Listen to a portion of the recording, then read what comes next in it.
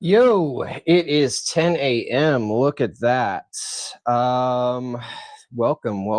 If you are here, I am literally just trying to get things started. It's still a little bit early. Thank you so much. My name is Benjamin Wachter. I am also known as Odd Frequency. That is my business in which I repair pro audio gear. I have a big love for synthesizers and synthesis, so that's my primary passion as far as this electronics repair is concerned. Also have a big love for movements and exercise and waking up in the morning. Cool. I was just checking that SK-1 to see that it was powered on. First thing I'm going to do is welcome you. Obviously, I've already done that. The chat is open. I think if you just comment on YouTube, it'll show up. I'm hoping that it does. One of the very first things that I am going to do is some activation exercises because I need to wake up this morning. And how I do that is a link that I just shared in the chat. I'm hoping, let me double check that.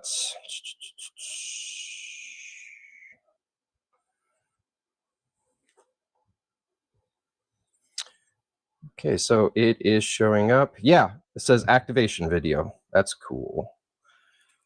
All right.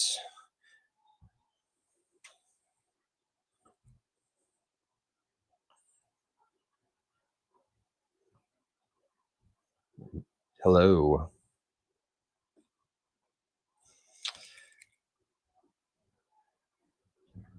So as I pull that up for myself, I'm just going to basically show,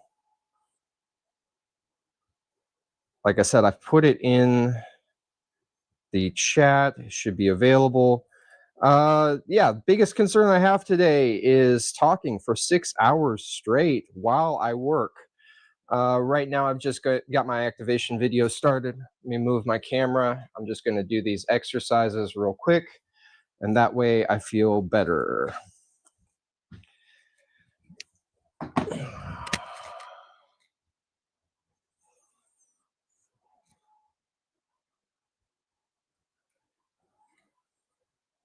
And this is basically a Shaolin video that I'm watching. Don't know what I'm going to do as far as YouTube monetization and all that. I don't even know if the super chat works, but well, we'll figure all that out as we go. All right. So I don't do this every morning. I should, but basically we're just working our joints, getting them woke up. That way, body moves a little bit better.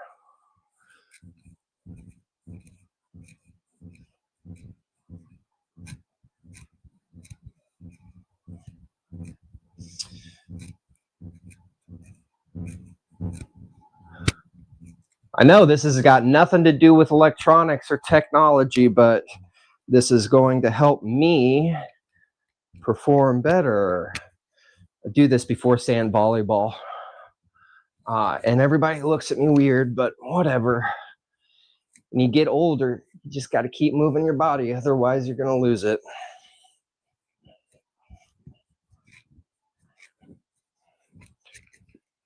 I promise we are going to get to electronics.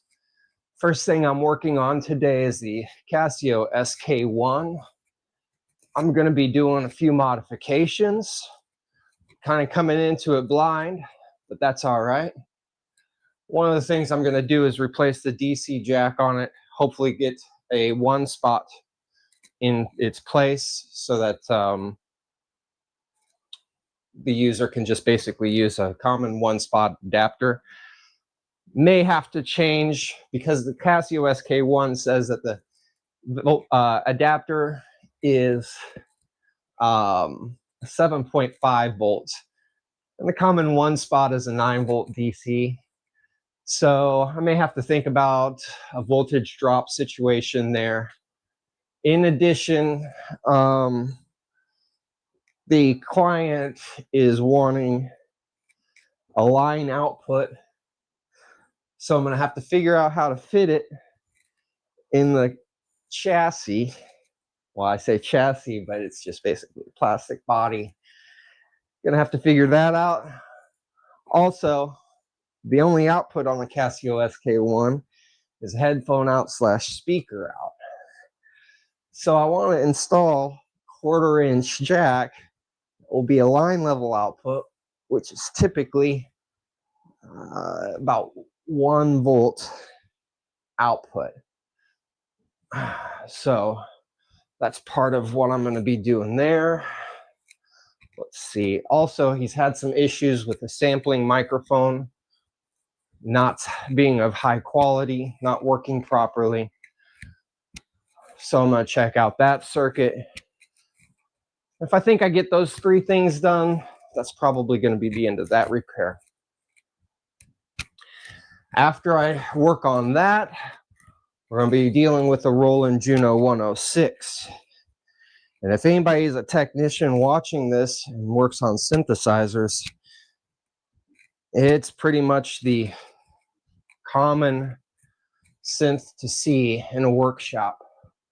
And what typically goes on with the Juno 106 is the voices start failing. They'll start crackling, popping, or just completely go out. And, you know, my first years as a technician, I learned to basically remove the coding of the VCF VCA. That's voltage control filter, voltage control amplifier.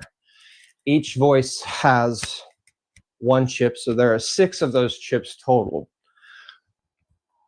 And in the past, I would remove those chips, soak them in an acetone bath for 24 hours, clean off the circuit, try to reflow solder. Long process.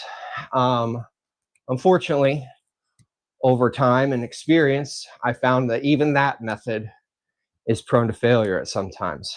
So I no longer do that. What I do is I use the analog Renaissance chips. And right now, I obviously can't share the link for that, but I will share it later. I use the analog Renaissance chips for the VCF VCA, and that takes care of that.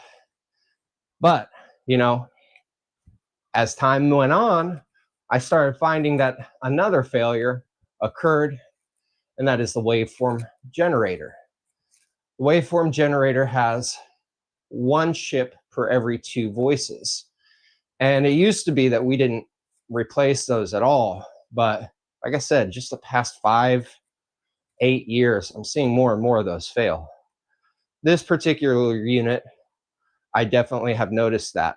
I basically had done some troubleshooting beforehand and confirmed that failure. So I'm going to be replacing 9 chips on the main board.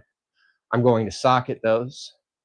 And then I'm going to go through the regular Juno 106 issues that it experiences over time.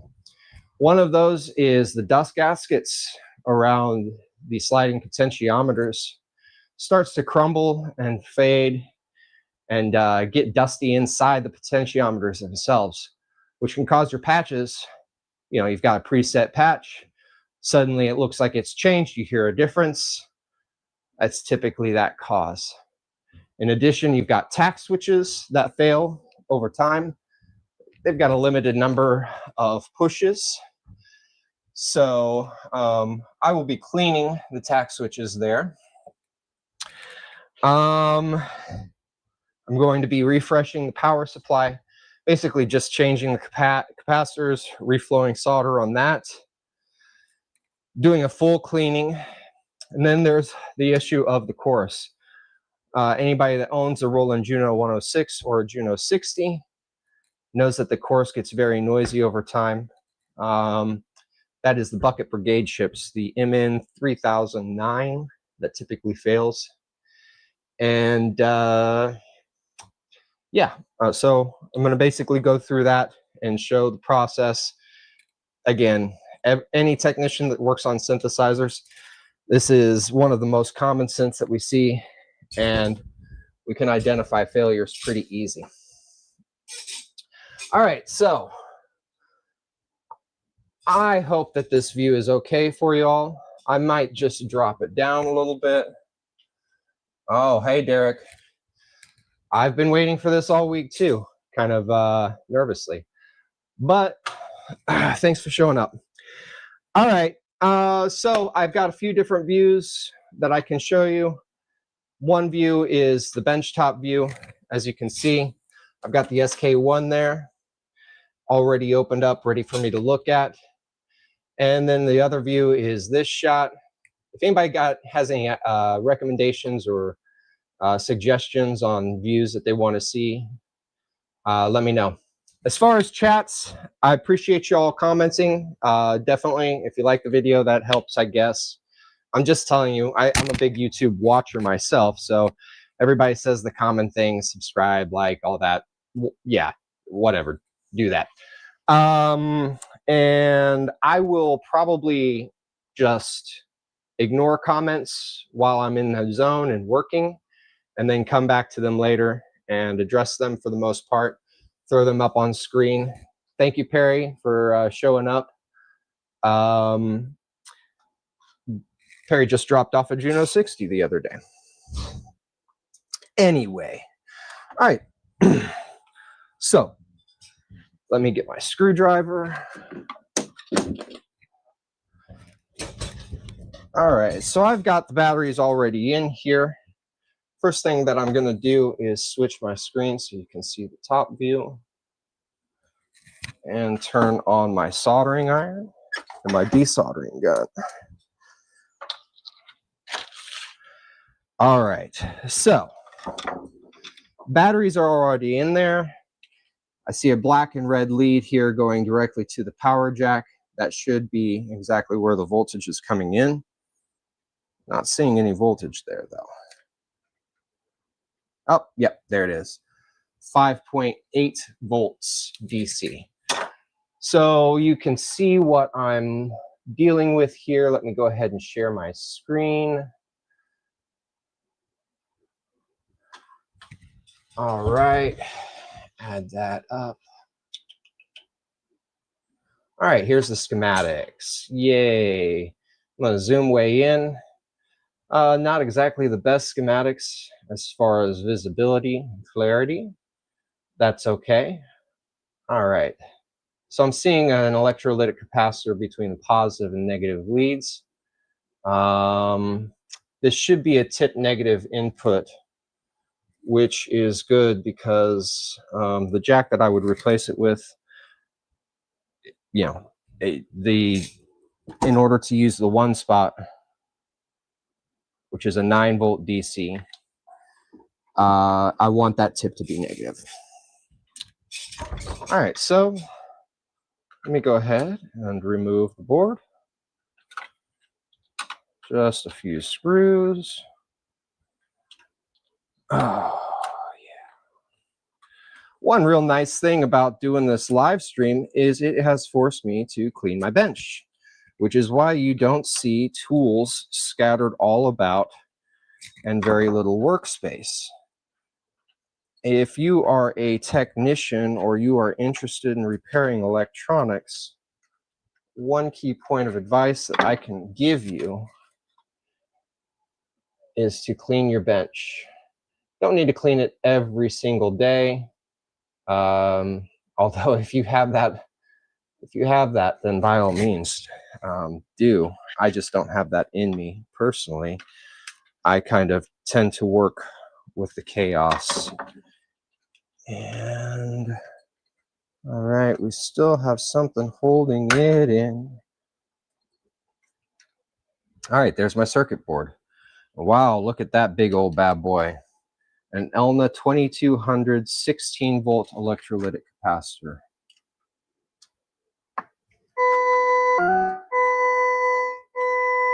Hope you can hear that. Anyway, all right. So I'm going to go ahead and remove the battery. And one of the first things that I see here is that there's some corrosion on the battery post. That's kind of common when batteries have just been left in for a long time. And so I'll probably be cleaning that up too for future battery use. All right, I am going to have to turn that off because somebody's texting me. Derek. All right. Let's look at this jack. Take my desoldering gun.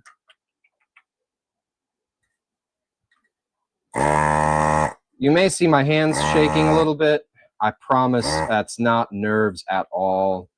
That is the reason I'm not a brain surgeon. I just, some reason I have a hard time keeping my body still. And so even through the live stream today, you're probably going to see me get up, stretch, squat, do all sorts of weird behaviors. But yeah, that's just kind of how I am. All right, so I would have thought that this power supply would work. All right, so I've got my multimeter here. I'm gonna just test the pins. Let me look at the circuit again. All right, so I should be seeing voltage here and here. Yeah, that's not voltage. Okay, there we go.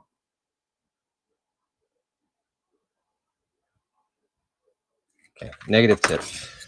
All right, let me go get a DC jack to swap that with. Oh, you know what? Why don't I just take you with me?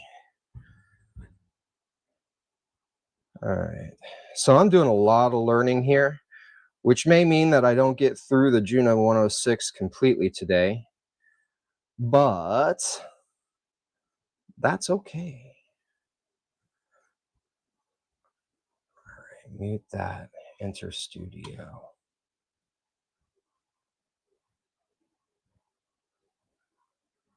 And add the stage.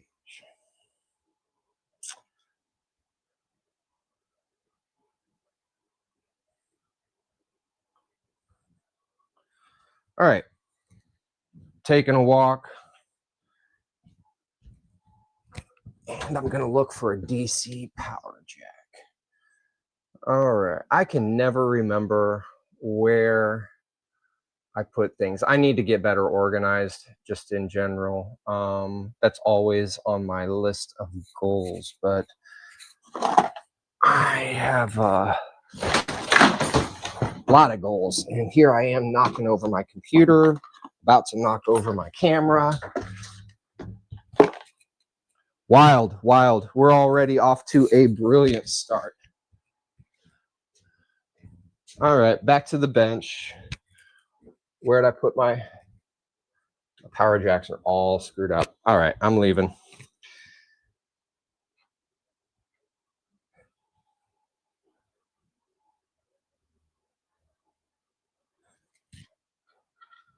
Get out of here, phone. I've lost the camera. That's fine. Put this on the main screen.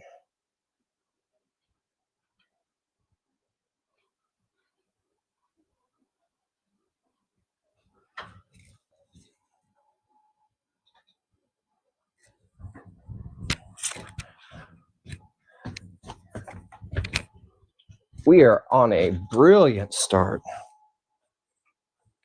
Okay. Everything's plugged in. No, do not goodbye me.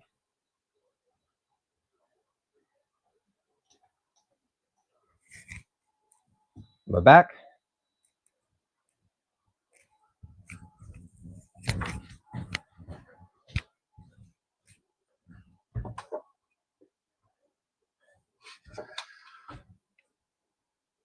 Technical difficulties, and we have just got started.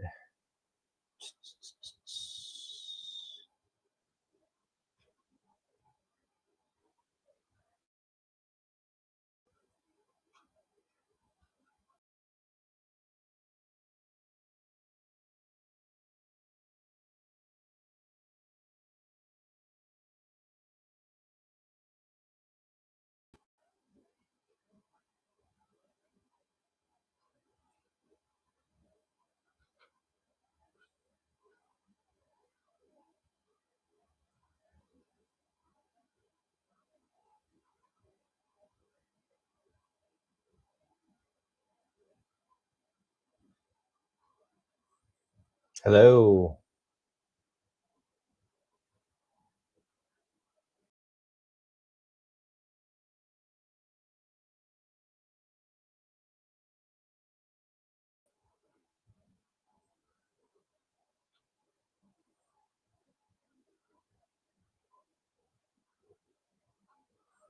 Wow. Okay. This is great. If you're watching, yeah, okay. Thank you, Perry. I appreciate you letting me know.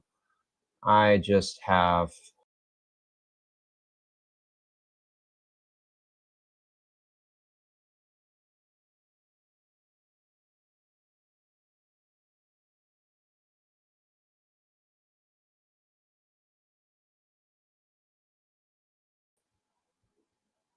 Okay, there it is. Right? Yeah. All right. I'm back. Well, that adventure was brought to you by a Ethernet cable connected to my computer so that I don't drop my live stream. And what I did do when I ran into that was disconnect my camera and then lose all of the jacks that I was looking for. And I've made a massive mess over here, which I would love to show you all, but I'm trying to get to work. Okay. So here's the power jack that I'm going to replace with. Let's make sure that the voltage is present and good.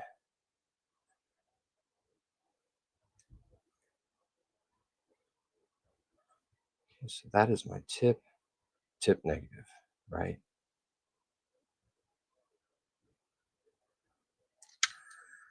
And it disconnects from the battery.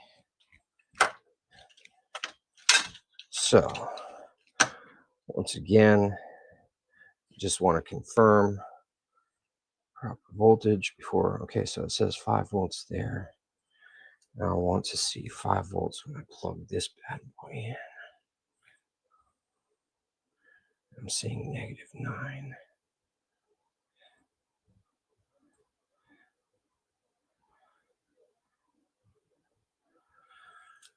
Okay.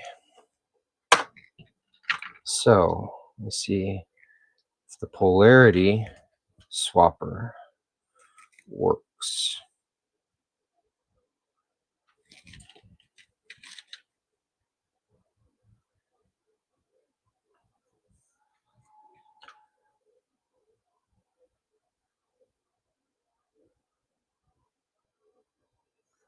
It does indeed.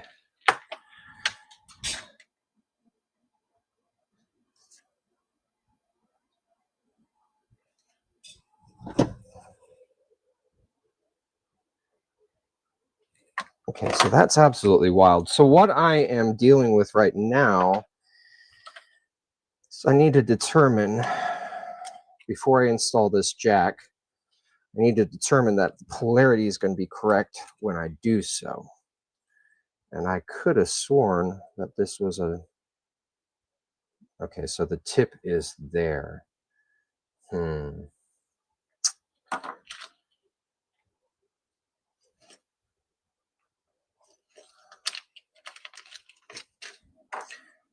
Right, so the power would be swapped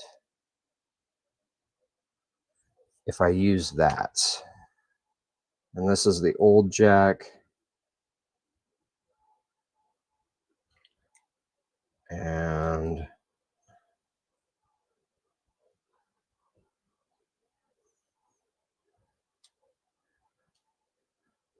what I'm doing is continuity tests, right? Just to see where the tip is on this DC jack. And it looks like the DC jack is just kind of screwed. Oh no. No, I see what's going on.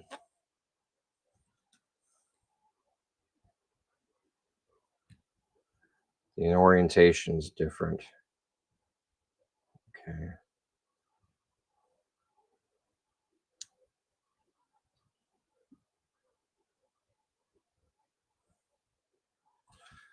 All right, so that tells me I may not have the proper DC jack to do this.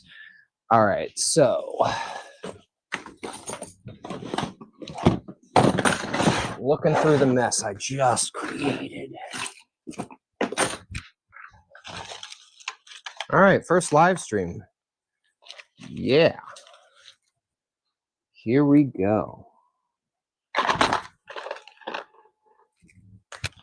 All right, so I'm going to show you all what's going on and what I'm having difficulty with here. So, share a screen.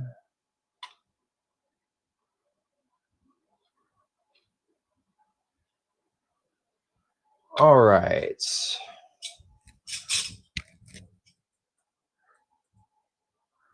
Head and Mauser here.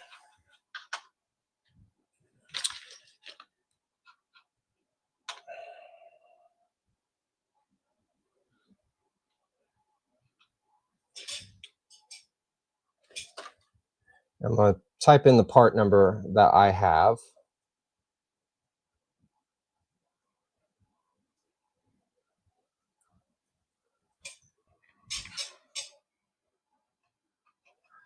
And I'm going to pull up. I was hoping to have a data sheet. Yeah, there we go. All right. So the schematic has pin 1 being the tip, or what the inside of the DC barrel will connect to.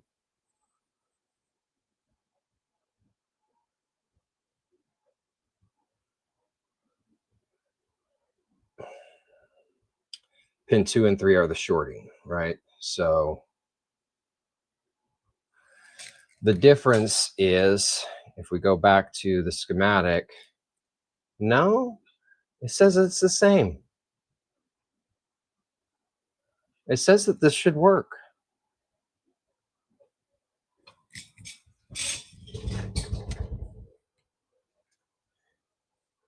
I did not smoke anything this morning, I promise you.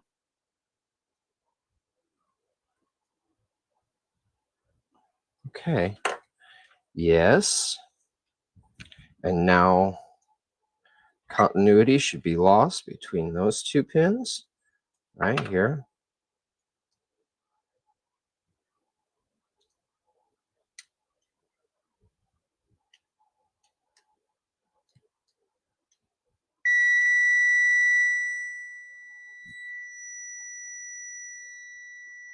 All right, so there's continuity. You plug this in and now continuity is lost, right? So this is tip and these are ring. Okay.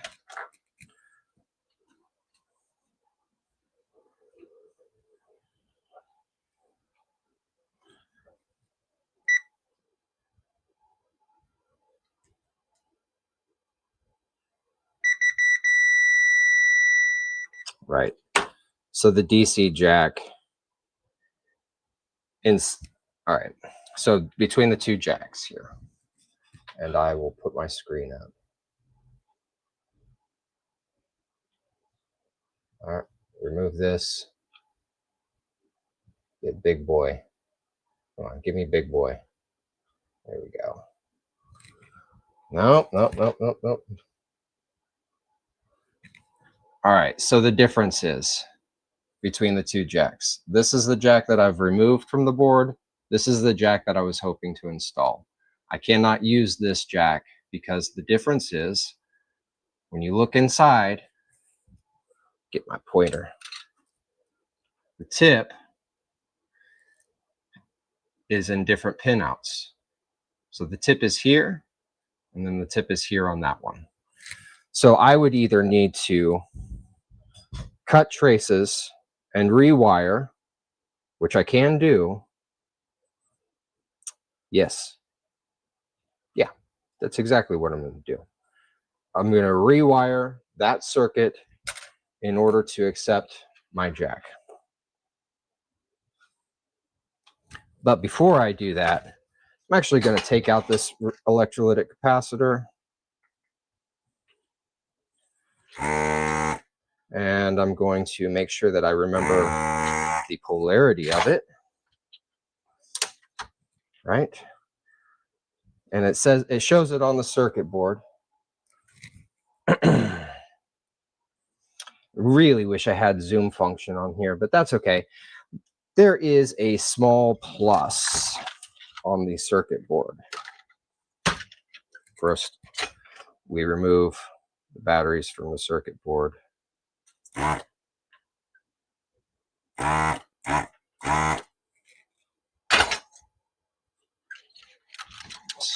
pull this up right where my finger is. Get the pointer. Plus side of the electrolytic capacitor right there. So sometimes you need to take pictures, watch and look at it. Sometimes it's readily available on the circuit board. And I have a 2200 at 25 microfarad. Look at that. Different size. Here we go.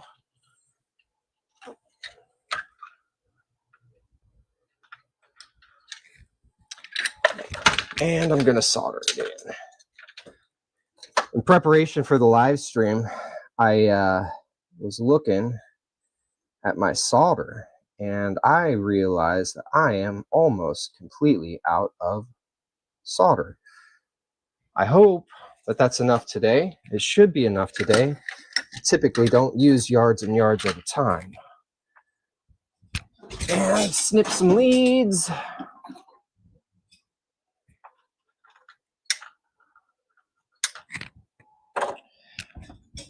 All right. So in modifying this to use a one spot, I'm going to have to rethink how things are connected. First thing I'm going to do is I'm going to cut the traces.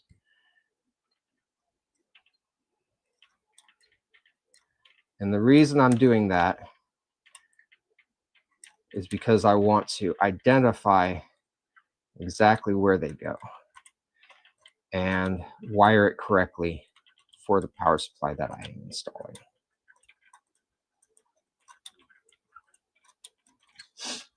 If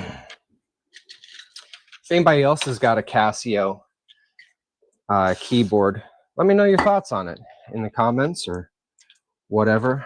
You know, I am a big fan of just equipment in general, and I'm a big fan of using what you've got.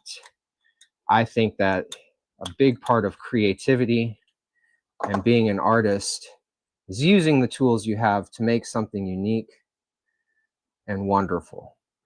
And yeah, that can be just a Casio. I wish I could play the music on here. I haven't talked to my lawyer about that yet. And I'm kind of tongue in cheek when I say talk to my lawyer about that.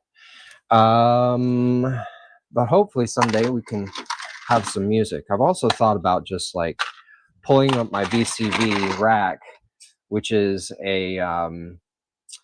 it's a virtual modular synthesizer, right? So I've thought about like coming in early in the morning, designing a soundscape through my VCV rack, showing that, and then just letting it play through the day instead of just looking for free use music. Support your artists always, always, always, always.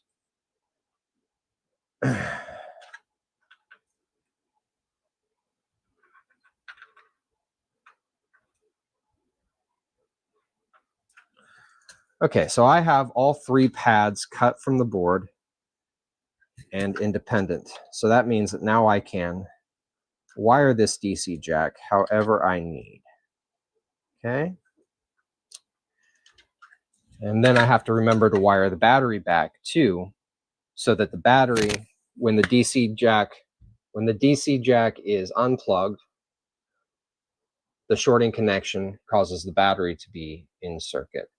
When the DC jack is plugged, it breaks the connection, so you're only using DC power.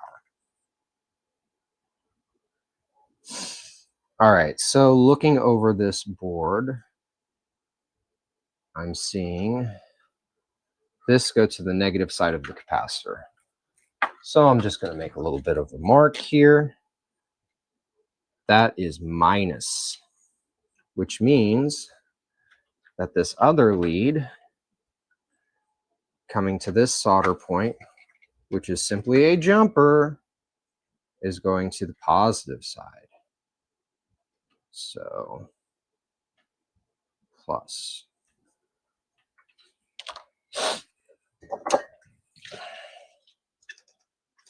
There's so much flux on this board that I can't even make a Sharpie marking.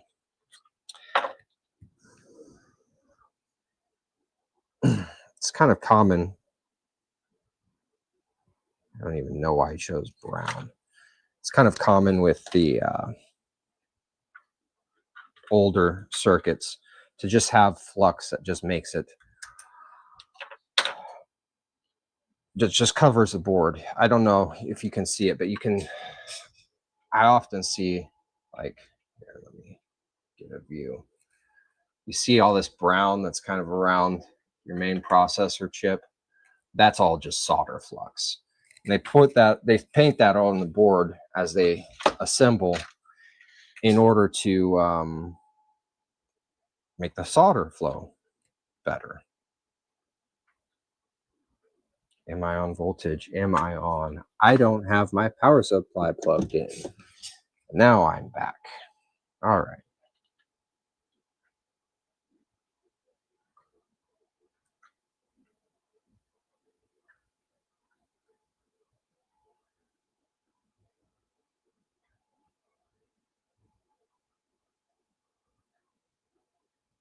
So this is plus,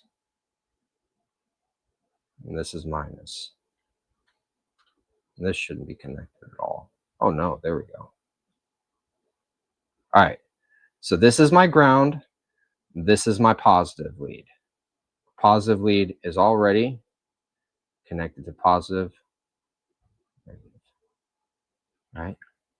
So I would see, I see 9.48 volts. Perfect. Okay.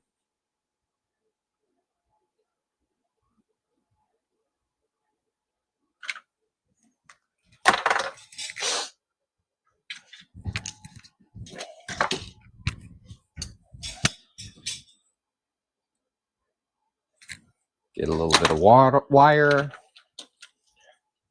little bit of wire.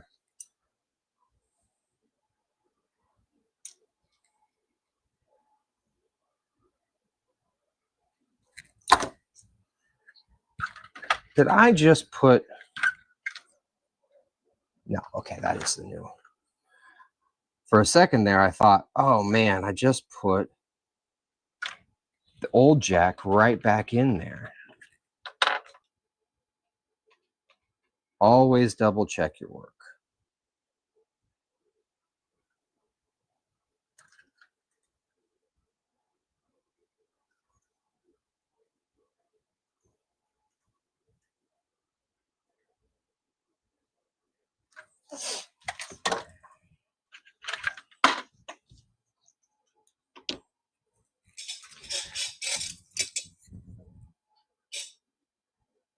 I know that I may have other techs sometime join the chat, and they may say some things about like, why are you working so slow or whatever. But I learned a long time ago, take your time and do it right so that you don't cause more mistakes.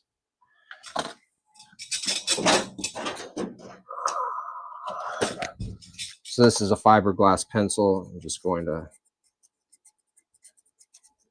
expose that lead a little bit.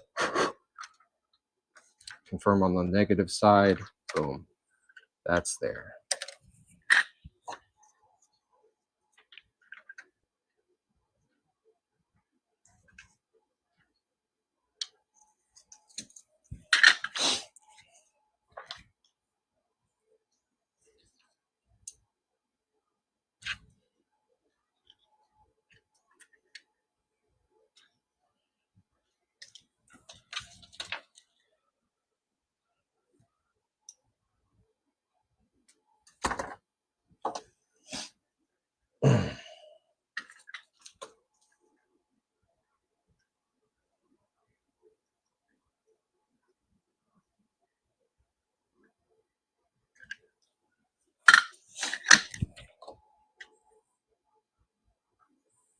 You know, I said earlier that I was so proud of my bench being clean. It's not going to take long for that to be totally changed. We're going to have a wild, wild party with tools all over the place and me looking for things. It's the biggest part of my day. It's just me looking for things. Typically looking for tools that are right in front of my face.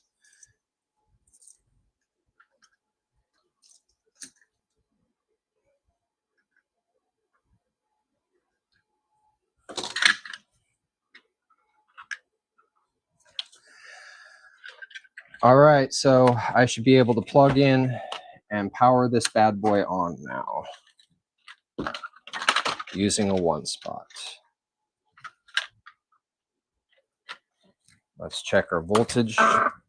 Well, I just heard something. 9 volts. Looky, looky.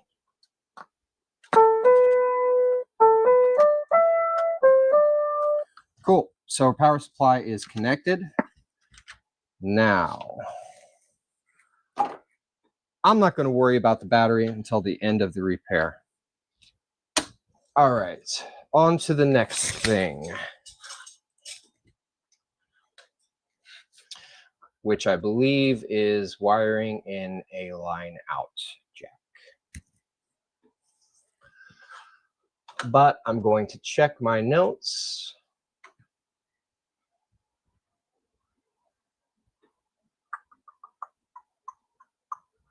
SK-1. Replace DC jack. Replace output to 1/4 inch line out. Fix mic for quality audio. All right, so our line out or our output is a headphone jack right there, right? And what we want to do is replace that with a 1/4 inch jack. So I'm going to first have to figure out what type of jack I'm going to use and how I'm going to fit it in the board. Right? 7/8 inch, I'm going to have a 1/4 inch. Let me pull up the schematics and we're also going to look and see. That is not the schematic.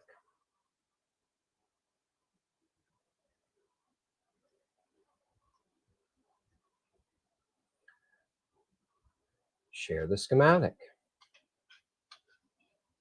Add to stage. All right, we are back on the SK-1 schematic. We're going to be looking at headphones, which the headphone jack is another shorting jack. And basically, when I talk about shorting, I'm talking about these pins right here. Let me... Of course. Okay, there we go. Highlight, underline. Draw, yay, draw. We're going to use green, and we're going to hide that. And I'm going to point to shorting jacks, right? So tip, ring, sleeve. Sleeve goes to ground, minus on the speakers, right? So the ground between the speakers and the headphone jack stays connected at all times. Meanwhile, the positive lead goes here, which is then connected to the shorting pin that is connected here. And so essentially, when you connect the headphones, the speakers disable. Let's test and confirm that is what happens.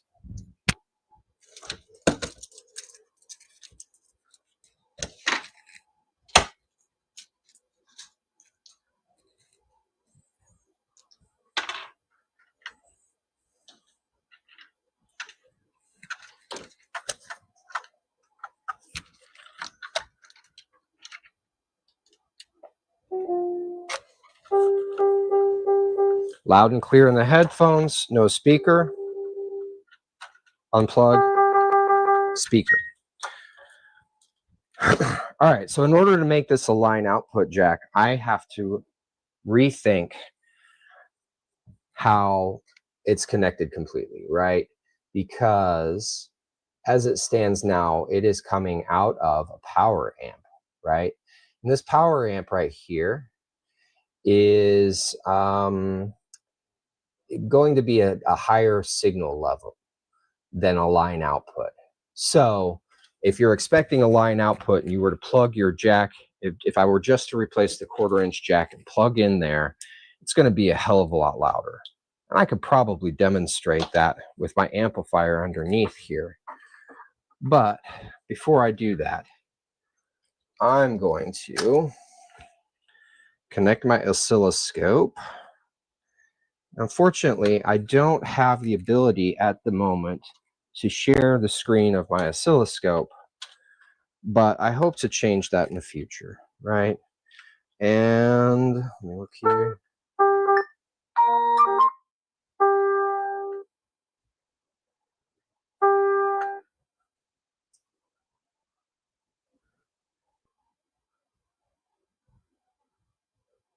All right.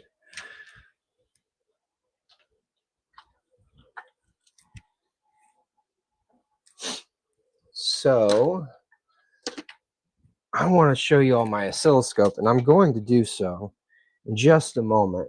But before I do, I need to connect the grounds. I have my oscilloscope isolated on a different power than the instruments.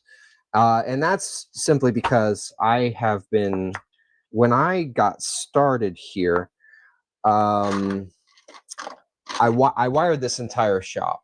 And I did so with the intention of having 2 circuits, one dirty power, one clean power. And the reason for that is because if you have like monitors, things that make noise in the circuit, you can start to hear that inside the instruments. So I intentionally separated it, and I have my oscilloscope on my dirty power line, and I have my instrument on the clean power line.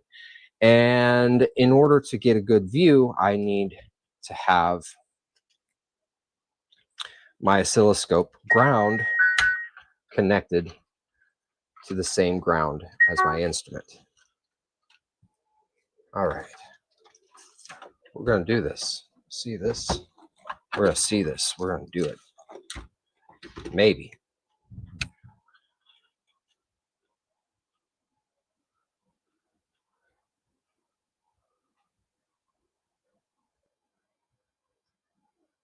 All right. Yeah, I see it. I see it. I see it.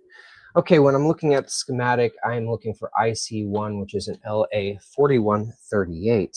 I see the LA4138 right there. And now I am going to trace to pin 2. Pin 2 is the output, right? All right, so we're seeing the output here. I've got my probe set to 10 volts. Let me drop that down. So it's about 3 volts coming out of the amplifier.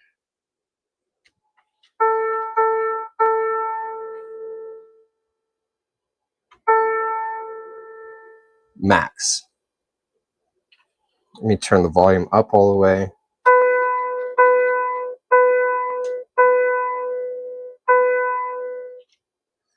All right. Let me check the input of that, right? The input is going to be pin 7. So 1, 2, 3, 4, 5, 6, 7. We can see the signal is much lower.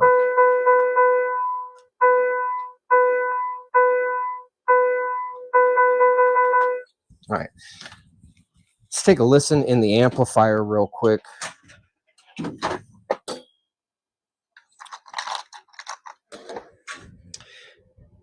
Because it may just be a case of actually swapping that. I was expecting the signal to be a lot louder coming out of the headphone output, right? I mean, it is pretty heavy.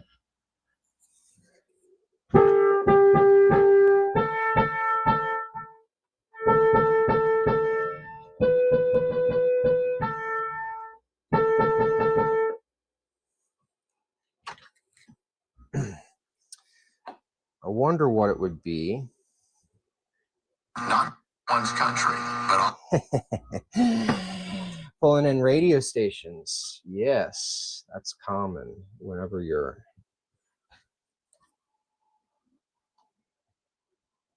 plugging into the input of a power amp like that. You know what? Since I am demonstrating things, let me go ahead and pull up the data sheet for an LA 4138.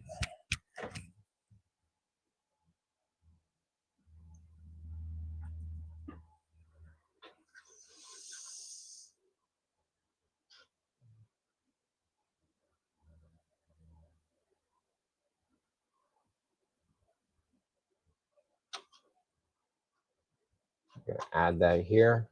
Let's look at it.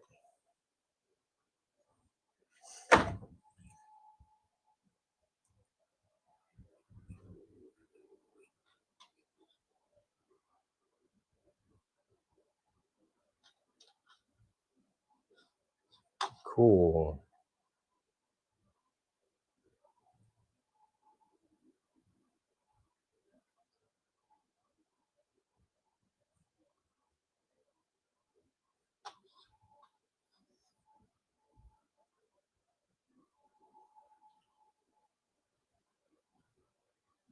AF power amplifier for tape recorder. There's not much here on this. Small number of external parts, high output, soft tone at the time of output saturation. Voltage gain fixed at 51 dB, variable by adding an external resistor. That external resistor would be the volume, I would imagine. Pin available for adjusting frequency character, low ripple power supply, pin available for preamplifier. Ooh. Okay, but he wants to keep the speaker connected, so I may need to think about, I was just in my head, I was thinking, oh, if I could just turn this into a preamplifier, then the line level should be good.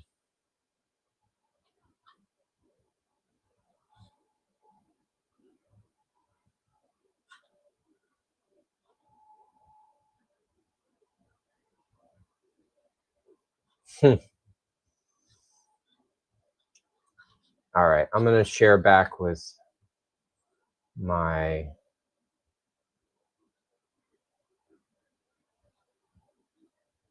data sheet search.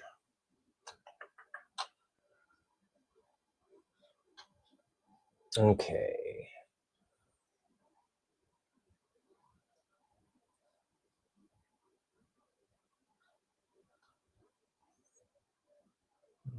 Looks like you can buy it.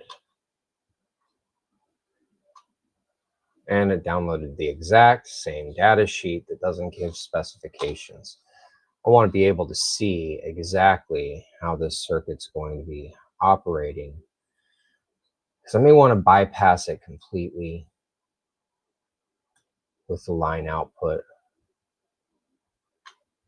or use it differently.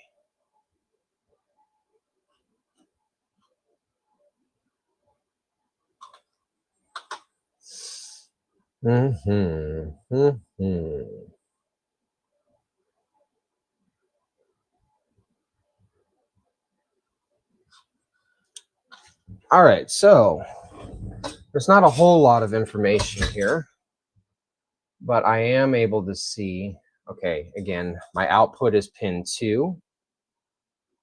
My input is pin 7. Pin 7 looks like it goes through a stage of preamplification, and there are PC outputs there. So I may be able to get an output that is line level, send it to the output jack, and then how would I disconnect the headphone amplifier? Okay, so this is exactly the data sheet that I wanted. However, I am not able to speak Japanese. I know that may be a shocker for some of you. You know, people probably had high expectations that I would be fluent in Japanese. This is not the case. So download this. All right, I've got it downloaded. Now, let's see if we can translate it.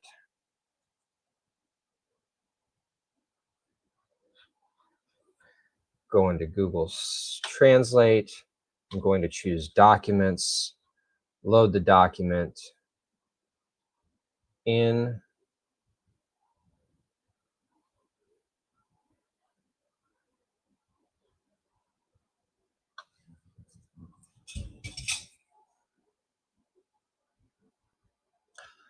Oh, you know what? I think I chose the wrong language.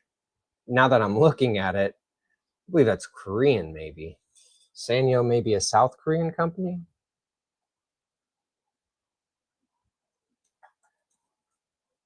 If anybody knows where Sanyo was, yes, it says Japan. Oh, I see what's going on here. No, detect language. No, I want to choose Japanese. And we're going to go Japanese to English, right?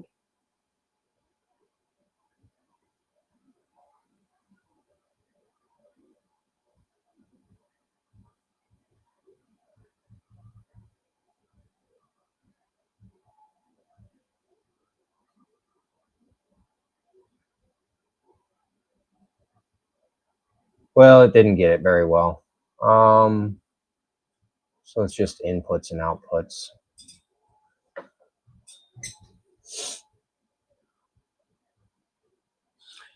All right, well, that wasn't as useful as I was hoping. I'm going to go back to my schematic. Did I lose my schematic? No, it's right there.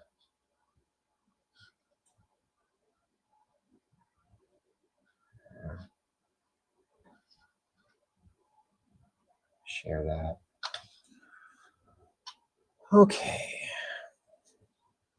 So I can see from the LA4138, the output goes through a coupling capacitor, and then it goes straight to the headphone jack. It's not a true stereo jack.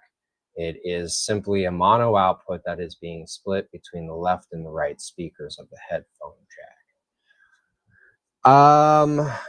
What I'm going to do first is I'm going to remove the old jack.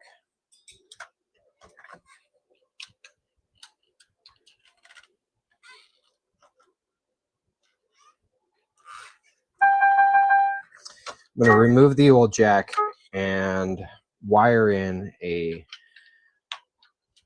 1/4 inch, and we're going to check the output of that. If that's at a good level,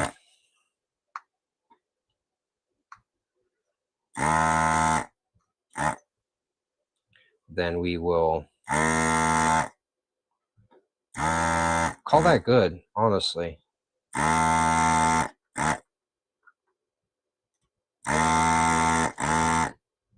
And then we'll work on finding out why the microphone sampling is not of good quality.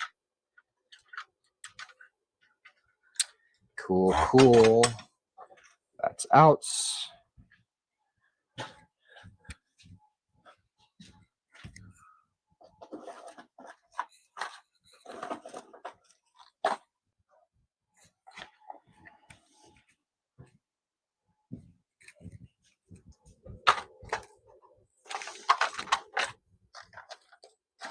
I have several jacks here.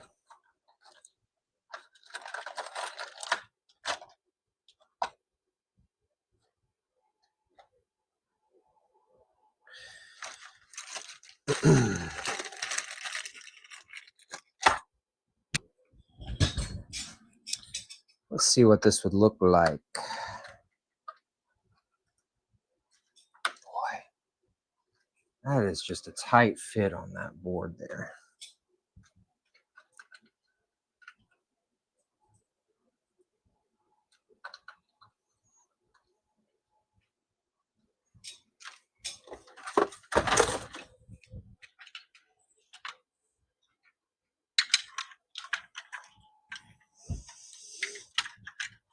So what I'm looking at is I want to put this 1/4 inch jack right here. I'm going to have to cut the plastic a little bit to get it to fit better. But then I'm also going to have to think about how the board lays on top of it, right? Because we're going to have to get that board so that the screw point works.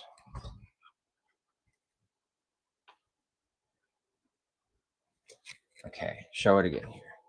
Right, as it stands, if I were to just put that jack there, I would not be able to put the board back in the proper screw place. So I'm gonna have to modify this plastic a little bit to get that to sit down. All right. I obviously don't want to damage anything else.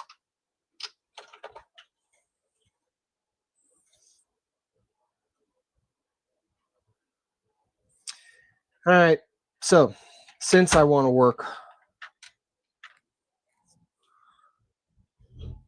on the plastic, cut it to the proper size, I'm going to have to remove this main board,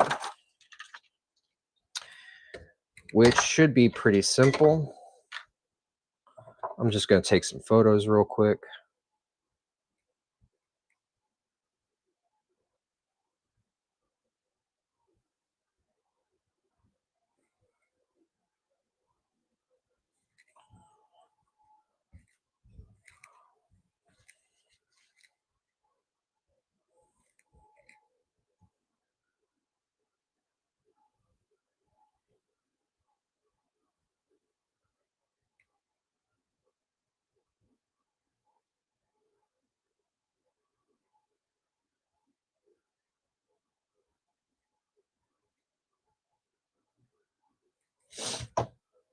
Wonderful. And here I go. Removing the speaker. Looks like these are ground leads. Cool. And I'm going to go ahead and clean these solder pads. Before I install this board, I'm also going to clean the board thoroughly.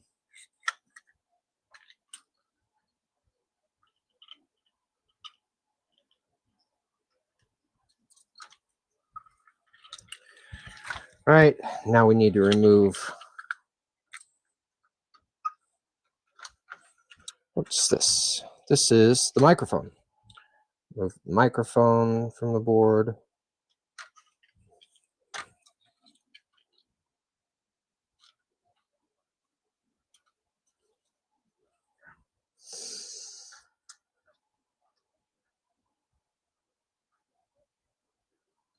Now I'm removing the flat ribbon cables that connect the key bed.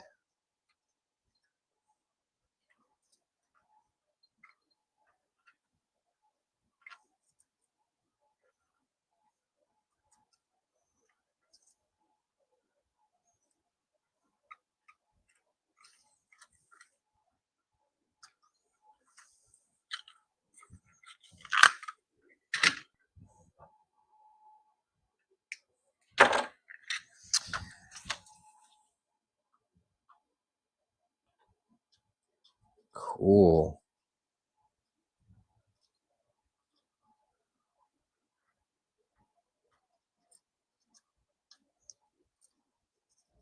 Just using my desoldering braid, and basically then letting the pins pop off the board, cleaning the trace underneath.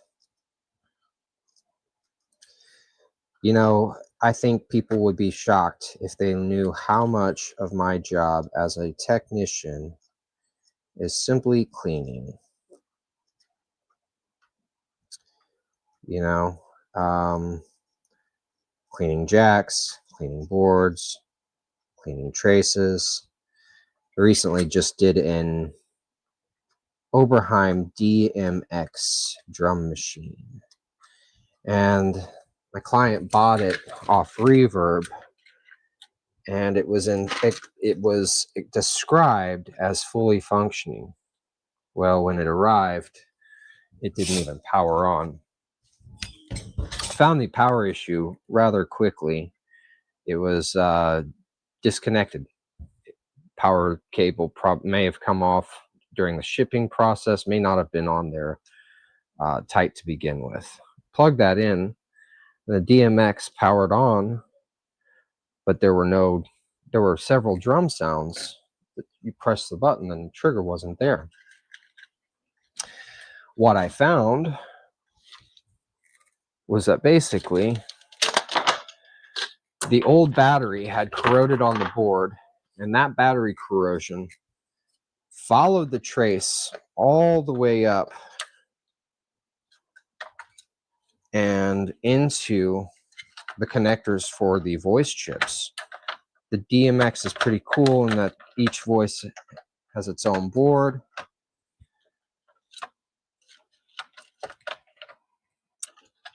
Looking at it wrong. Cool. All right. Output jack is smaller. So I not only want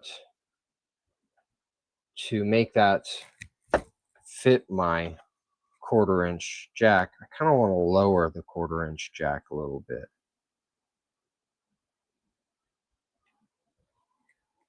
So that I have a little bit of space to run my necessary jumpers, right?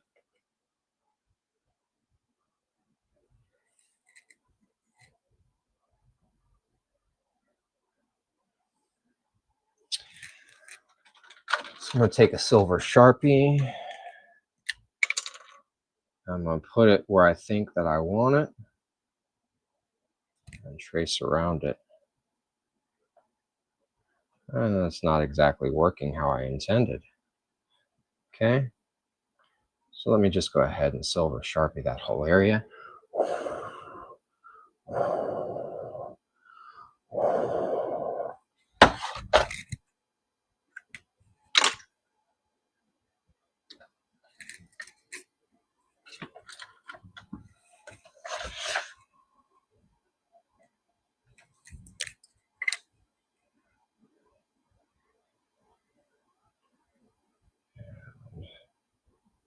It's another Sharpie.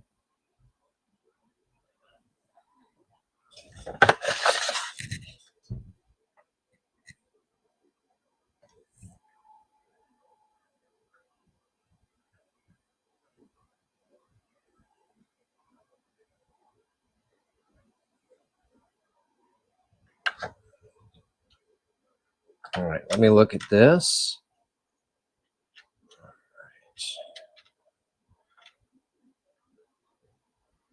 It's actually pretty good. It'll cover up the top part of the hole. All right, so how am I going to cut this plastic?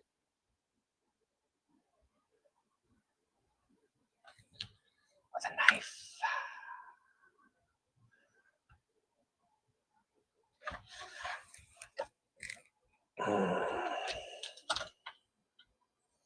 I may have to use a different jack. This jack may just not be, may not be what I want. Right? Because the struggle that I'm dealing with is that I'm going to have this jack in here, and then I'm going to have to put the board on top of it. And boy, my space is limited in here.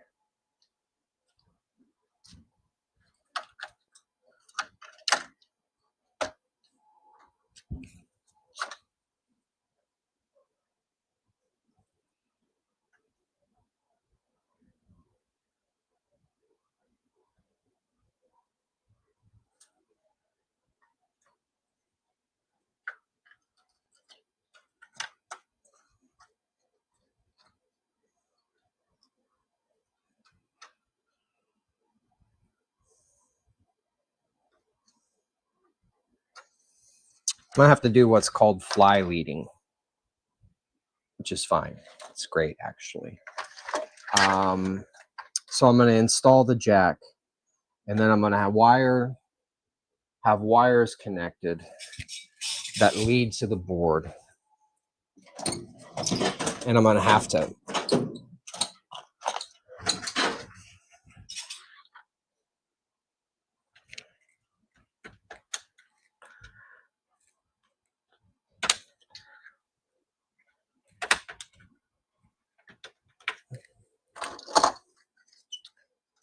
all right, I'm sorry, I'm thinking.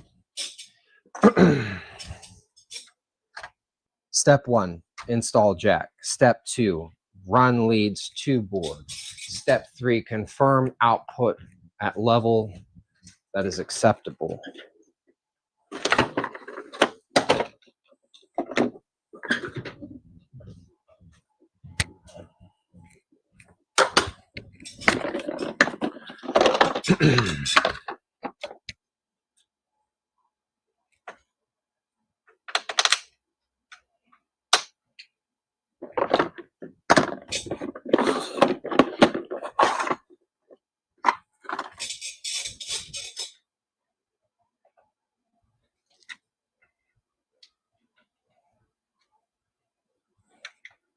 So what I'm using is a wood cutting knife.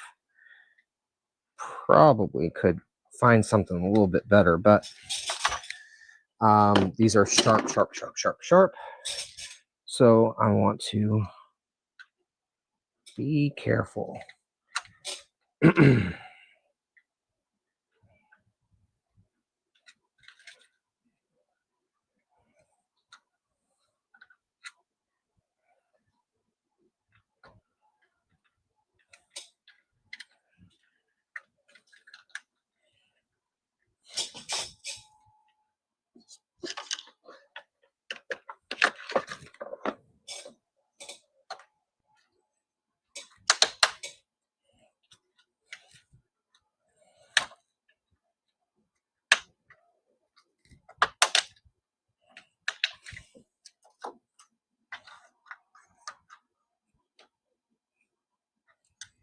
Still not big enough.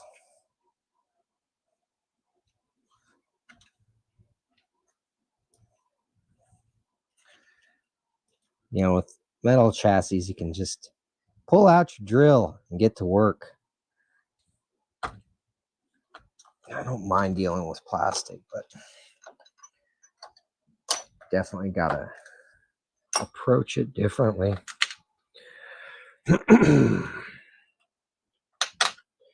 All right, is anybody having fun?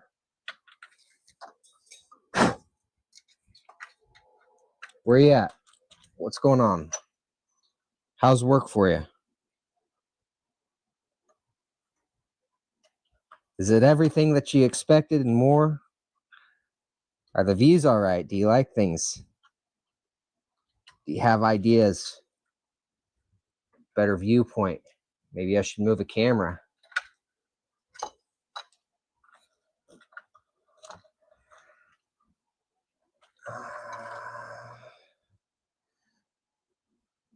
Hoping by the end of the month to have my Patreon available. And through that Patreon, I'm going to give people multiple options and availabilities as far as content. A few things that I want to do is just allow people the opportunity to have direct access to these live streams. Cool. Have direct access to these live streams. Yeah. So I got to be careful there. Right. And then there will be different tier levels. I'm thinking that thinking of a lot of different projects, to be quite honest. Maybe some interviews, maybe act like a hotshot podcaster for a little while. Real hot shots.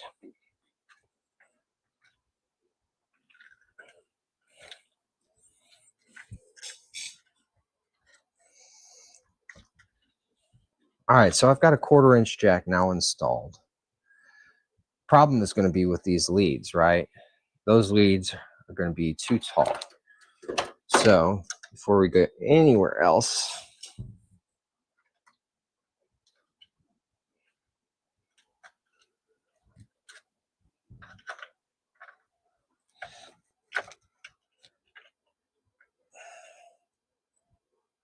going to break these off. Anybody got any plans for the weekend? Big plans. What are your plans?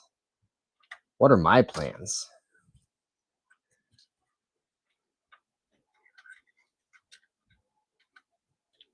I've got a dance lesson coming up this weekend.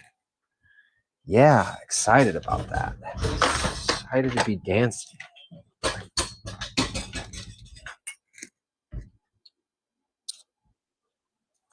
Been a lot of change lately, kind of how I've been approaching movements, personal health, all those things. And I'm liking the opportunity to learn how to dance. All right.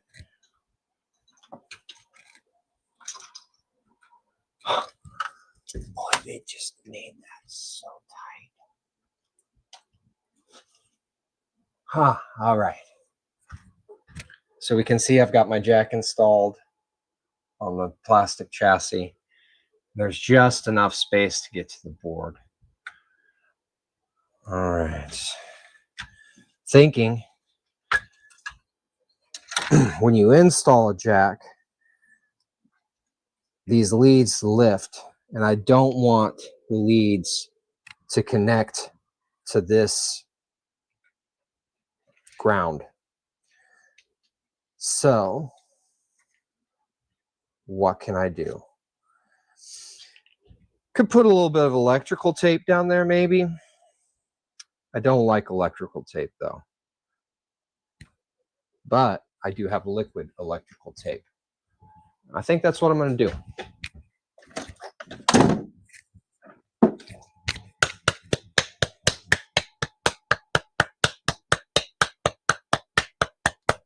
We've been live for 1 hour and 20 minutes. I promise y'all, once I get to the Juno 106, it's going to go, I'm going to be moving much faster. And that is quite literally because I have worked on dozens of them.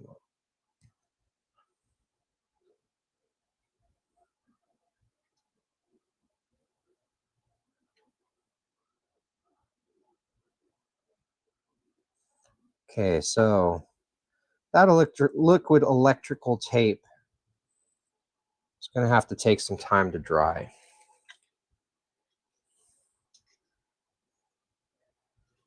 It says about 5 minutes.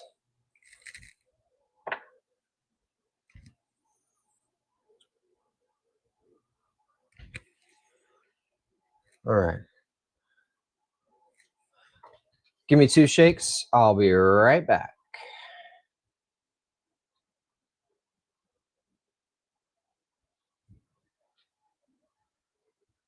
Check, check, check, check, check.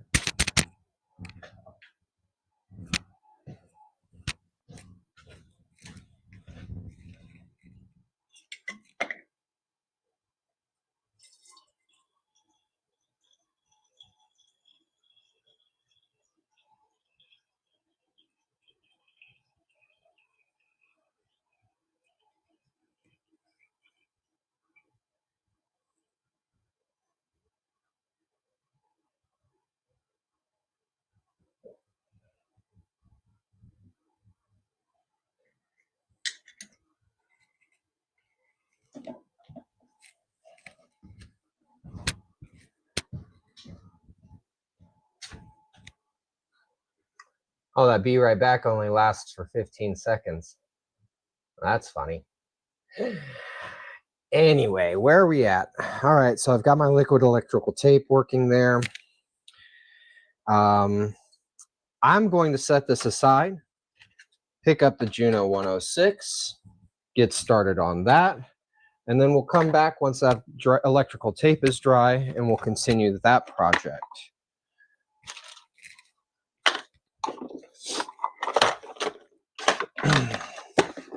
How are we doing so far? Is everybody awake? Is everybody feeling good? Happy Friday. Means I'm going to drink a little extra coffee today. And I'm going to ignore phone calls.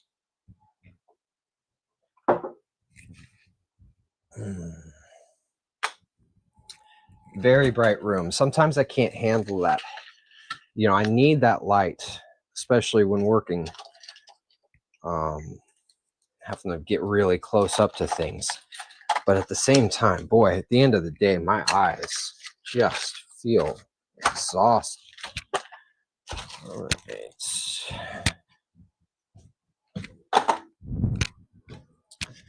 Got the jacks out of the way.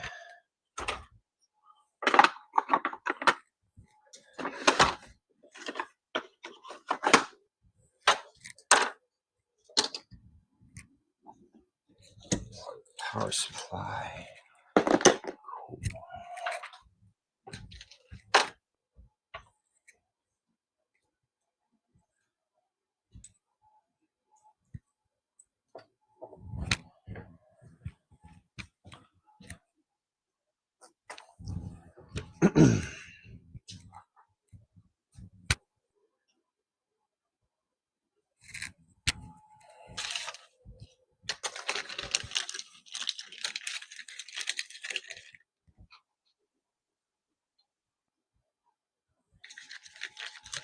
Appreciate the couple comments. Hey, I know this is #1 first live stream for me. Didn't really expect a big audience today. Haven't really been working on social media a whole lot since I opened. So I started Odd Frequency after I left the company that I had worked for 8 years. And literally started in my garage, half my garage, completely uninsulated. You know, I had a window AC and I had a space heater for the different seasons we experienced here in Nashville. And that worked okay. It definitely was not the funnest time that I've had. But in the process, I built out this workshop that I'm in today. And it is fully insulated, heating and air, real nice, real nice. It's It's good to be comfortable when you're doing this work so you're not thinking about sweat dripping on circuits or freezing your ass off. If you have anything that you'd like to say, feel free to comment.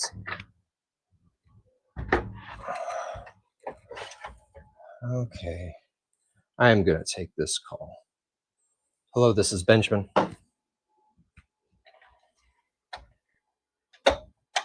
Alex, how are you? Doing well. I'm actually on a live stream right now. But if you're fine with me talking with you while I'm streaming on the internet, I'm more than happy to talk, or we can schedule something later.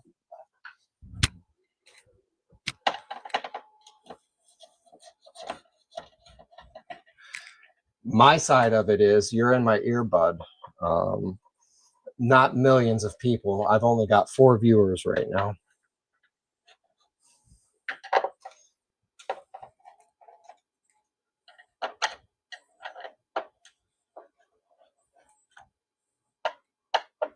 Okay. Well, I hope that means bigger and better things for you personally.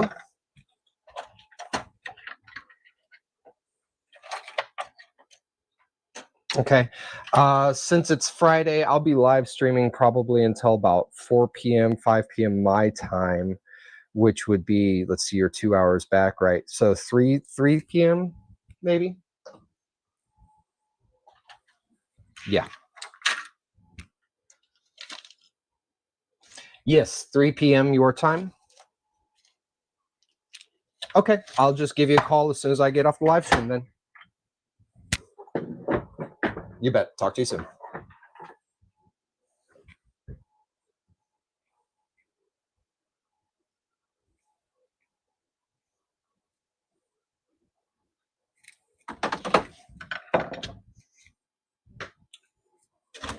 In front of millions of people. Oh. All right. Here we have the Juno 106 voice board, module board, as it's referred to. Yeah, why not? I had already tested this, but I do want to demonstrate what's going on. So I'm going to pause and plug this back in, power it up, explain what I'm about to do.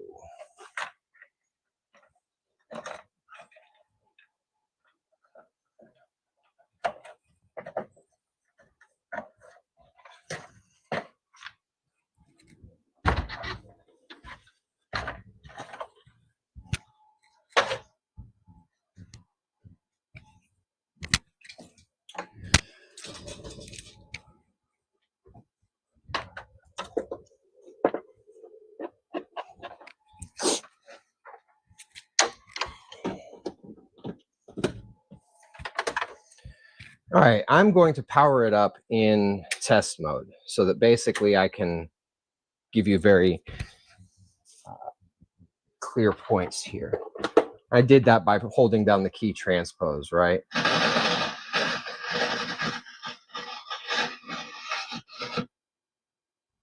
Did you hear that? Let me get closer so...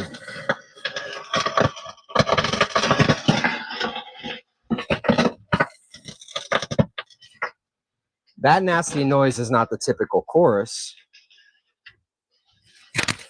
That is the voices failing. So I put it in poly 1+2 mode here. Let me get to it.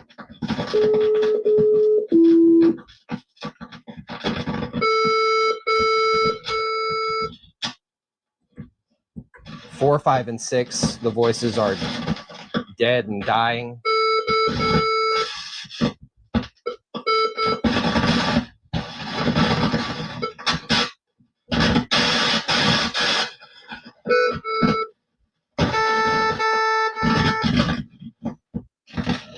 Okay. And as I had mentioned, at the beginning of the live stream. This is one of the most common issues with the Juno 106.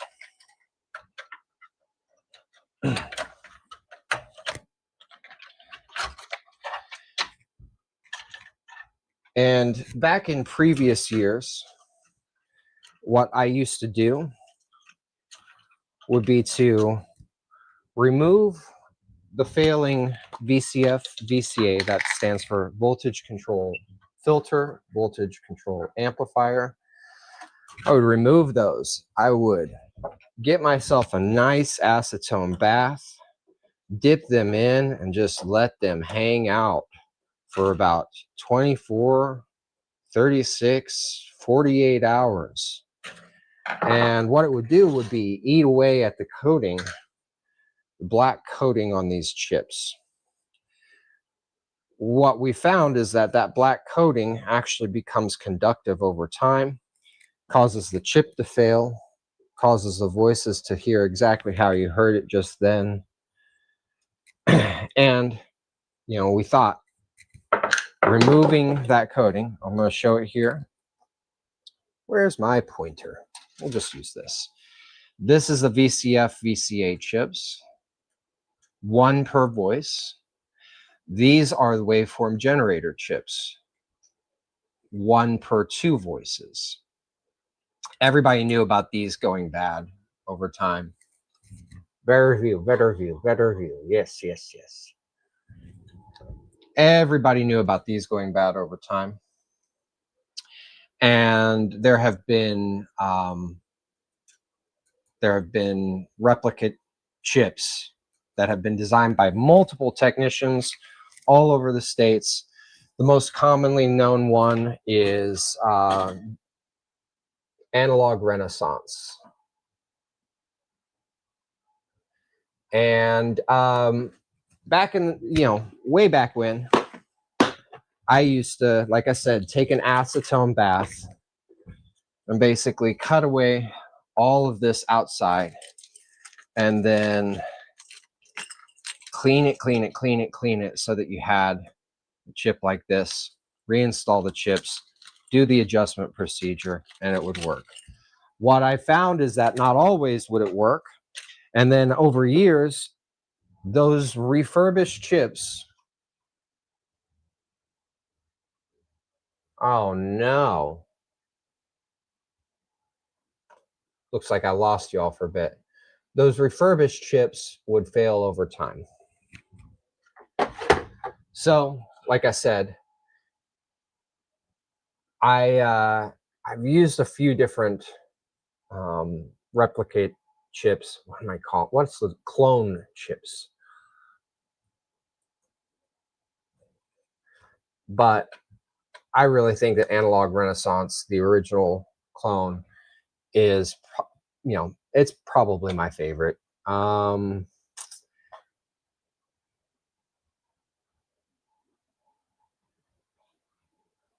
that's what I'm going to replace it with today.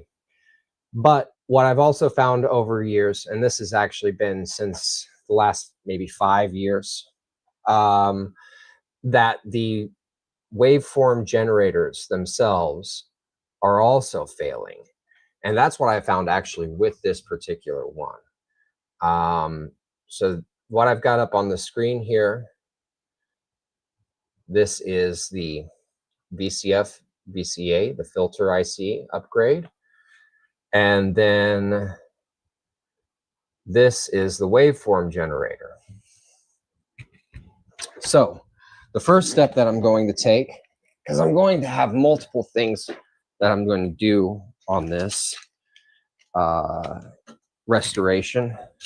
First thing I'm going to do, though, is remove all these chips, both the filter and the waveform generators, install sockets, and then the new replacement chips.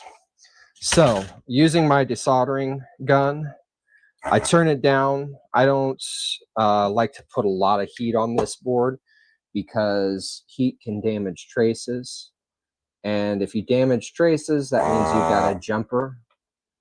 And it's just better if you make it nice and clean.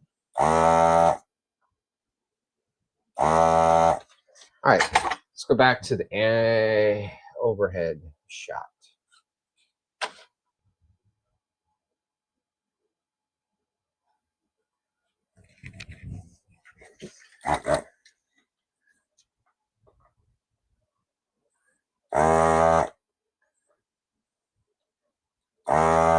Talking about heat, one of the most common things for people who are just starting off in the repair, electronics repair, is to not have a variable soldering iron. Not having a variable soldering iron means that you're stuck with one heat. And that can cause problems. Every board is a little bit different in how it likes to handle heat and solder. Over the years, I've just basically learned. I have learned what boards break up and the solder lifts the traces when being removed. And I've found the boards that are, hard as heck, So using the American system, with the rolling boards, I like to stay kind of like rolling boards of this era, I should specify. I like to stay like between 625 and 650.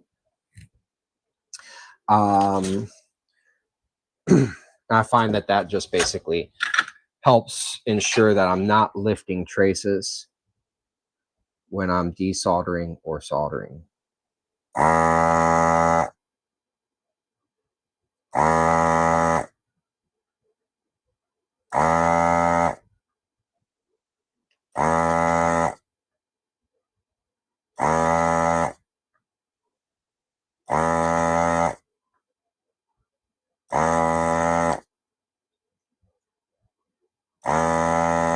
My desoldering gun sounds probably pretty goofy through my microphone.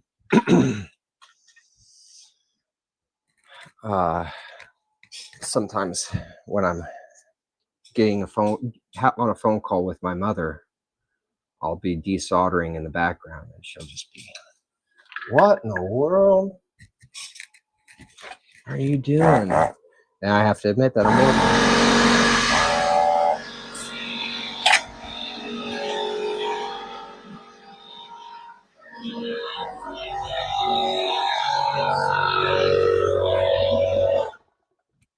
More noises. Air compressor. I will eventually be changing the location of that, because that is one of the most annoying things to forget about.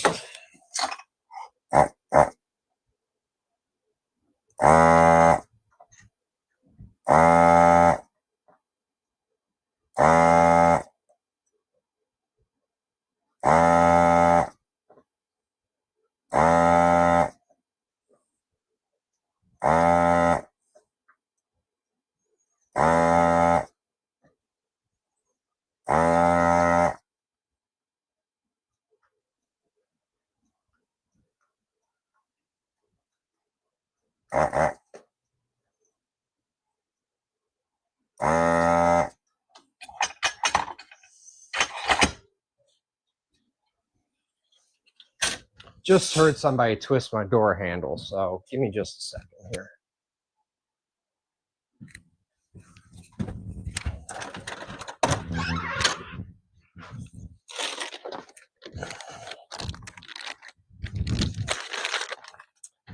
All right, lunch has been delivered.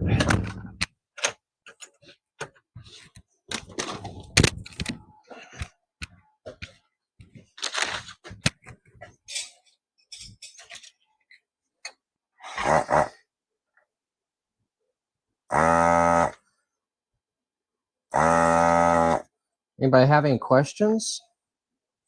Thoughts? I'm willing to talk about just about anything.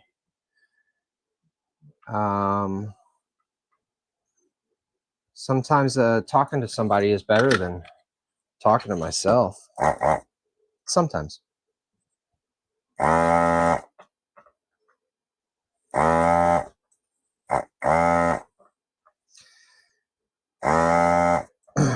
Not looking for engagement for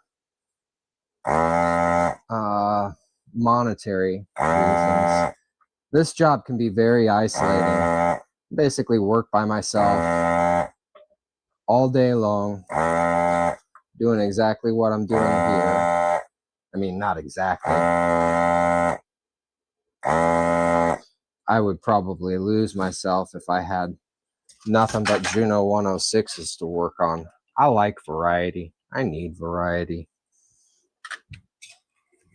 But that being said, my big reason for wanting to do this live stream is just to talk to people, get to know people, maybe share information, get tips, give tips. Musicians are some of my favorite people. I was a musician. I guess I still am a musician. I can play instruments. But ever since I started doing this tech thing, about the only time I play instruments is when I'm testing gear. But I like thinking and talking about different styles of approaching music, creative processes,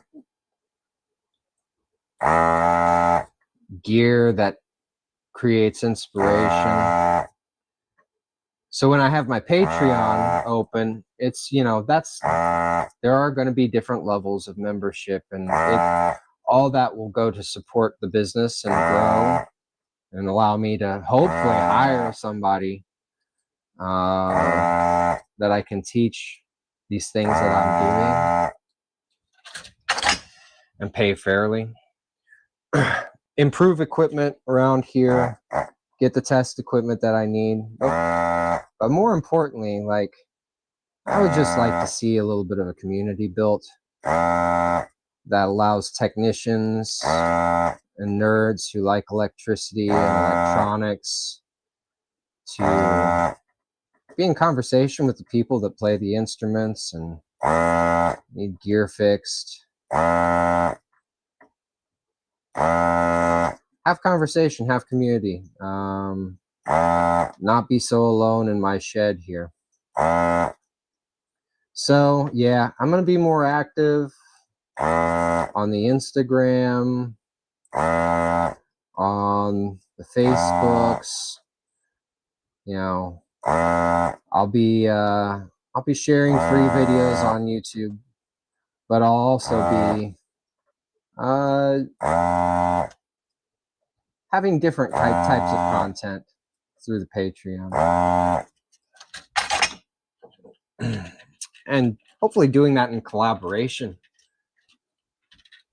Oh, cool. We've got a question.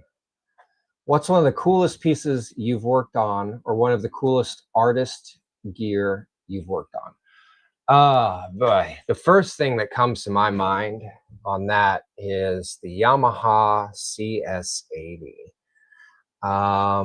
I had, when I was working at my old company, a CS-80 came into the workshop, and, you know, nobody, yeah, it had been at a previous technician spot, but came in just not working at all. I eventually found out that it had been at 2 other shops before me and had spent several years just not getting fixed. If anybody is familiar with the CS-80, it is the synth that Vangelis used for Chariots of Fire, Blade Runner soundtrack. It's got its own very unique sound. And this thing was just an absolute mammoth to work on. In service position, you lift up this rack, and you've got all of these friggin' cards, right? Some of these are voices, some of these are modulation, and you've got all this stuff. And I literally had to put my hand on every single one of those boards. One of my favorite comments from a fellow technician, Nick, shout out Nick. I haven't heard from you in a minute, and hope you're doing well. I think it was Nick. Basically said it looks like a Russian spaceship from like the 60s and 70s. And this thing was just a big headache. And this is actually in my garage, right? So you can see kind of the work setup that I had back in the day. Just a lot of work. This took me, I wasn't working on it every single day. This took me about a year to complete. And I have all this content that I just haven't even gone through. But you know, here, I'll just play. This is one of my favorite is that ribbon controller, which I had to replace with a different style, but I covered it with the felt to make it look original. Yeah, I mean, yeah, so it had pre-touch and after-touch sensitivity on it. This is just one of them, but biggest joys of my career as far as just like getting to explore and create sounds. So yeah, I would say that that's definitely number one on my list. Um, there's so much gear that I'd have to think about that I've worked on. I love I love Profits. I love the Profit one. The Profit 10 I got to work on was pretty cool. Um, and as far as artists, you know, that was a Kings of Leon repair, that CS80. Um, I'm not much of the type to like say, oh, you know, I get super excited about specific artists or anything. But their gear, oh boy, um, just really their gear is what I get excited about. Lindrum's another one that I love to work on. I love Oberheim's, whether that be, you know, the OB8, the OBX, just such a great sound. Um, Thanks for that question, though. I appreciate the interaction. Let me get back to desoldering these chips.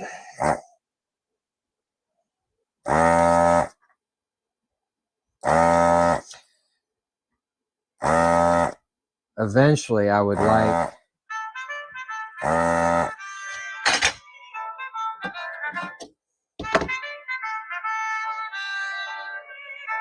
you don't need to talk to me right now.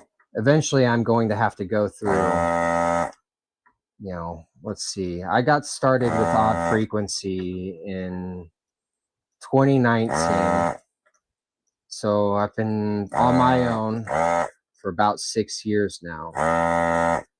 And when I moved to my own operation, I really started just focusing on making sure that I was taking pictures, shooting demo videos of the gear that I worked on. I like to share that with clients and give them kind of an idea of what it takes to repair their gear, as well as just some documentation of the process.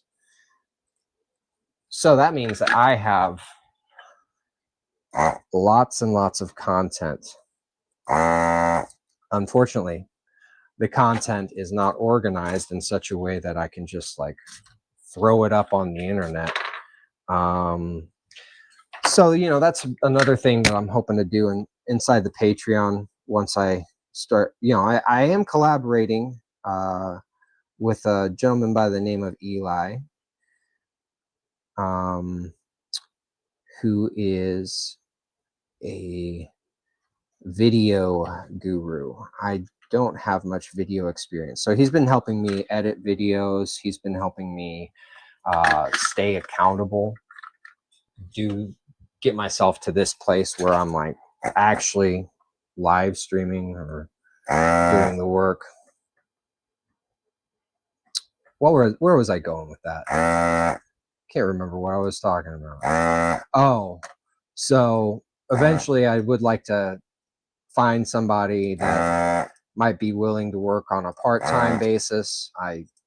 Biggest holdup on that is I definitely want to be paying a fair living wage, but work on a part-time basis and just kind of be in the shop and help me organize and create content from all that back catalog, as well as, you know, teach some electronics and soldering, desoldering skills. One thing that I'm thinking about here is I talked about heat and I talked about not wanting to damage traces whenever you're soldering and desoldering. And you're probably looking at me and you're seeing me. I'm wiggling these chips as I desolder it. Part of that is so that I can see if the legs are moving and know that the solder is broken. Another part of that is so that I don't have to use as much heat as I might need to otherwise. All right, so I'm removing the chips. Now I'm taking my desoldering braid and I'm just kind of going over the top to clean those holes.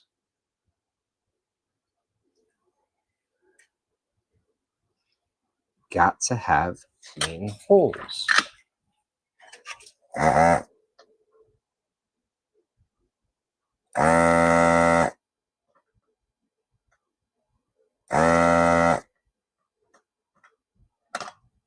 Another piece of gear that I've been super excited about, but have been just honestly, like I'm kind of ashamed of it. I've had this piece of gear in my shop for a couple of years, and I'm really close to the point where I can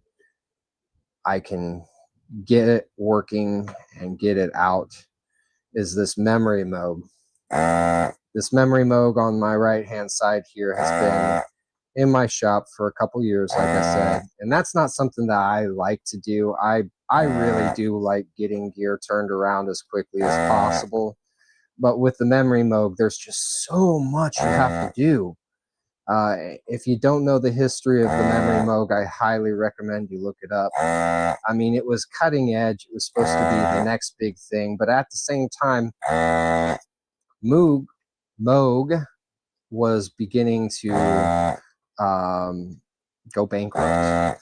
So they rushed the synth out, and the synth has just got so many cool features, which is really why I'm excited to get it working so that I can, you know, play with it. But the way that it was rushed out of production, there were just lots of issues with it over years. So that's been a complete restoration, and by complete restoration, I mean I have literally replaced every single connecting cable, the flat cables. I've replaced all the connectors that those cables connect to the board. I've rebuilt the power supply. I've just done a lot. And I'm to the point where I have started the adjustment procedures, but I found that the filters, there are 6 boards. Each board has got 2 voices. You know what? I'm not going to talk about it right now because that's not really the thing that's on my mind. But the process of doing the adjustment procedures is also kind of where I do troubleshooting and final troubleshooting. And one of the big things I found is that the transconductance amps, the CA3080s, they don't seem to be working. And I bought some 3080s thinking that I could do drop-in replacements and correct it. But I found that those are not correct replacements. So finding that transconductance amp has been a little bit of a research project. I've got some on order. Hopefully by the next week, I may be able to get further along in that process. I'd love to get that back to its owner. I was about to say a date. I'd love to get that back to the owner before the end of the year. How about that? End of the year. All right.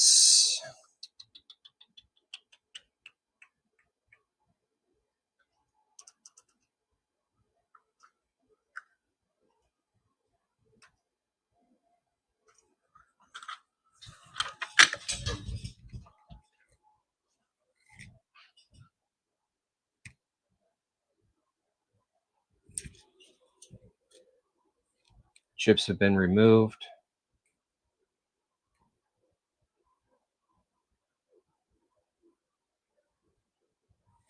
I'm going to clean those. Isopropyl alcohol.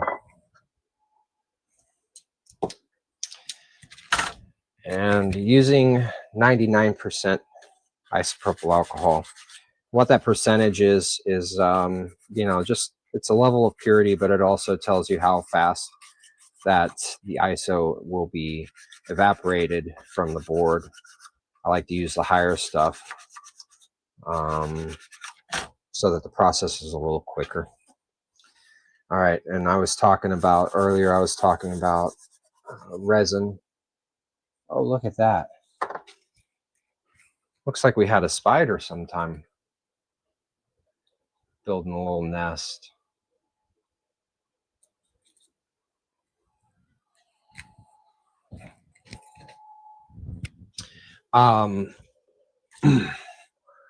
Once I get to a point, I'll clean the back of the board, and you'll see, I don't know if you can right now, you'll just see the rosin, my apologies here, the flux, that's the word I'm looking, solder flux. You'll see the solder flux just come off there, and it's quite disgusting. All right, next step, sockets.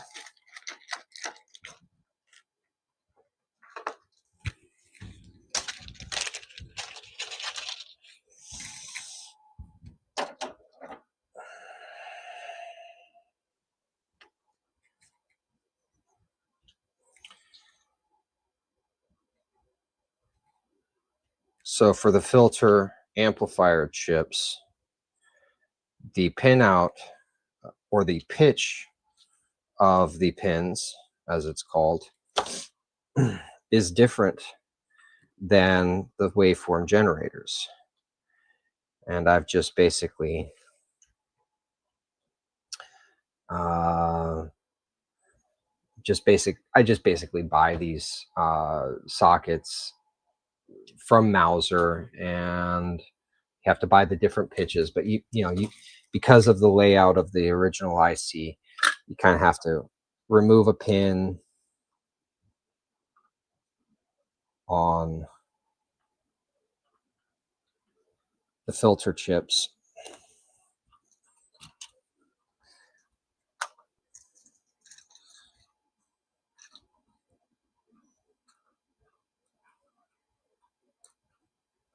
I have to modify the sockets just a little bit to get it to fit properly on the board.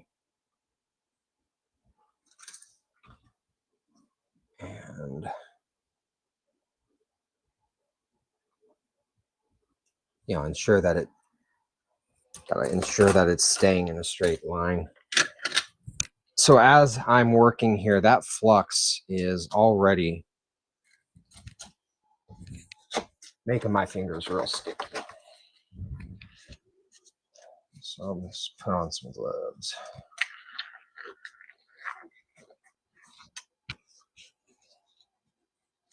We're 2 hours into the live stream. Appreciate you if you've been watching. Appreciate you if you've jumped in, jumped out. I understand we have busy lives. Thank you so much for joining. I will probably leave this whole thing up on the YouTubes for other people to view and make a decision if they think this is something they like, if it's interesting.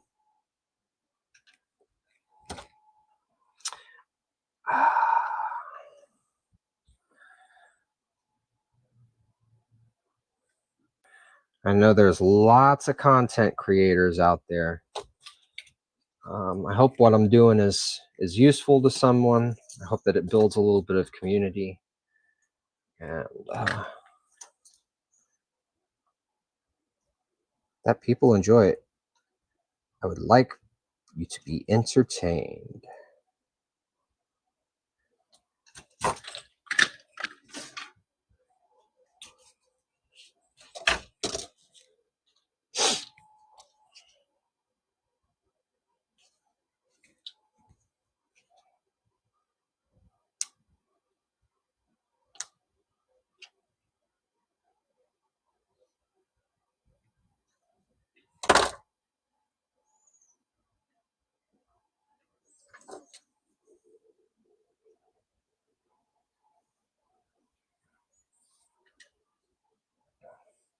You know, there are probably multiple people, multiple technicians out there that might look at how I'm doing this and be like, you know, well, I don't use sockets. I just solder it directly to the board.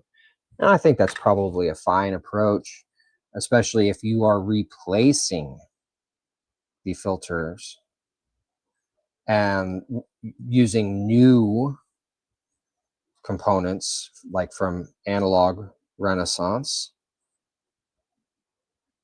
But you know, components fail, so that's why I use sockets, because you know, maybe it's 15, 20 years from down the line, something happens and the filter chip gets damaged, needs to be replaced. Instead of having to go through the desoldering process and potentially damage the board again in the soldering process, just have it socketed. That way it can just be removed, replaced, recalibrated.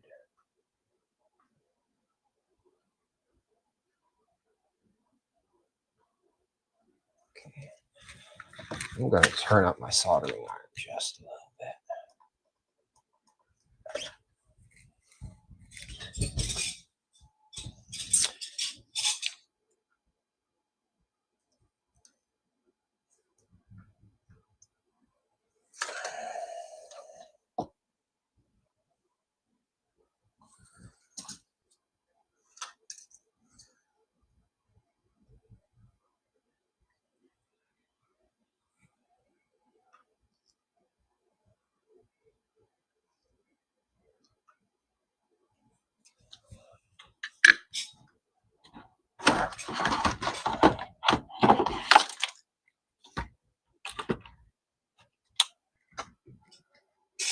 Returning to P's question, I've talked about coolest pieces, the CS80 probably being my favorite. Oh man, you know, I also think of there was a Baldwin Organ Company synth. I think it was called the something Sinusynth or something like that. Let me pull up a picture. I will say that my friends are super excited when they hear that I have worked on gear for Trey Anastasio. They are big Fish fans. And so hearing that I've worked on Trey's gear really gets them sometimes. So this, yeah, Syntha Sound, the Baldwin organ. This thing looks like it belongs in a museum, to be quite honest. Did a full restoration of that. Actually, the funny thing about this one was I had switches that were broken.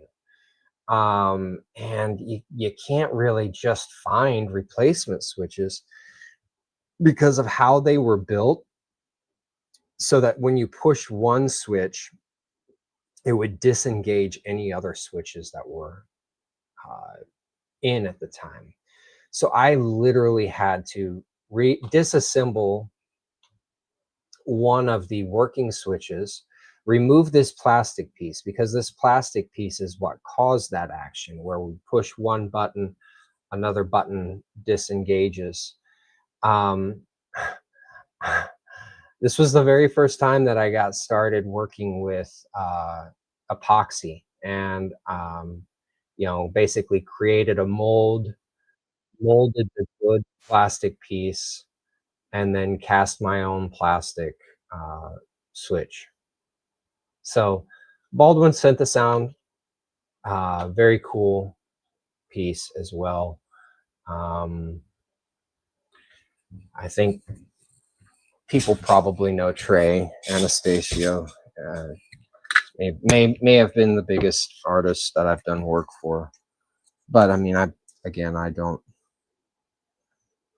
really think about those things, honestly. All right, turn on my fan so that I don't breathe in as much lead as I have been. It took me way too long in my career to finally get fed up and buy one of these. This is not an expensive piece, but it still takes me a little bit of time to remember, oh yeah, I need to do that. Breathing in lead is bad, okay? Don't want to experience the long-term effects of that.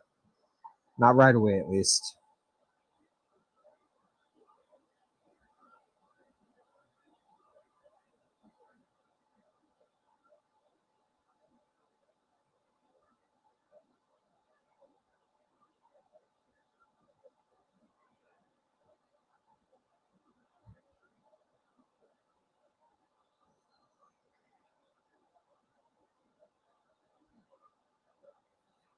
Yeah, I was talking earlier about, I realized that my solder, I'm about out of this reel of solder, and typically it's about a year. I can make one of these spools of solder last for about a year before I have to replace it. And I was like, oh, I don't think I'm going to use the full thing of solder today. It's looking dangerous though. That's okay. I've got other solder I can use. I just don't want to.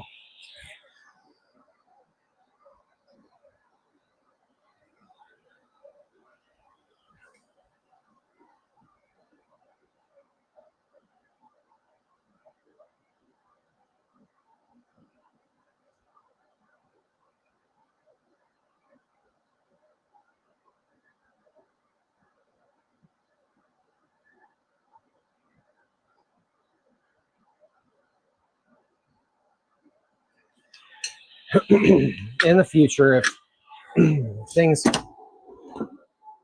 are successful, I think I'm going to try to offer some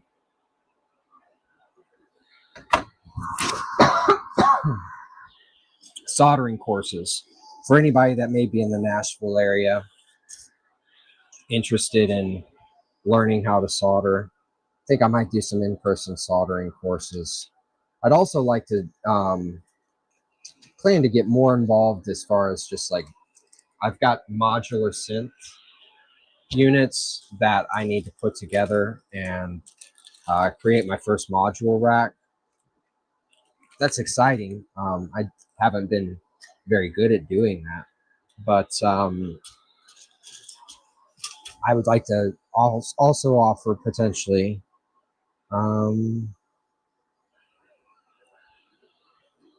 synthesis courses, basics of synthesizer, what's a VCO, what's a VCA.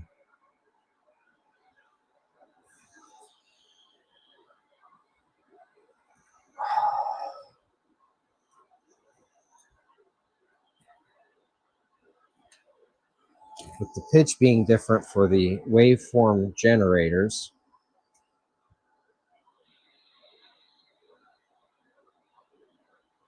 and I say pitch, I mean the distance between the pins is different. I have to be super careful with these because I have broken several of them.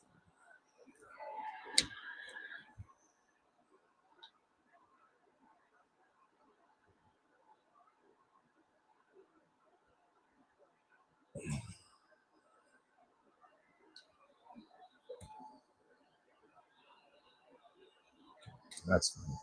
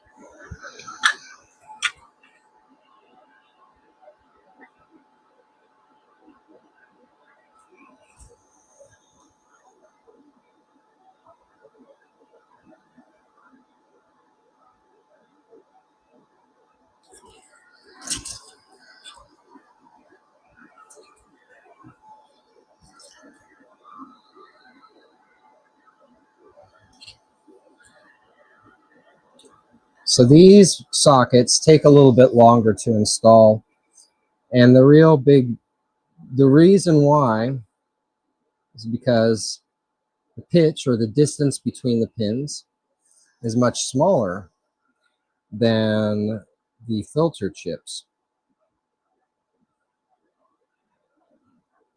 And so when you're installing it, it's much more difficult to get it lined up so that the chip that I'm going to install fits and stays straight.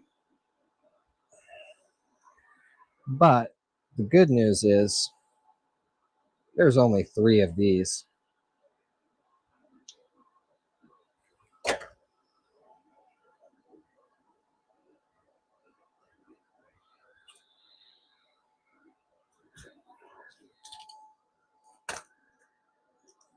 I think that holding a board, holding a socket, and soldering a pin in is probably one of my greatest skills that I've learned over the years.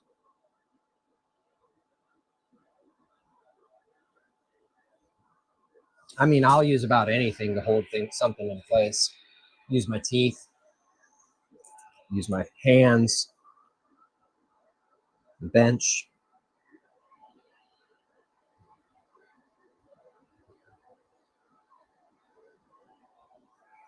See, I just don't think about it.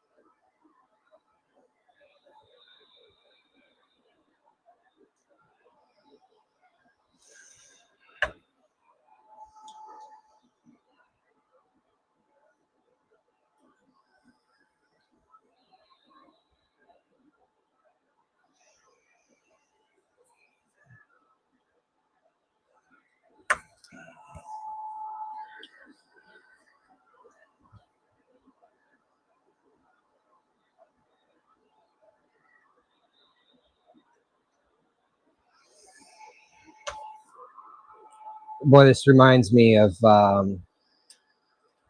when I was washing windows. I used to wash windows on high-rise buildings when I was living in Kansas City. And there would be days that I would forget my headphones, my earbuds. And so I would just be spending 10 hours on the side of a building cleaning windows with nothing but my thoughts in my head. And yeah, there were some goofy thoughts up in there. Hadn't thought about that for a bit. But if you're a window washer, let me know in the chat. It's been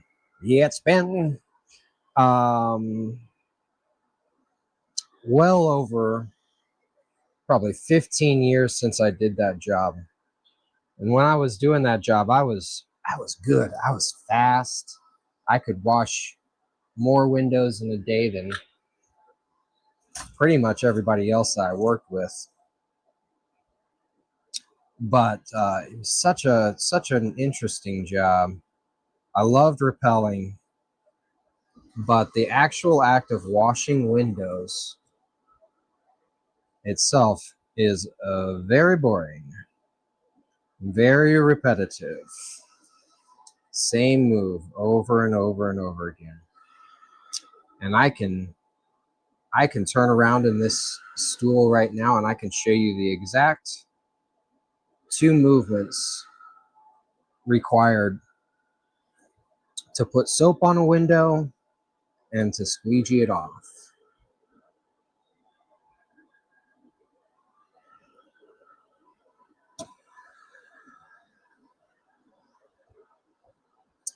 Why am I talking about that? Probably just because I'm thinking to myself, like, oh, you can't, the point of a live stream, you can't, just have a whole lot of silence. I'd be listening to podcasts right now or music. I would be having something on in the background.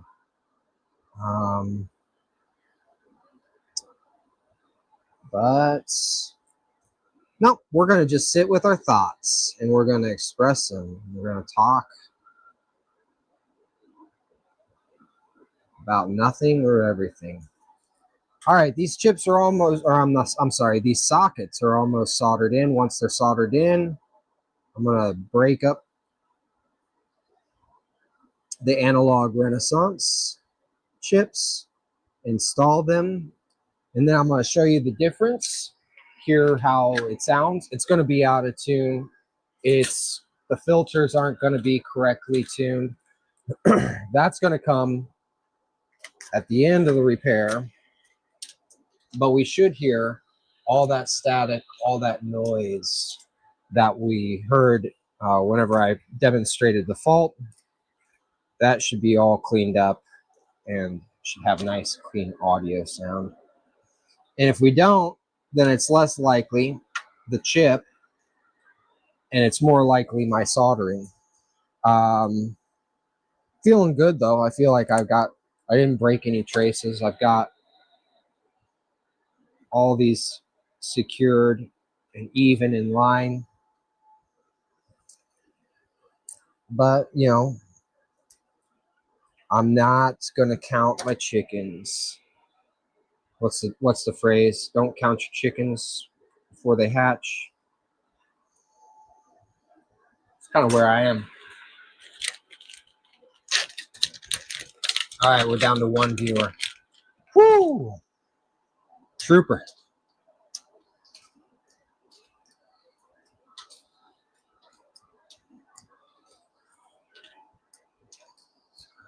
Yeah, so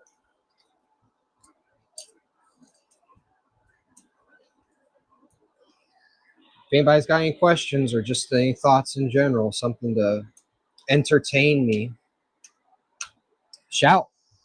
Let me know. Put it in the comments. After you hit like, subscribe, and ring that bell so you get notifications. I don't care about that. but I would like to hear from you. How'd you find me? What do you think? Is this interesting? Is this good? Is this boring?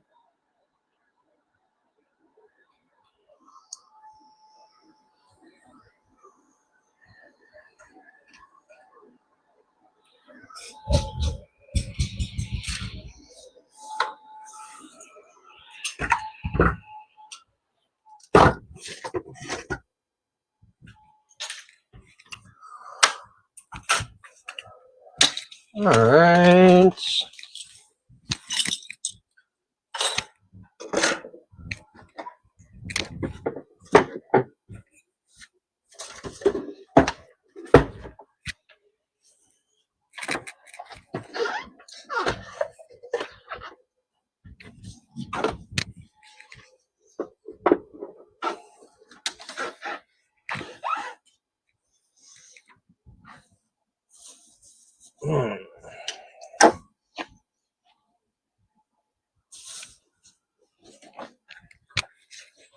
Forget where I put all my cables.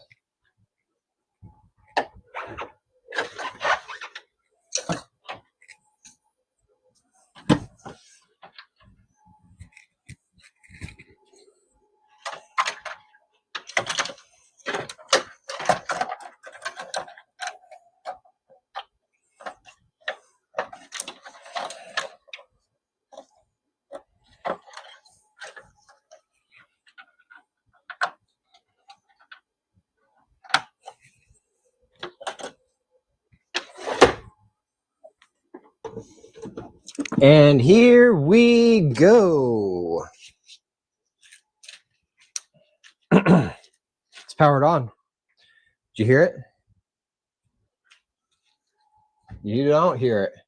It was snapping, crackling, popping. All that's gone away. Oh, that note needs to be fixed.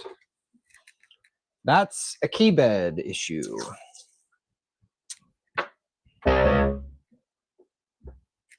Might as well.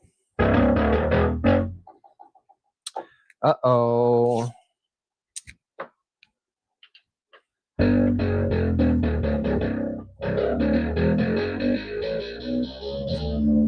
It is not a key bed issue.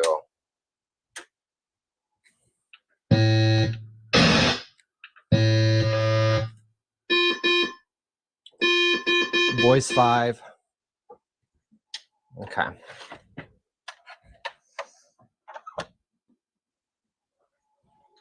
Is it a chip issue?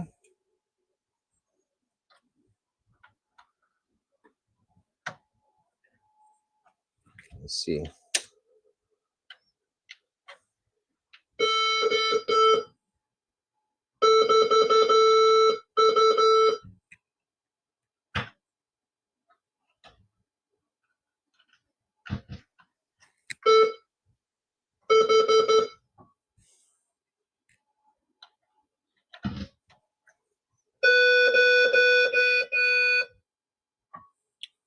Voice 5 is not working. I swapped chips. The problem remained in the same space. So that tells me that it's either a problem with my solder into the socket or there's another issue. But it is the VCF. It's the filter chip position. So I'm going to go with number one. I need to redo the solder. All right, let's do that real quick.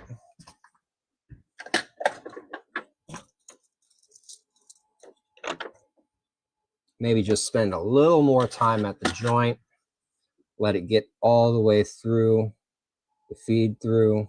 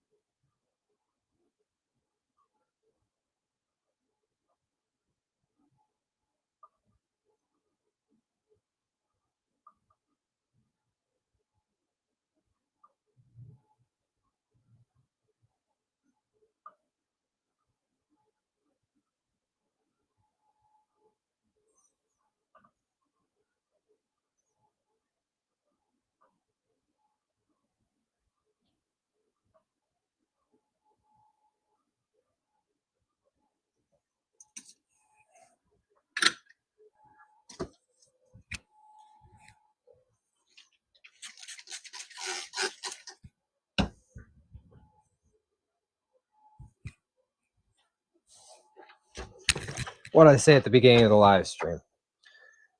You're going to see me looking for stuff.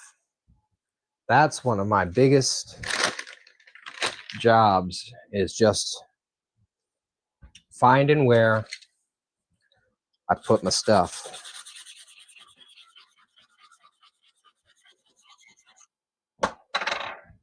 And what's silly is where I found it. I found that I put my stuff away. I say that's funny because that's not typically where I put my stuff. I don't typically put my stuff away. Ooh. Yeah, I knew it. I knew I heard that. Ooh. I have other standoffs, but I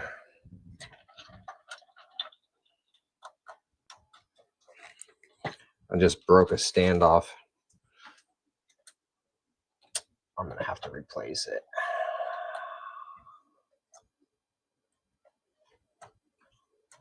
These plastic standoffs on the rolling boards, sometimes they'll just stay in the hole, and sometimes they just run away. Okay, put the chip back in socket. Test it again.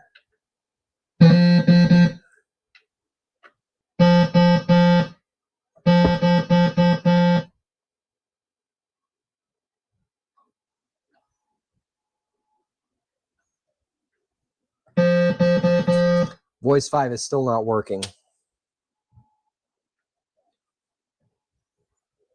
Okay. Let's make a quick note.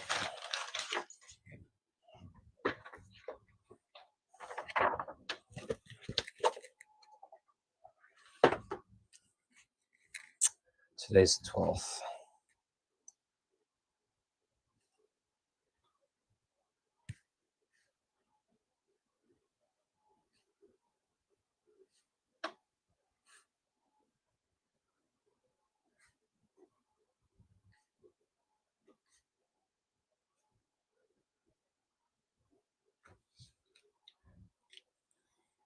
All right, cool.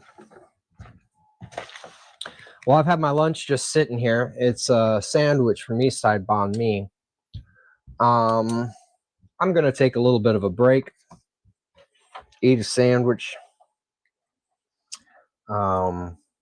check my notifications, because I feel like I've missed some calls, texts. Maybe check out my horoscope.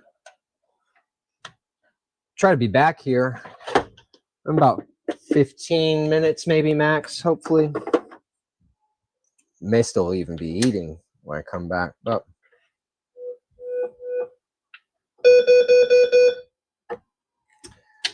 yep. When I come back, I won't be working on the Juno 106. Instead, I'm gonna come back to this. All right. Yeah, so that liquid electrical tape has dried.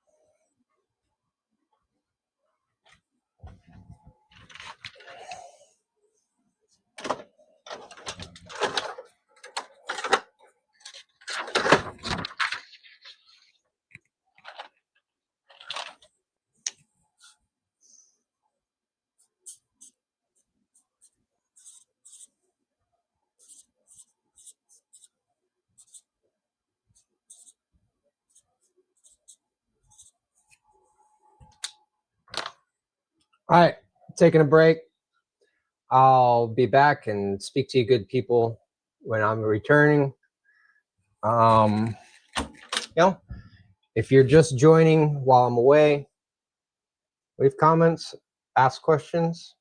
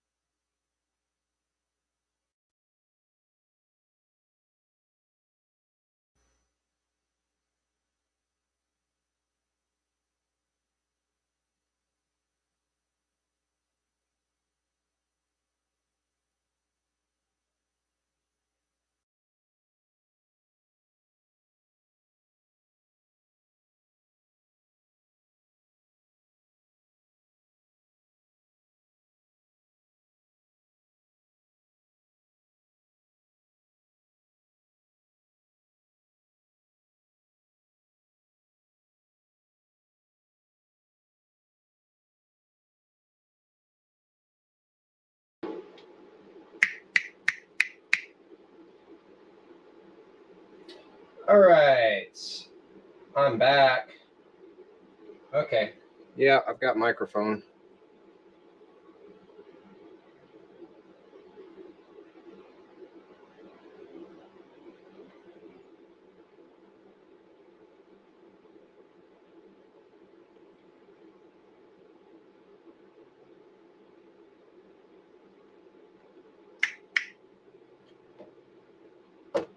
And here we go.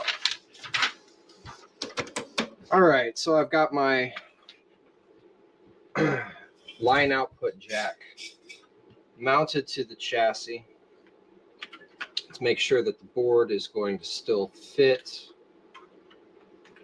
Okay, screw hole lines up. Perfect, perfect, perfect. Good deal, good deal. So it's going to fit. It's going to be good. Now I've got to figure out how to connect it. So the output of the amplifier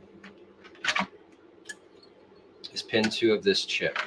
Pin 2 goes to a coupling capacitor, which I'll probably want to replace.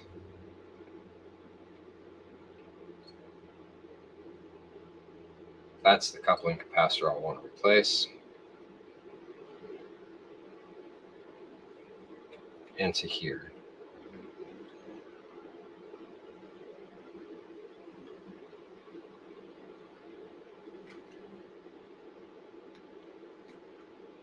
Let's pull up schematics and have another look, shall we?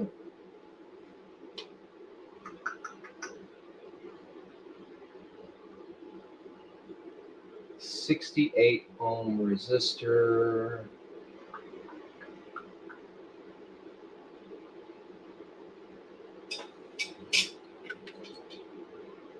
There are the 68 ohm resistors. Coupling capacitor.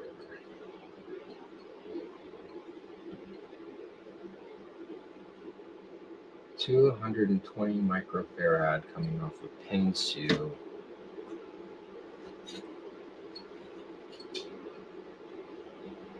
That's 100 microfarad.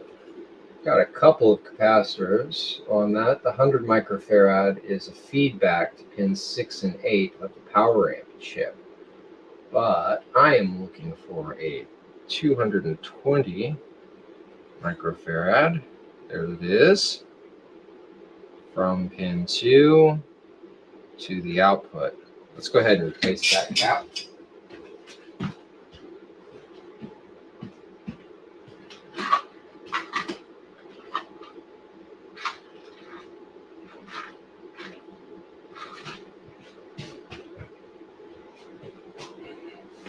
I'm going to replace it with a fancy one. You see that gold? That gold means it's real good. And it should be. Yeah, it'll work. The gold capacitor is an audio cap from Nishikon. I like to use Nishikon caps. I just simply find that they are high quality capacitors. Unfortunately, they have also decided to stop making lower value capacitors, specifically with my lapel mic has stopped working completely. So that's kind of what I've just been messing with here. Cheap product. That's fine though. Yeah, back to the capacitor story. So Nishikon has basically stopped manufacturing audio quality capacitors, which I was using a lot in audio circuits, just because they were supposed to be a higher standard, less noise.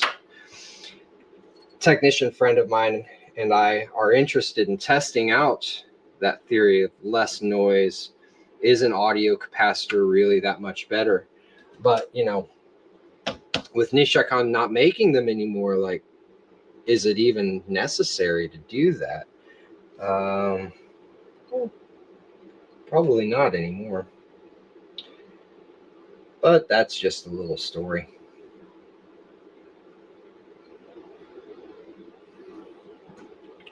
I've still got some in stock because I didn't use them all. I'm going to use it in this circuit. I don't think it makes any difference, but why not?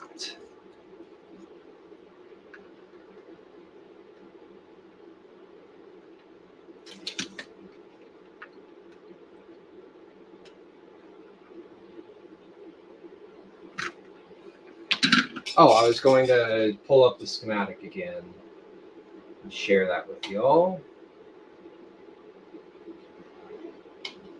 Okay, so how do I erase what I've done?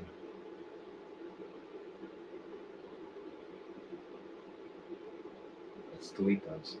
So this is the capacitor that I was talking about replacing, and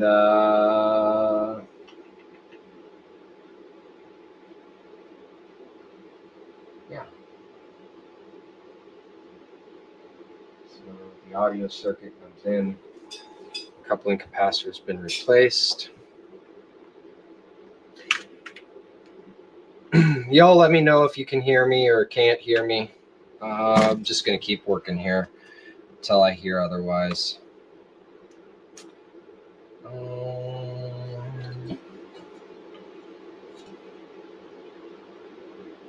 Where are the jumpers?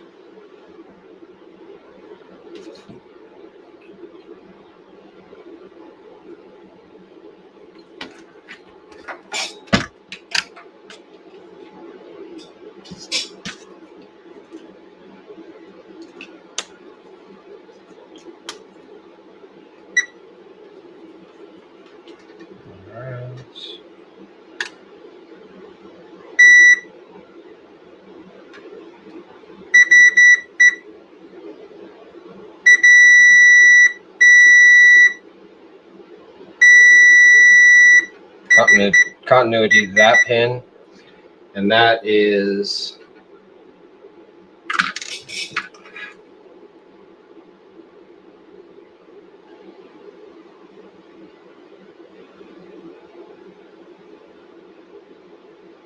what I'm doing here is I'm just tracing, so this connects to the speaker.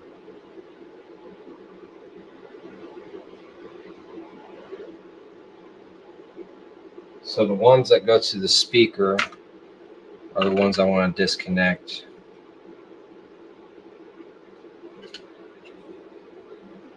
My speaker connections are right there. Speaker connected to a jumper,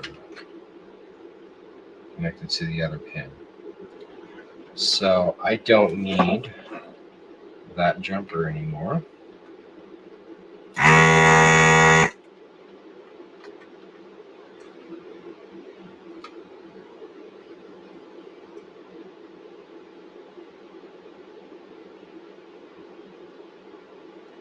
Actually, I do need that jumper still.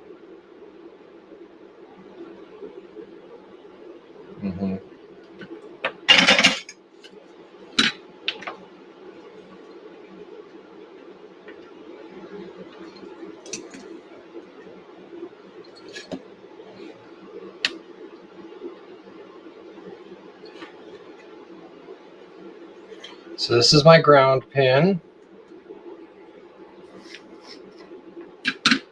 which I will not want to be disconnected. Some wire.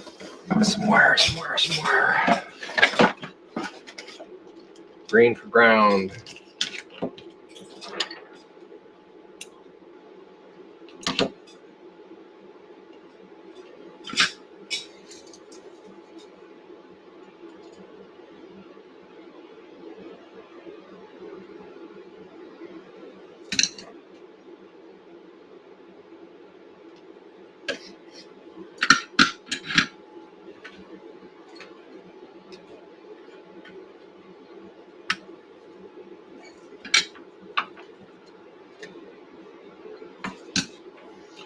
ground is connected to my speaker.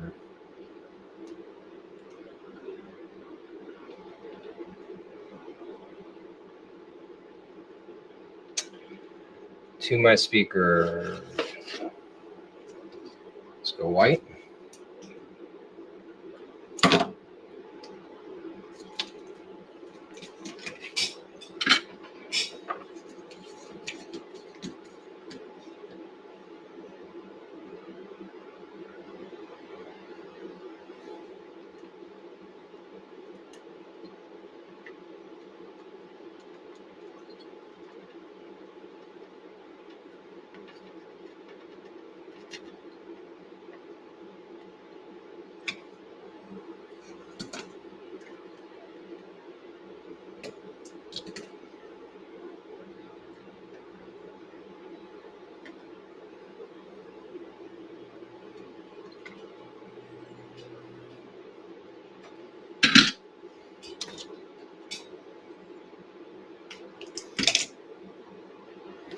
Way more lead than I need. And then finally, to the pin, I'll choose one of these 68 ohm resistors, which are right here, R2 and R3. And that's that, or that. Right, one of those two. And we'll make that red. I'm almost out of red wire.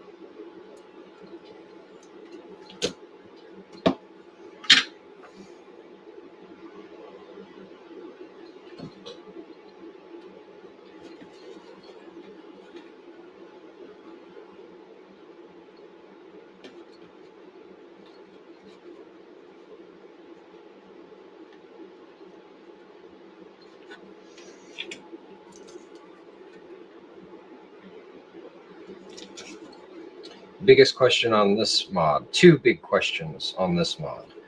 A, will it fit? And then B, will it sound good? So coming in,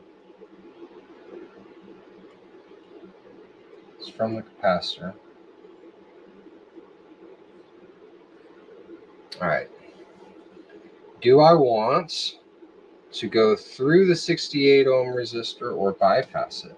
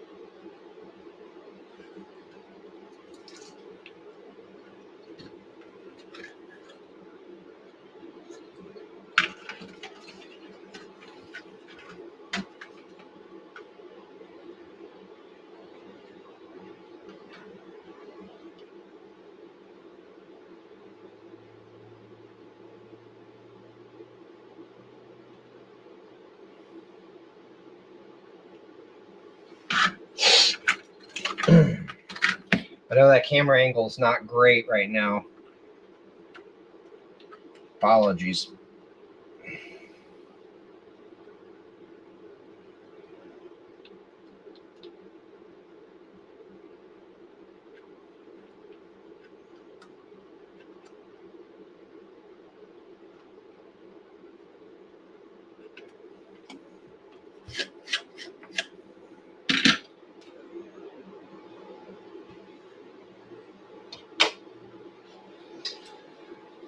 All right. Ground lead is connected. And then we go to the speaker. It is white.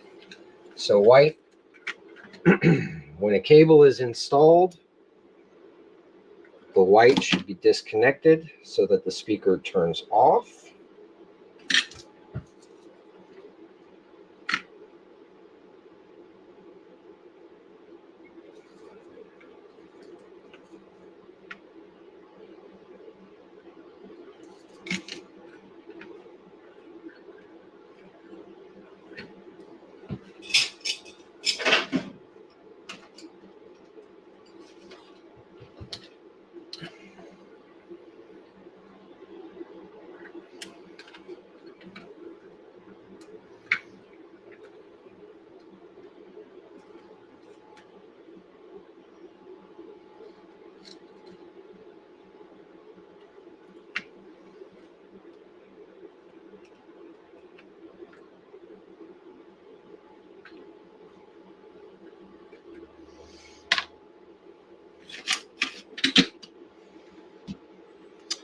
And then when no cable is plugged into the line output,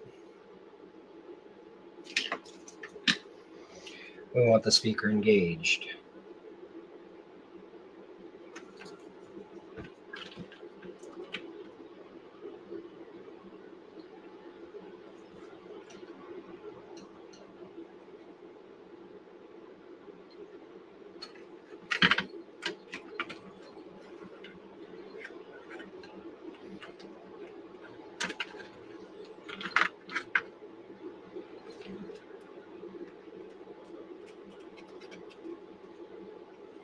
Really wish I had zoom control over my cameras here. The software that I'm using doesn't give me that functionality. All right. So, hit the cables.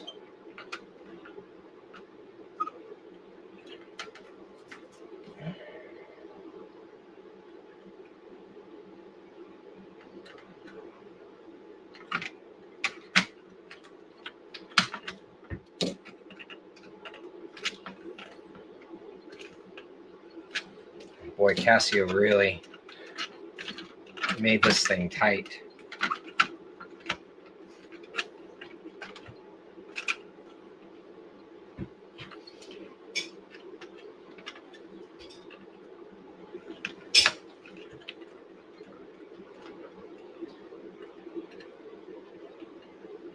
Huh?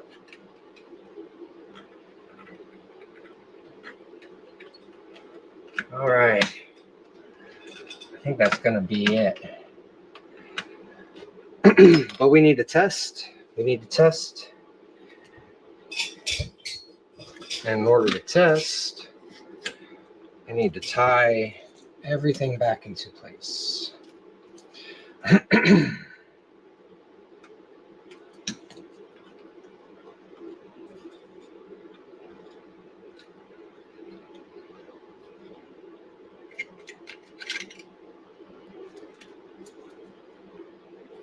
I'm a little concerned that I'm going to still have some issues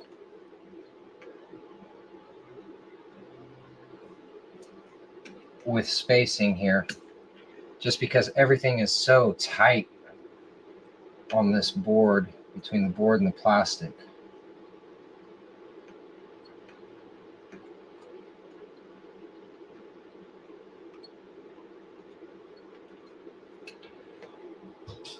But we got to start somewhere. And this is where we have. This is where we have. Boy, that doesn't make much sense.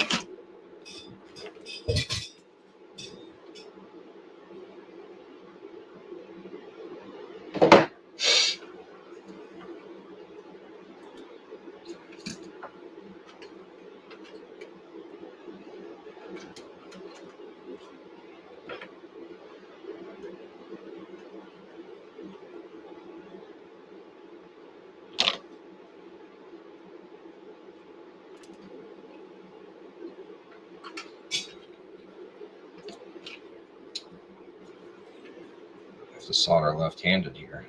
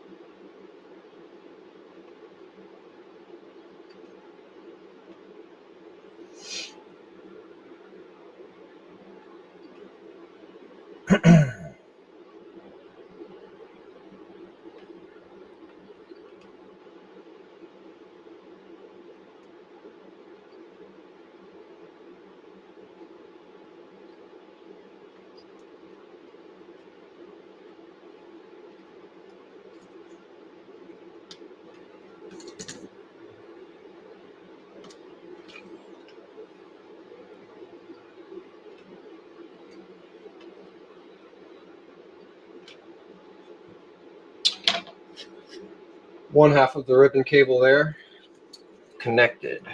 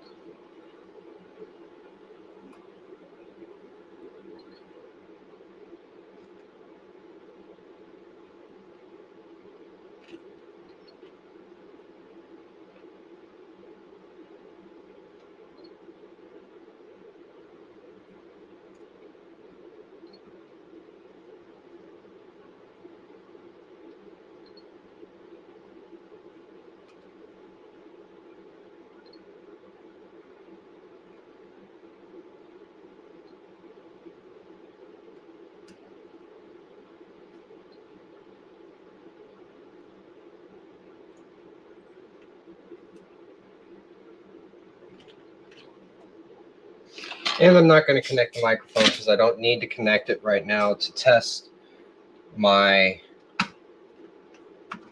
output modification.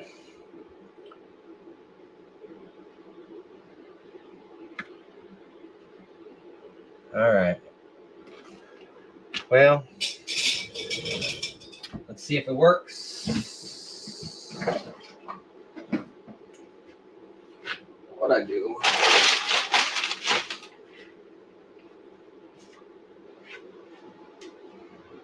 What I do with my one-spot power supply?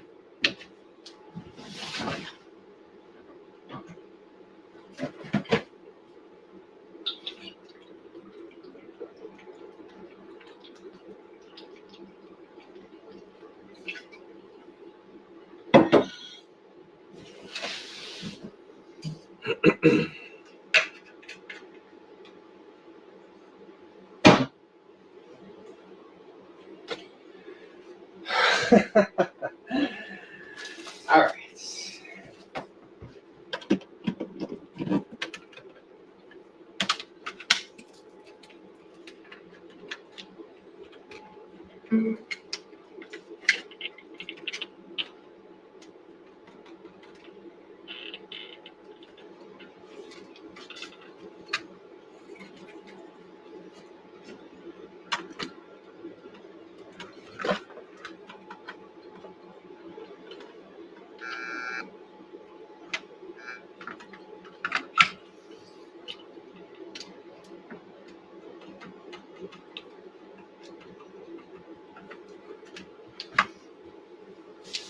I got no audio output. I got no audio outputs. Okay.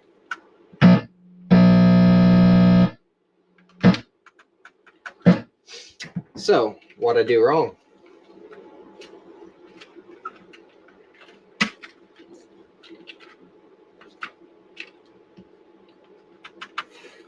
I've got my ground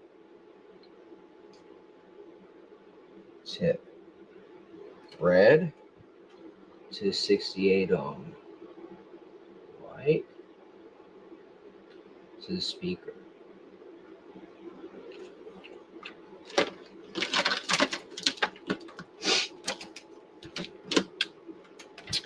What a fudge. I am seeing power to the circuit, so very happy about that.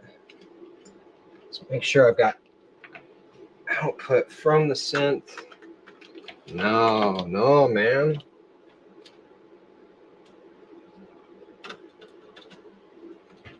No.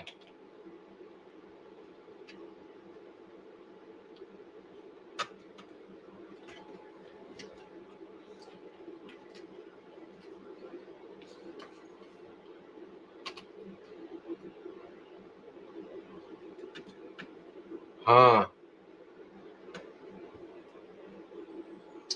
No worky.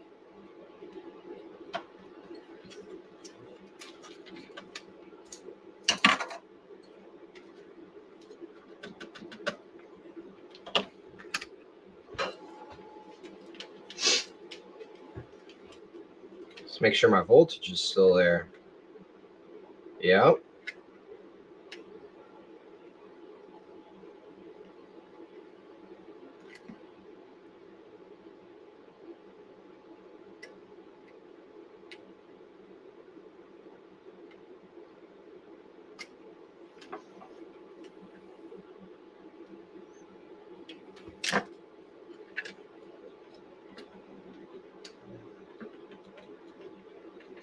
So I'm hearing it pop on.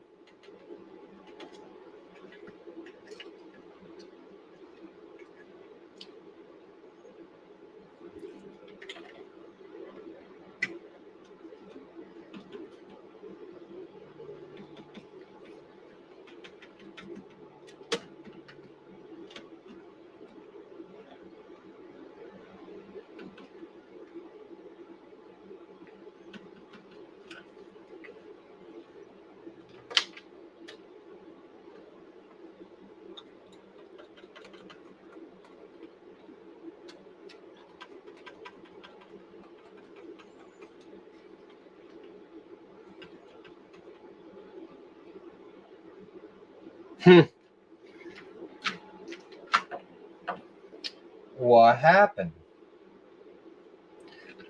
Does the microphone need to be installed in order for this to work? Surely not.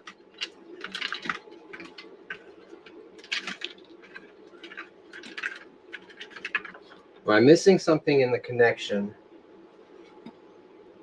of the output to here? It's going to pins. Sorry, I'll put in view. So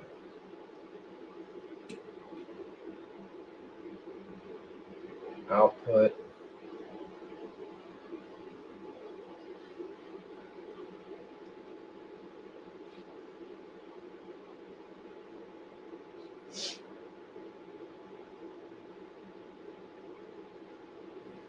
So 68 ohms that go directly to the pin, and then we've just got two connecting points. One goes to the speaker. Okay.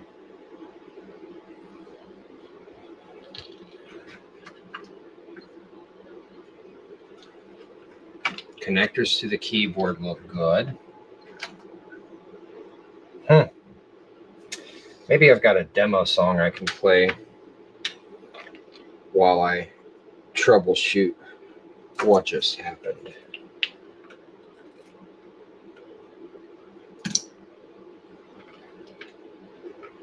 The only thing I didn't reconnect was the microphone because I didn't think I needed to. Maybe I was wrong about that.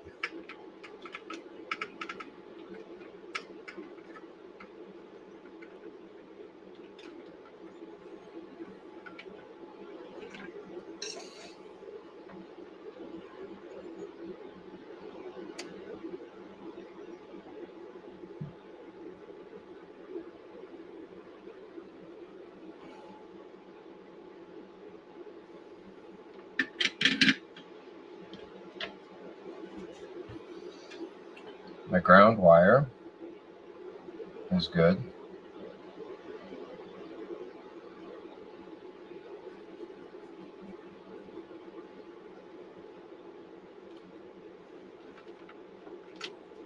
Yep. We should have power. We should have functioning output.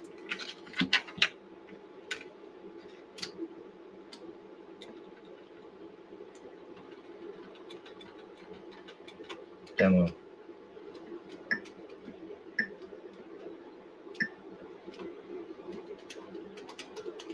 So I'm hearing when I press the demo,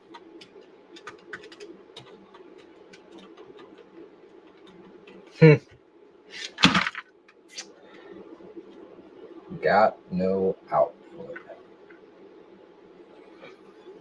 Okay, so in cases like this, I'm going to look and make sure that we've got voltage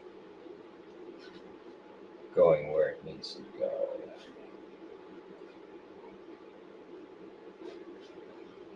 Close that.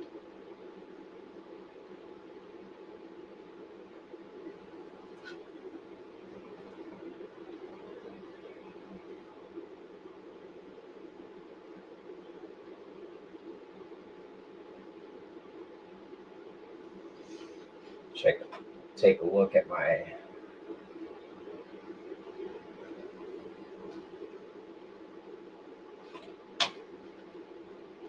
data sheet one more time.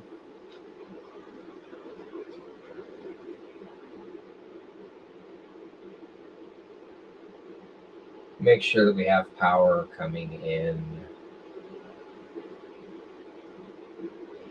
14 and 11.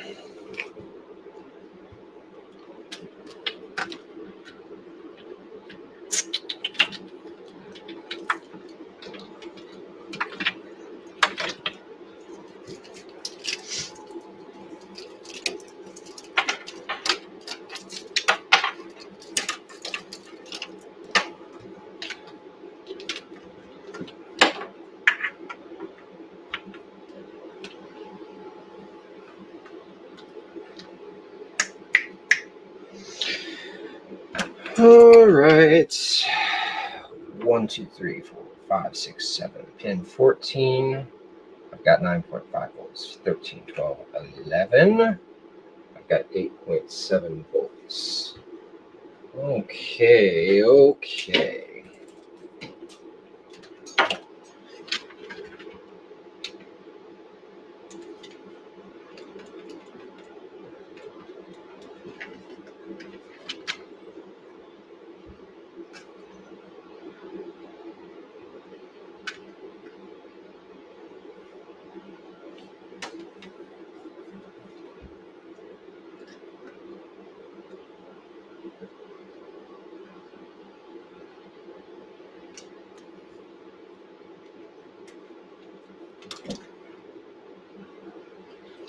Confirmed I've got power to the unit.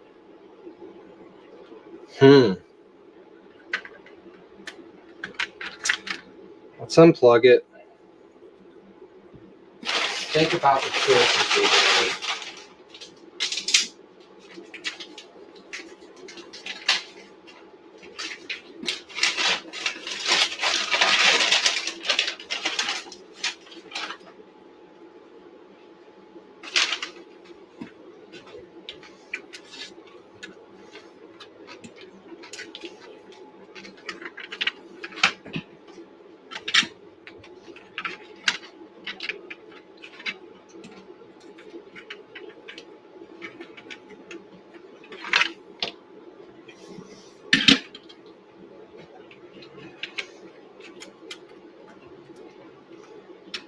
So basically, I'm just undoing the work I just did.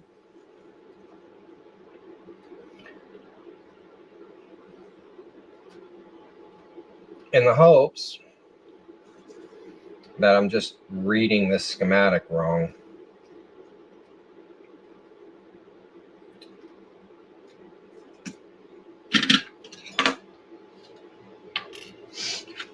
Which happens.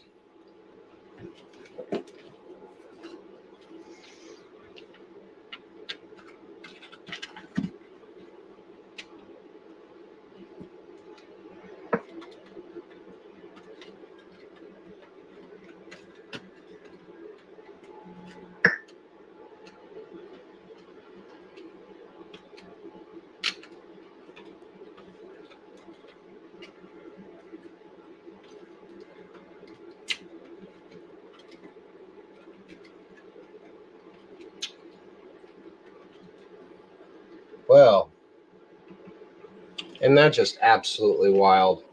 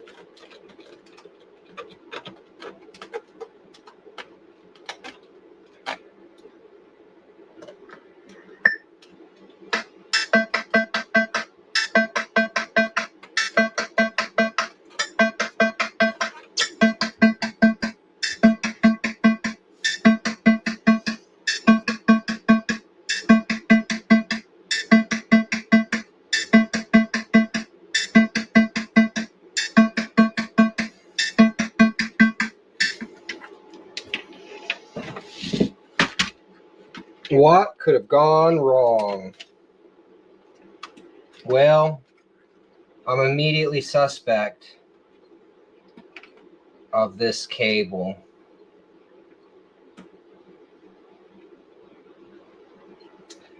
not seeing any signs that it's broken, but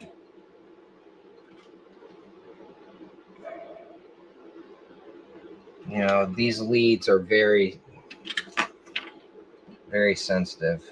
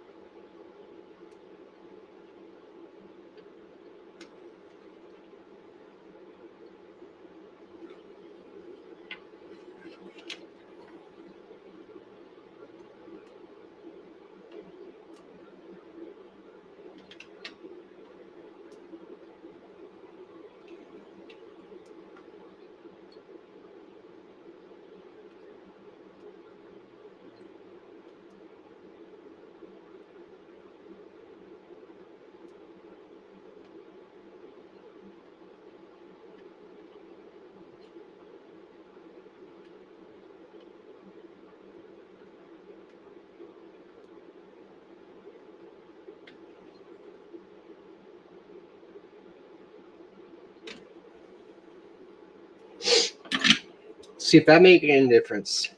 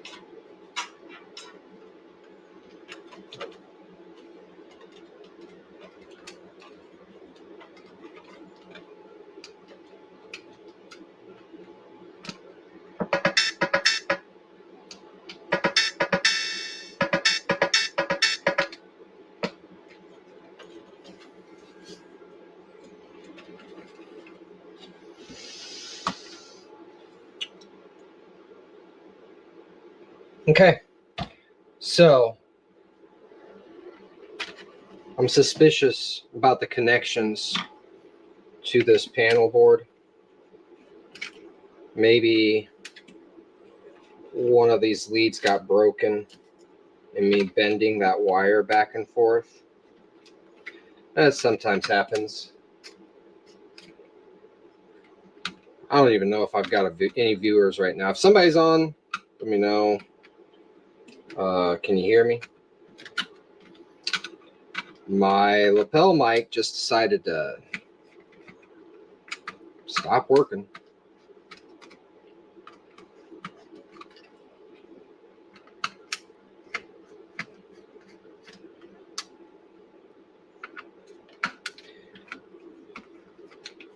Didn't really want to remove all this, but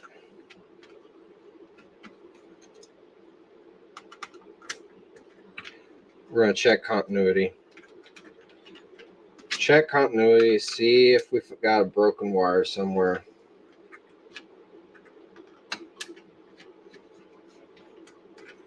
Whole lot of screws.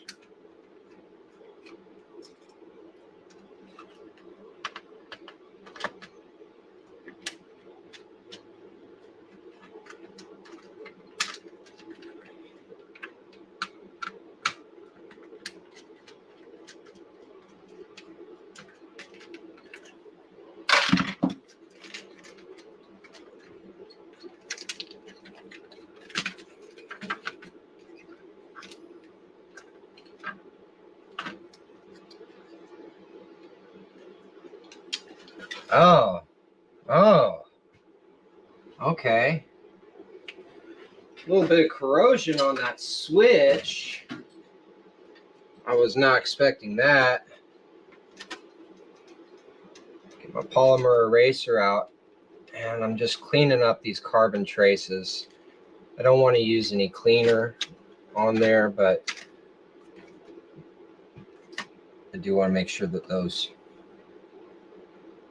are making good connection with the rubber. All right, corrosion on the switch. Is that causing the problem? I don't know. We're going to find out.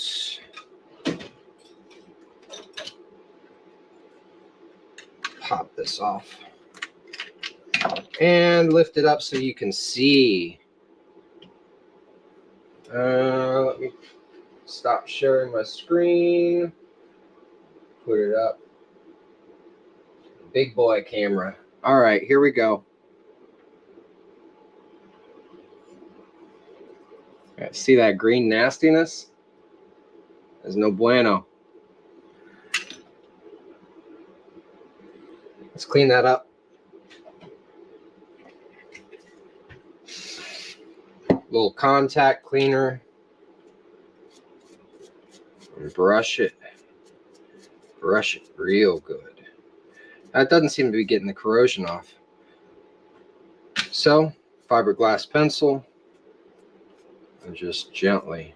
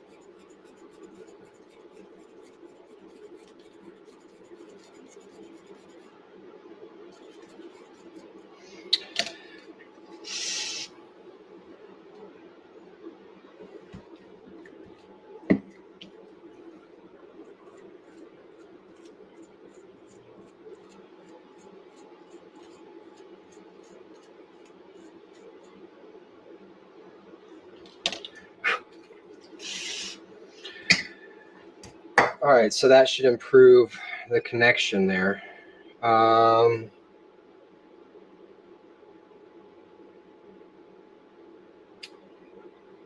That may have been it. Looking at where it connects. Yeah. Let's get those pins bent back up so that they are solid in line.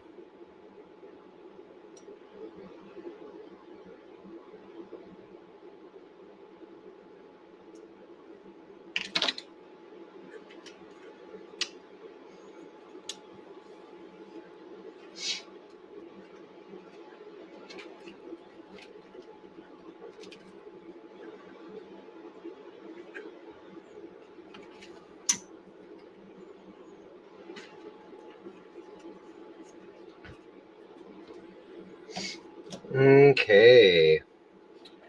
Rubber contacts. Look okay.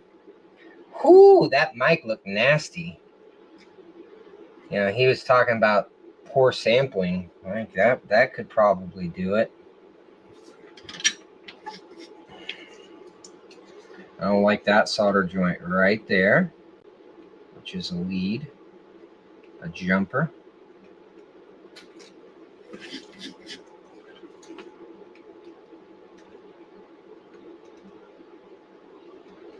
Okay, why do I have this board out? Well, I had this board out because I was suspect that the flat ribbon cable between the main board and this panel board may have a bad connection.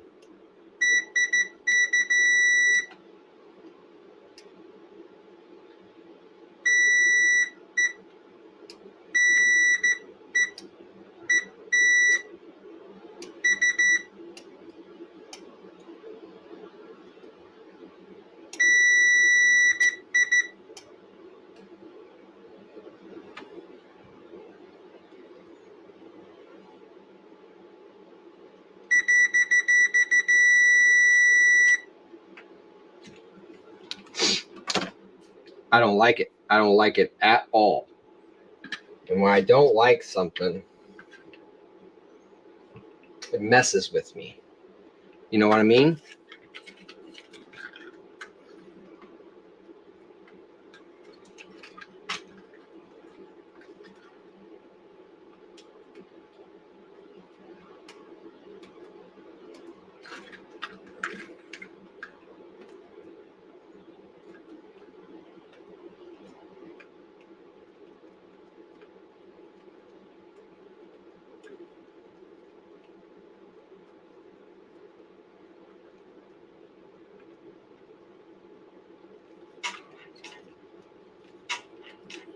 You know, I don't typically get a whole lot of calls in a day. So the amount of calls I'm getting today, quite funny.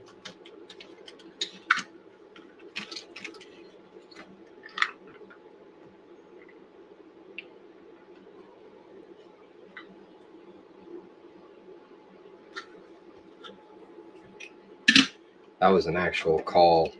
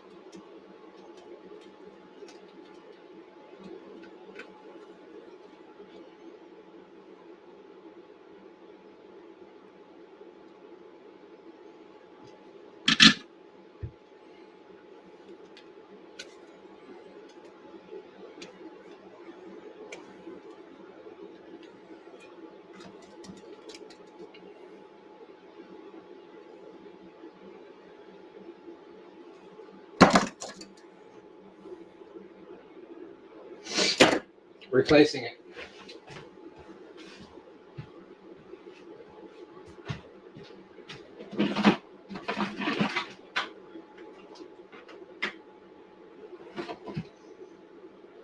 Mm.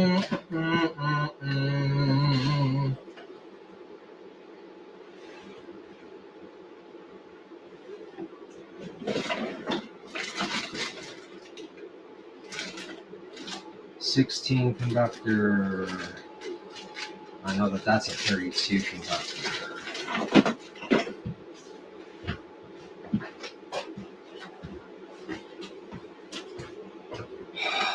Not nearly as wide.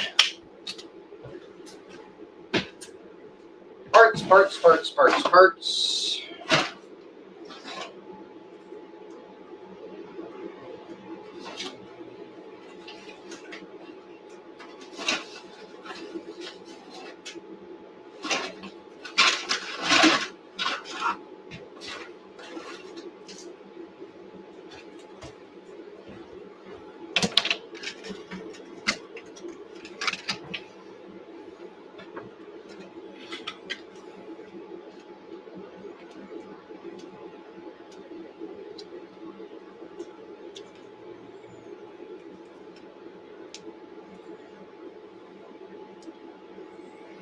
So this little synth has turned into a headache.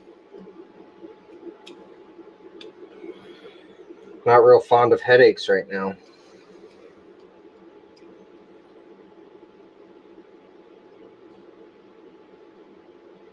See, the wires don't look bad.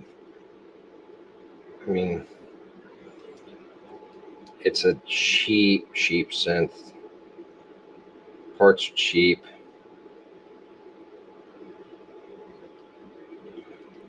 Probably should just move back to the 106.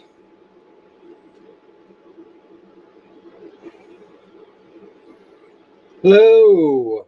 Looks like I've got some people watching again. Welcome. If you have any questions or comments or want to chat, just throw it in the comments section and I'll respond. May not respond right away, but I'll get to it.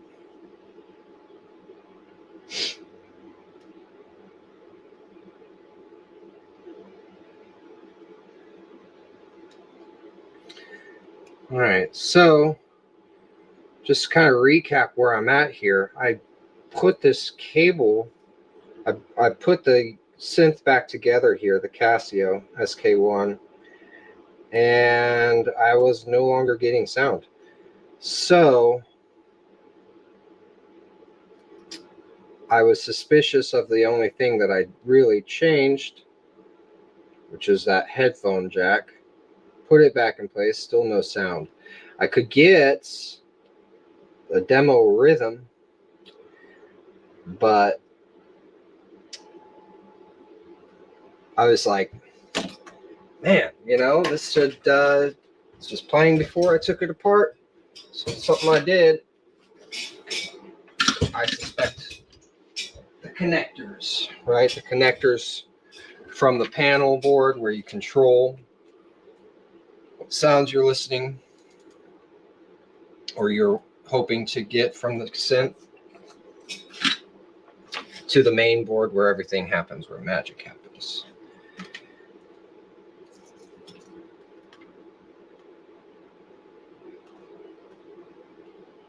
I'm not seeing anything disconnected, but I did find some corrosion on a switch which needed to be cleaned.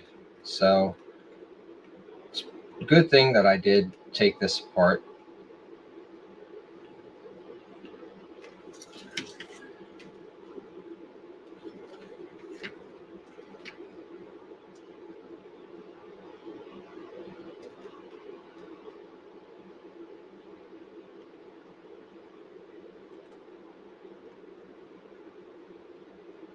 Heat on my soldering iron is at 645. I may back that down here again. I know I repeat myself a lot here on this live stream, but soldering iron temperature is important to keep an eye on, especially if you're noticing a board that's sagged and a little wonky, or you're noticing traces is lifting.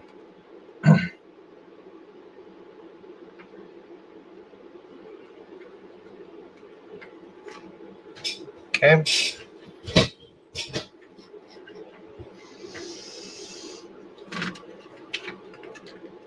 I don't like this style of ribbon connector.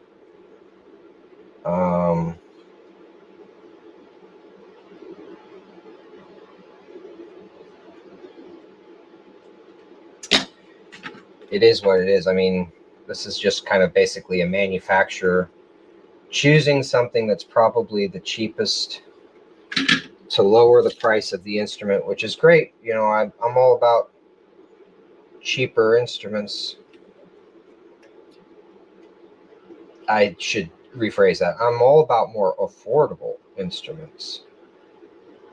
But there's obviously sacrifices that are made.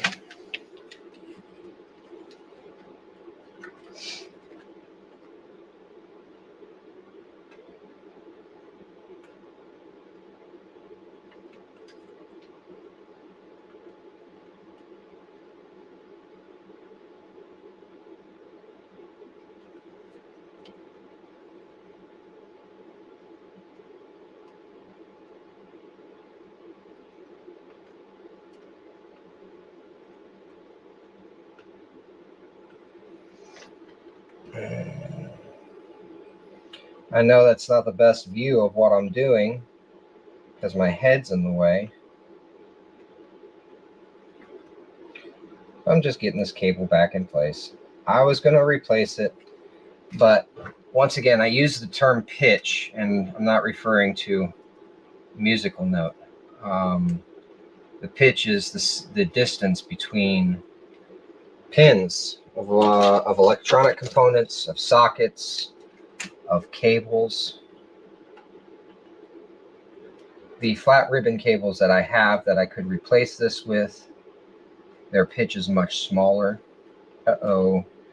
And I'm seeing a trace that I don't like how it's acting. Right.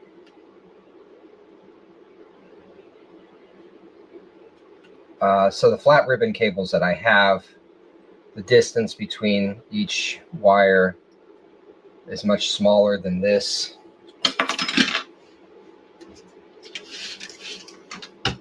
So I'm back to trying to make this work.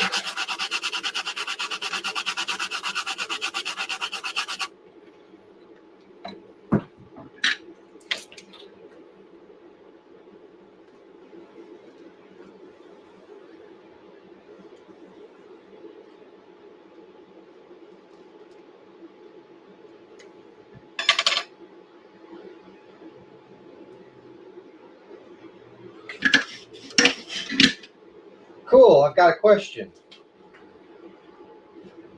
Kevin asks, how do you tin the connections on the board without cooking the board or the tracing or pad in the board itself? Right. And this is kind of what I was talking about. I use a variable temperature soldering iron. And over time, I've learned that you need to adjust that temperature to the board that you're working on.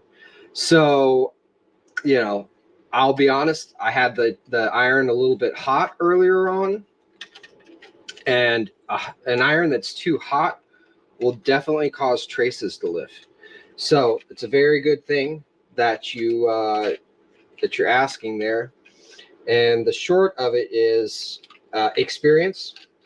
You know, having burnt traces in the past and having to come back there and redo your work is a great way of learning to pay attention to the temperature of the soldering iron and how it's affecting things. You know, if a trace is lifted, it's not the end of the world unless you're working with surface mount equipment or a multi-layer boarding. So in the old days of circuit boards, they basically had one side of the board that had traces and the other side, like you can see here, where the components would go. So if a trace were to lift here, you could jumper that trace fairly easily. From there, they moved to dual-sided boards. I'm not using the correct terminology, so you know, this may not be something that you want to say, oh, you know, listen to this. So in those boards, you know, you have traces on both sides, components on one side, and it's basically just those two sides. So again, if you lifted a trace, you could repair it. You could just use a small piece of wire, jumper that trace, or even if it's just a small crack, you might be able to just use solder to jumper the two sides of the crack. Now that we've got surface mount technology and everything is smaller and smaller and smaller, not only do you have a chance of damaging a trace that you might not be able to fix because you might not be able to find a wire so small, but now also the boards are multi-layer, meaning you can look at both sides of the board and you can see your solder points like this, right? But that's only telling 1/3 of the story, 1/5 of the story. The boards are layered with traces in between. So there might be some boards with 5 layers. So if you were to break a trace that then went, you know, into one of those layers, you could just be cooked. Hope that answers the question. It's all about temperature, really. Temperature and not keeping your soldering iron on the pad for too long. If you continue to watch, you'll see that I basically just leave it on long enough to get the solder to flow and make the connection, and then I am out. I don't like to spend a lot of time with heat on there. And you want to keep that in mind too whenever you're dealing with potentiometers, right? So if you're soldering a potentiometer onto a guitar, and you're just holding that soldering iron in there, you could damage the potentiometer itself. It could break the connection to the carbon trace that is a resistive pad. So always about temperature. Try to be quick. Try not to hold the iron on there too long. Cool.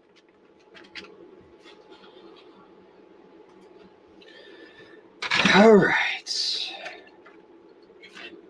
So I've got this back on.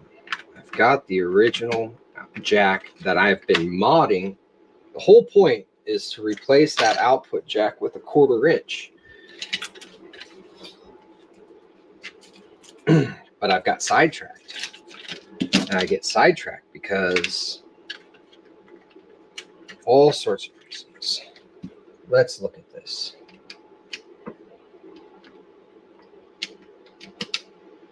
Okay. Still no voice. Why is that? Why? Do I have?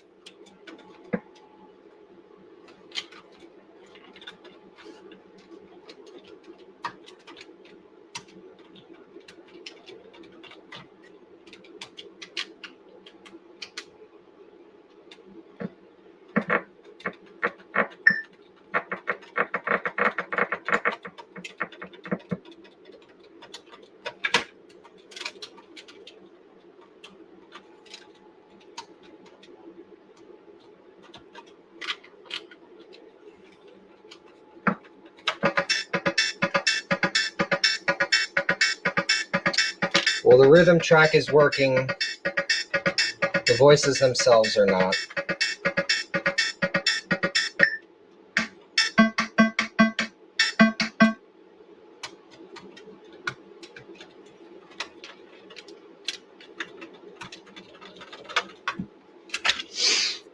All right.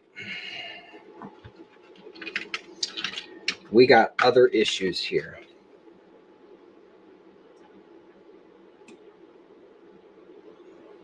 There's not a lot going on this circuit. I mean, not a lot of places for it to go wrong.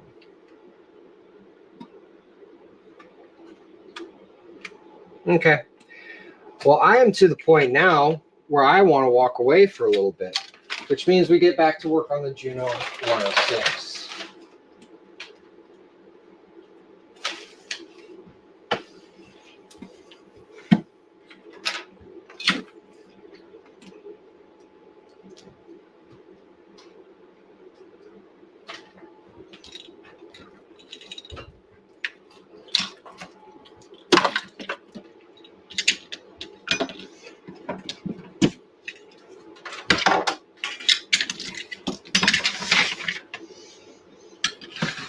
Not going to completely clean my room.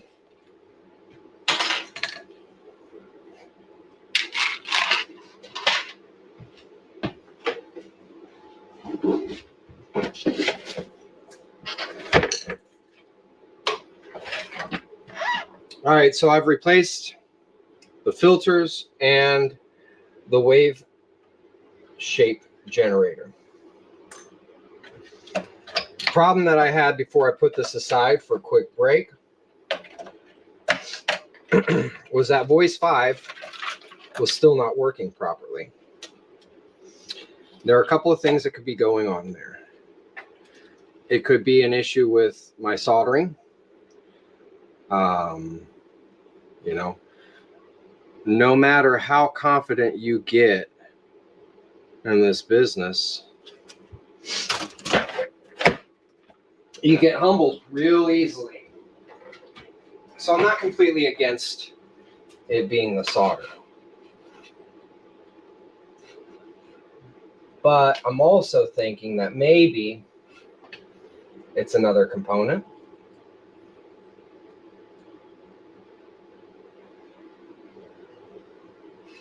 And I am just here preparing to show the circuit that I'm about to work on. All right. 106. First thing I'm going to do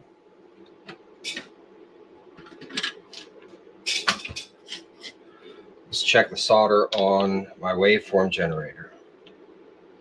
All right.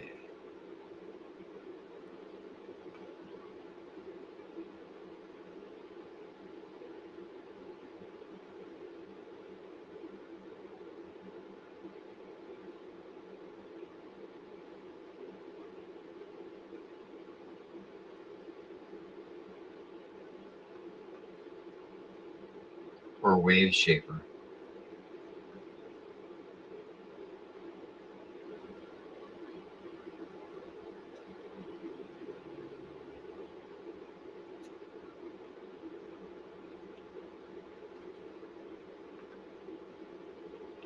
All right. Solder is there.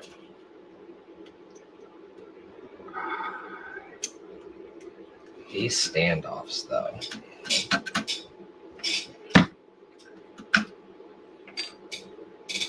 Let's do some continuity checking, shall we? All right. So here, let me just go ahead and draw a little bit. This is the VCA VCF, right? You got two chips, one per voice, and then you've got your wave shaper, the MC5534, which two outputs go to the two VCA VCFs. Let me check them outputs.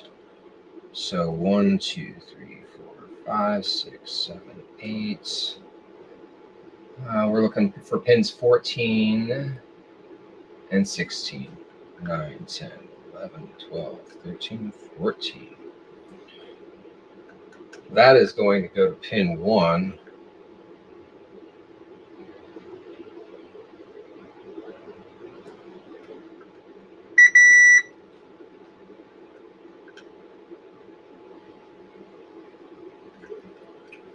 How many pins do I have? 1, 2, 3, 4, 5, 6, 7, 8, 9, 10, 11, 12, 13, 14, 17 total pins.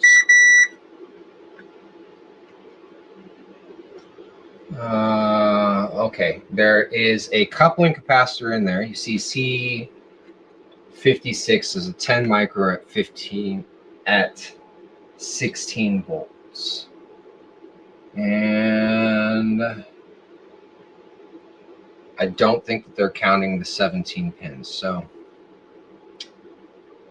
that's going to a resistor, a 39K ohm resistor. Is that right? Yeah, looks like it.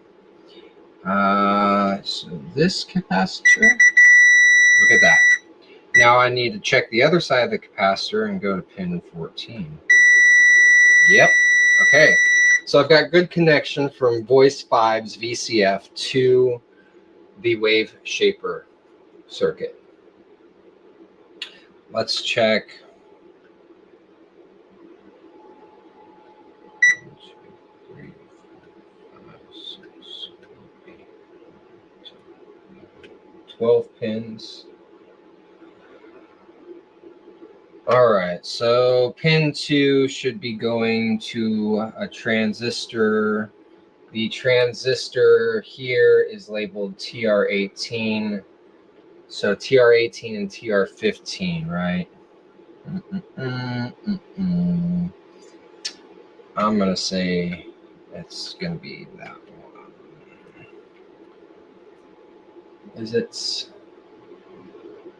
into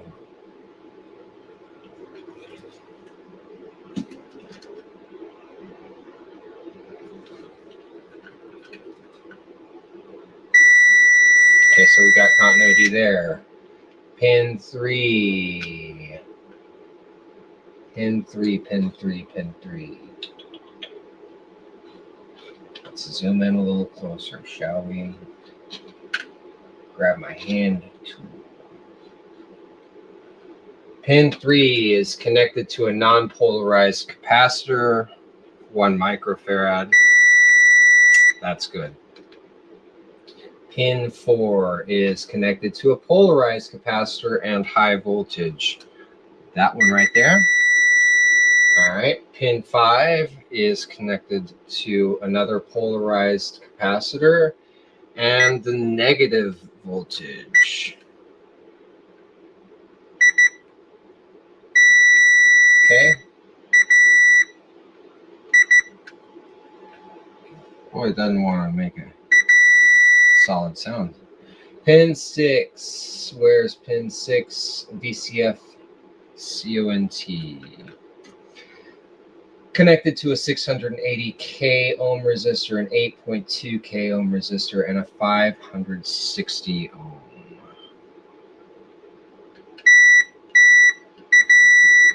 Good. All right, 7. 7 is to ground. Should be the negative side. Okay. 8, ground again. 9, VCA. That is going to an 82K ohm and a 2.2 meg ohm resistor. That one. Okay, so that's good. 9, that was 9. 10, test point 8. Uh-oh. No. There. And 11.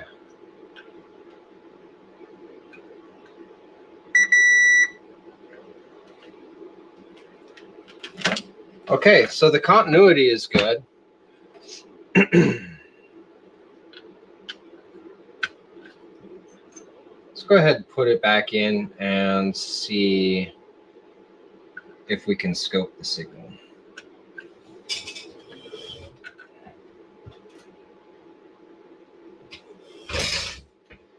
Kevin asking, is it better to use leaded or lead-free solder?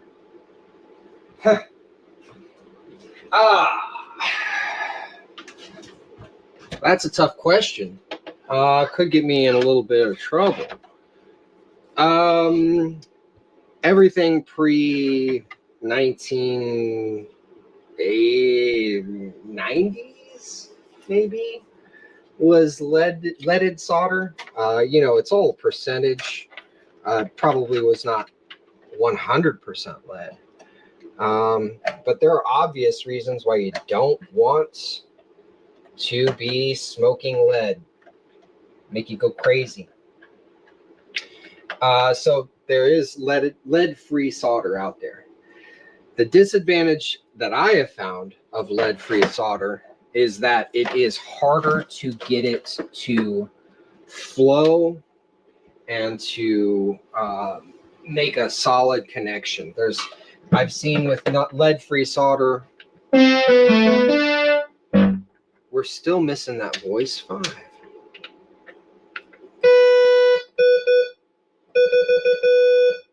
Dead.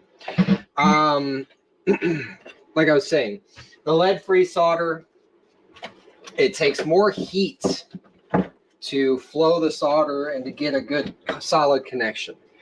I've had cold solder cases more often with lead-free. Leaded solder flows a little bit faster. You can definitely check and see that it's you can ensure the better solder connections. So is it better to use lead-free? It's better for your health. It's better for your sanity. But it can be frustrating and time consuming to get the temperature right where you don't lift a trace and where you actually make a proper solder connection. All right, so back to the situation at hand.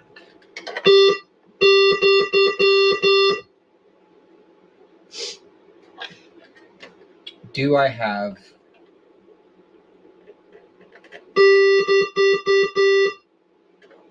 I do not.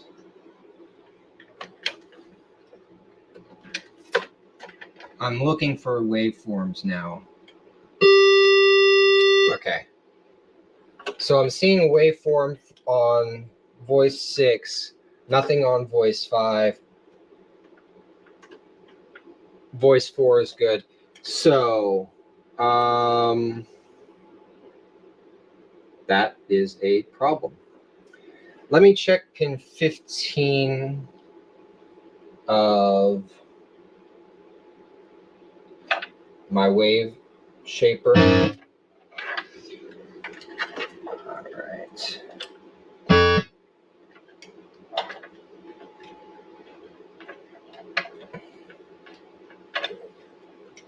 Pretty tight situation in here. I've got no output of that wave shaper, where the others I do. I hope that I don't have a chip that's bad here.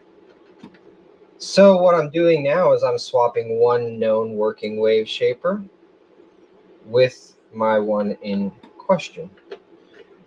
Power it back on in test mode.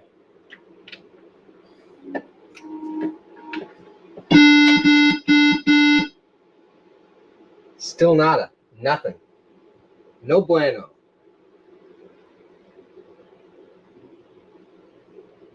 Could it be that 4052 that is failed? Yeah, it really could be.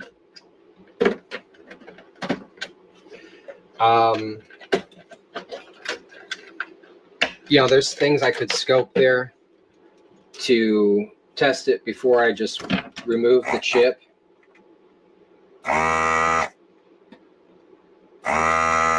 And this is just me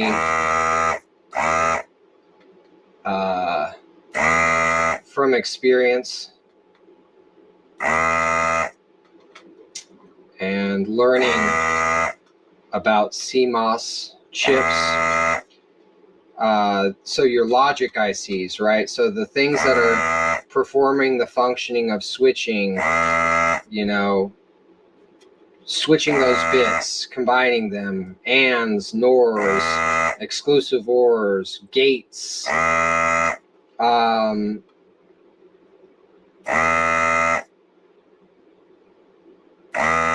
the manufacturing quality on them has changed drastically over the years. And so there are some CMOS and logic ICs that you can just expect to be at fault. Technicians might know what I'm talking about and say like a CD 4051. Notorious failings with those bad boys. 4052, not so often, but I have seen it happen. That's why I'm just kind of going straight for this. I could have scoped it. I could have taken a little bit more time to use logic and troubleshooting, but I've got a hunch and a desoldering gun.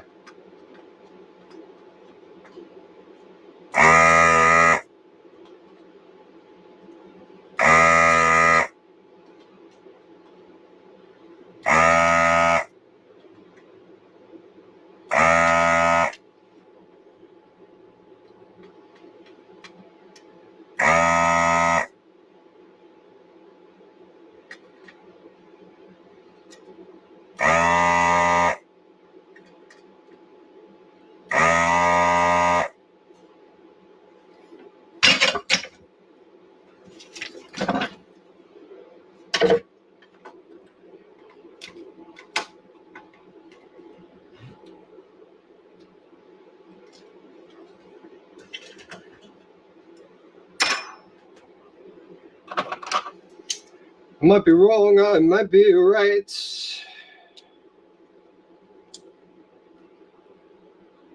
Looks like I'm wrong. CD 4052 is fine.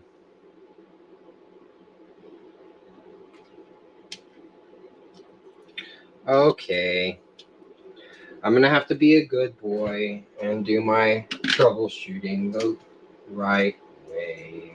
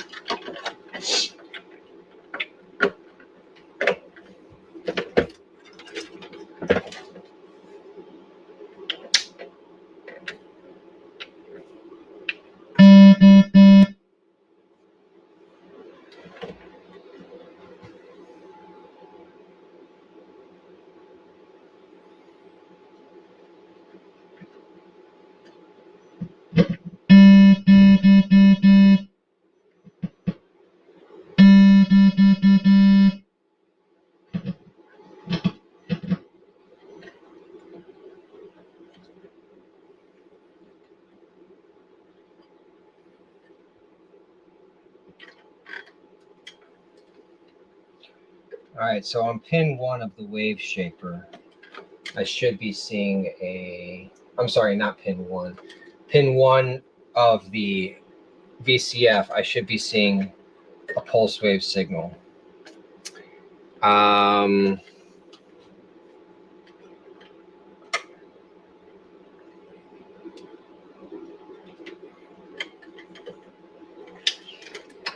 see.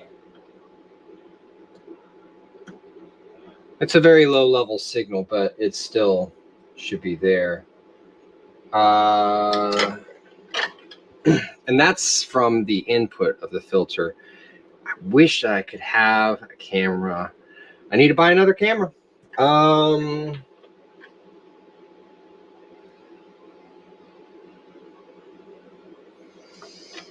Let me see about the sub out. So my wave out of that wave shaper, which again is coming into the VCF in, I'm also not seeing signal. So let me look. Definitely not. Definitely. All right. Couple different things. I'm suspecting TR19 if you're looking at the schematic, which is connected to pin 13, the sub X out. Either that's, well, we can check some other things. We check pin 3, the sawtooth output.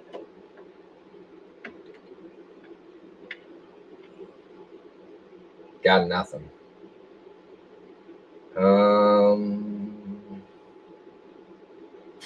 6. Notice I don't have anything because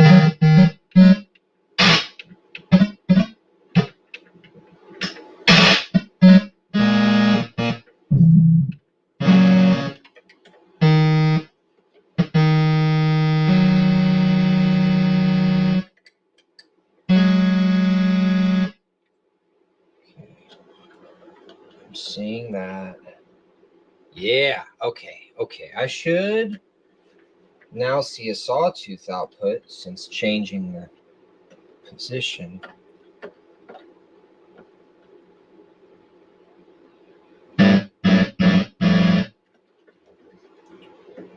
Yeah, big old sawtooth.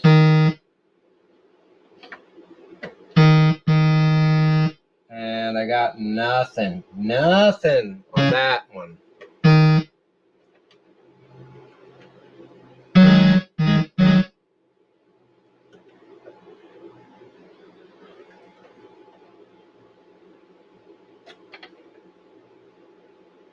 Huh.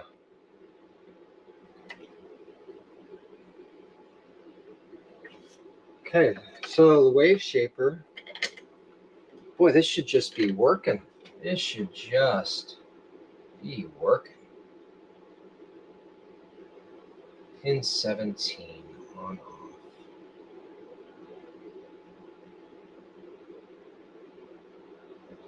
So if it's high, it's on. No, if it's high, it's off. Okay.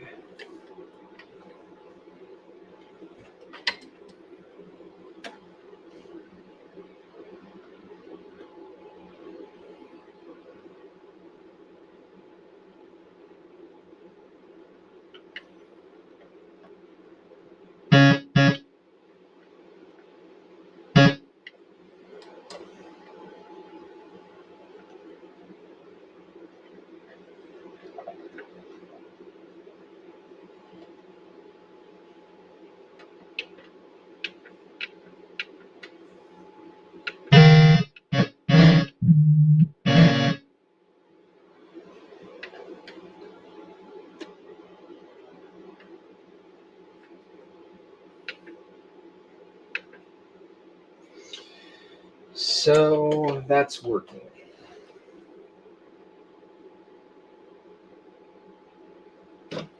Let's drink some water.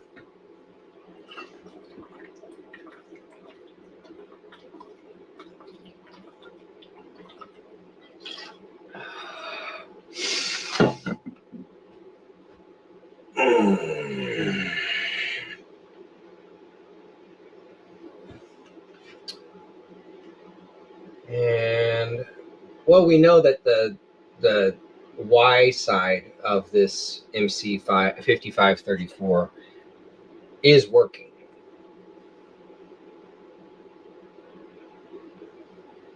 The X side, however, just doesn't want to do anything right.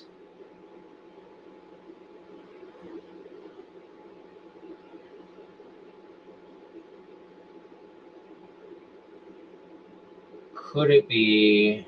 Oh, look at what IC24 is, huh? It's a 4051. Am I suspect? Yeah. Am I going to just pull it out and replace it like the last one? No. I learned my lesson.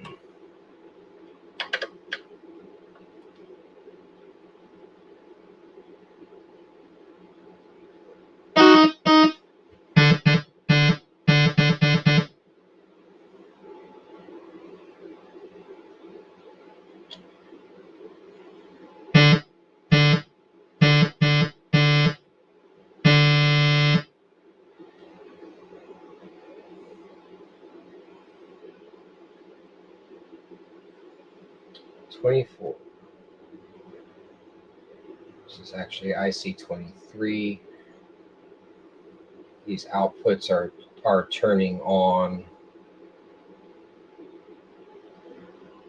whenever correct key is placed. So pin 1 and pin 5.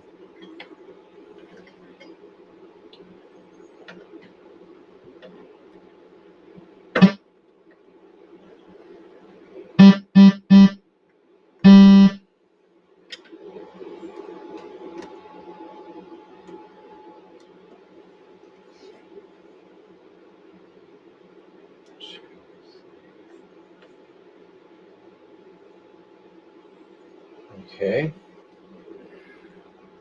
I'm seeing signal out of those two pins coming into pin 5 of 18. Okay, so I was looking at the wrong circuit. 18. TLO 64. Dang. 1, 2, 3, 4, 5. Cool. 6, 7. Nothing.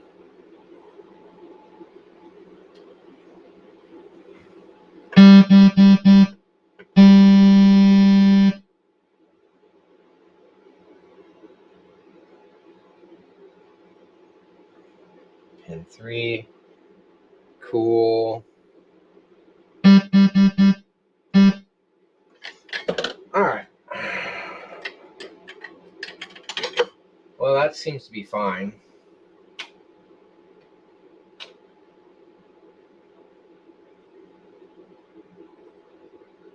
I was looking at the wrong thing, wasn't I? XC and XY. No, I was looking at the right thing.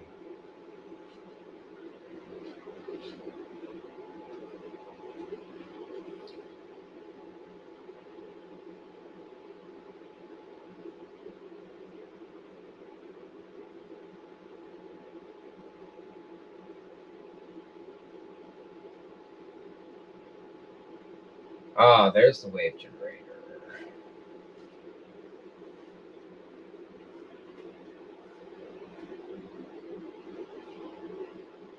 Circuit description. So I need to be seeing a clock at pin 1 of that DCO.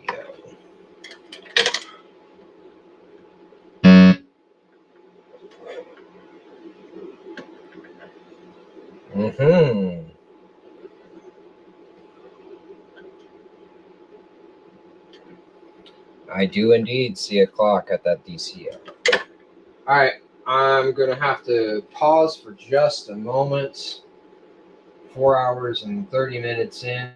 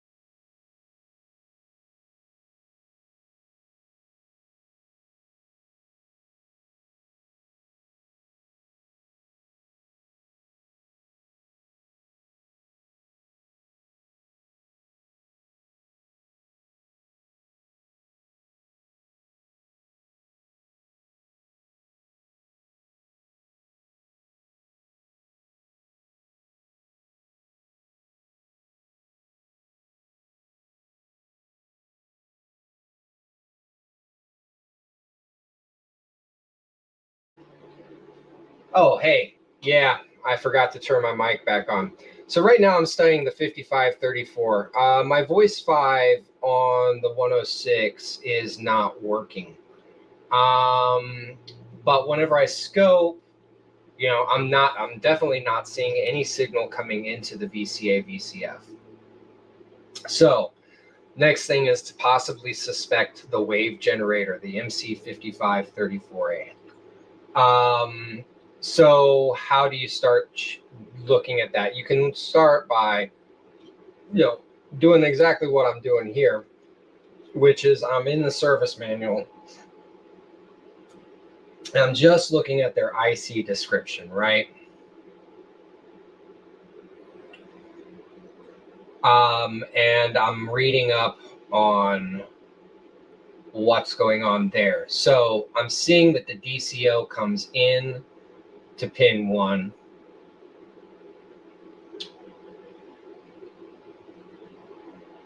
And the control voltage goes through the 4052 and comes into pin 2. And that's separated with the capacitor between pin 2 and 3.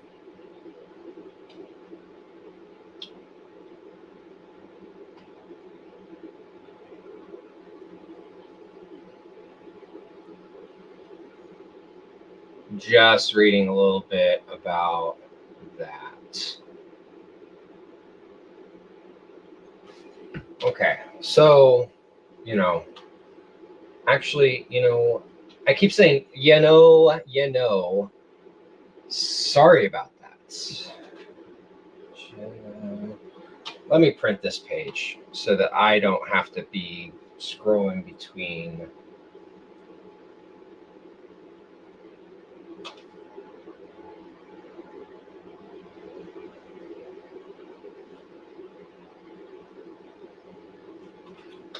So I don't have to be scrolling between the IC description and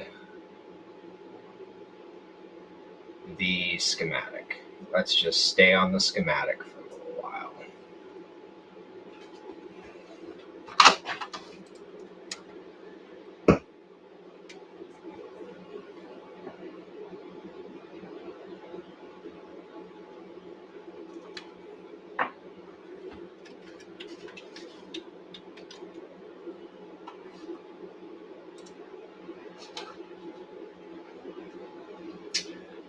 Well, I was hoping that my printer would work, but it's not.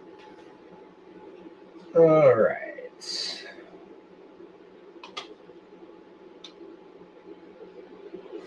If I recollect correctly,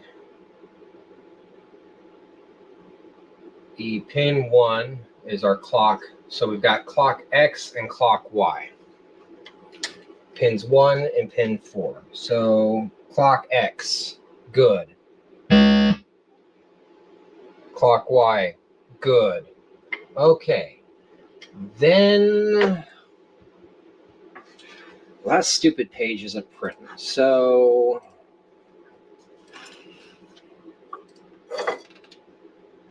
Roland, Juno, 106, service.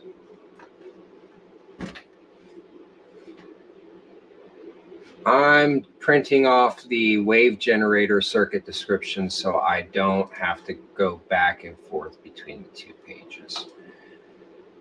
And I can hopefully just keep the schematic up and work from there.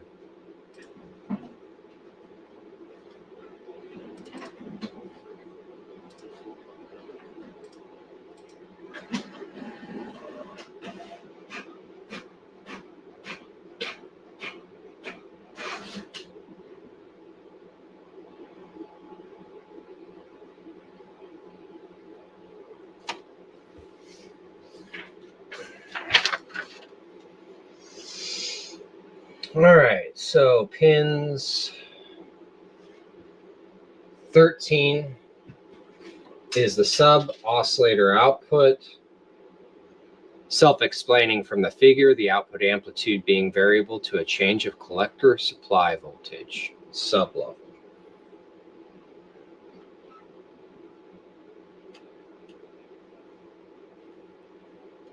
Okay, so yeah, so the sub is connected via collector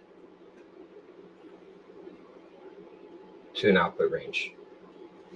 Okay, so maybe, well, that's just the sub output though, and I'm not getting any output from 5.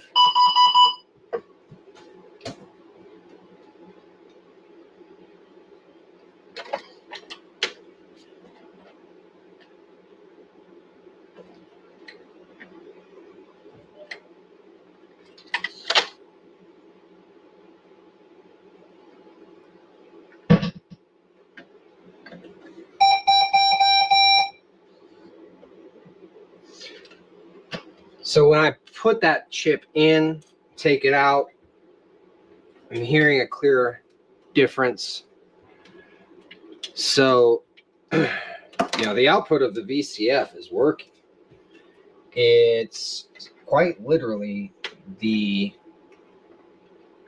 it's got to be the wave generator. Something with the wave generator is not triggering to turn on that output. My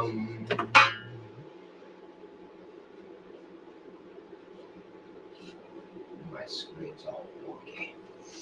Okay.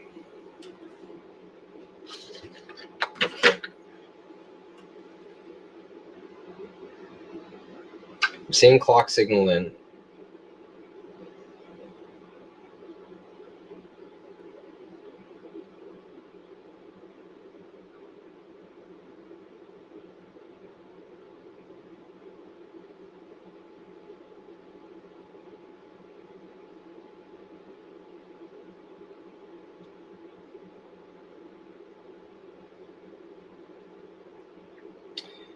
DCOCV charges C54 through R85.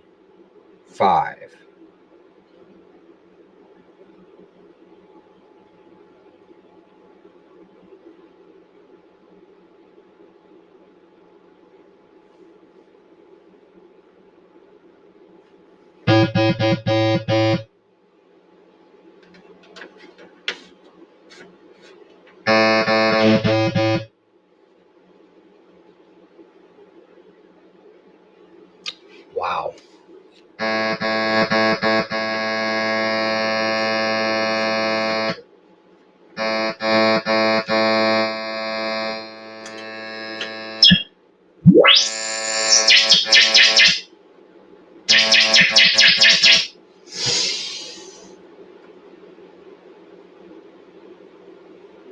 What else is connected to the 5534 that could be causing this fault? I wouldn't suspect a pulse wave modulation control voltage.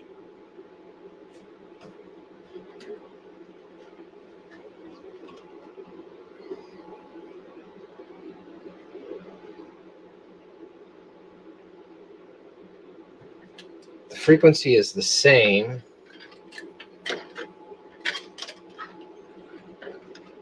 For the clock inputs, right? We've got a frequency of 110 hertz. Okay, that changes. So that's working. 2, 3, 4. Yep.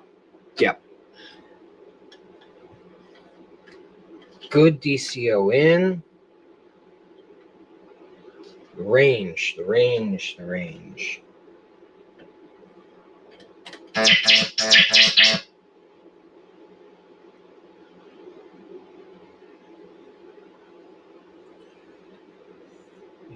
2, 3, 4, 5.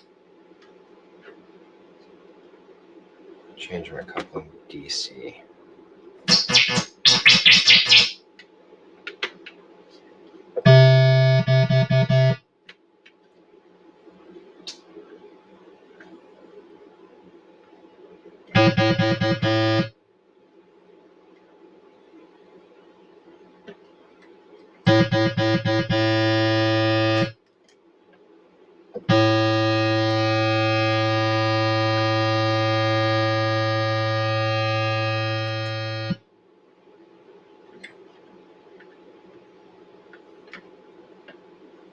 The output's just not there.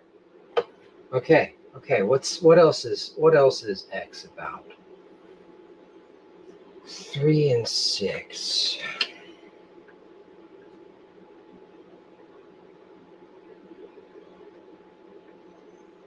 Okay, so I'm seeing a sawtooth output of pin 6. I mean, I hate to say it, but could that be bad? 3. Yeah. Yeah, so sawtooth output, X out, pins 3 and 6 are good everywhere else. Not good for that voice 5. Clock is good. Voltage rails would affect both. Sub out shouldn't be an error.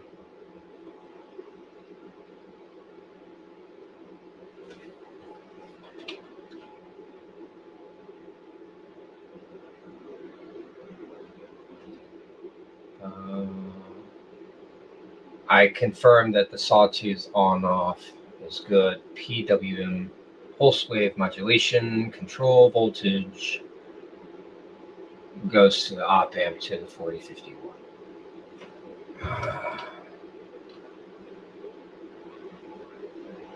If I were to expect that 4051 to be bad,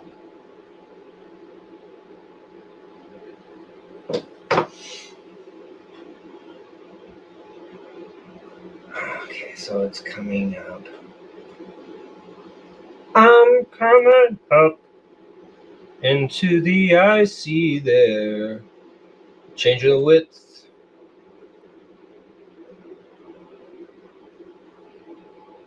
I absolutely understand that I am a goober,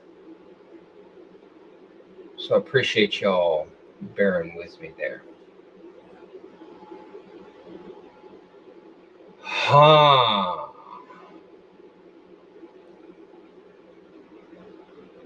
Could it be a bad capacitor?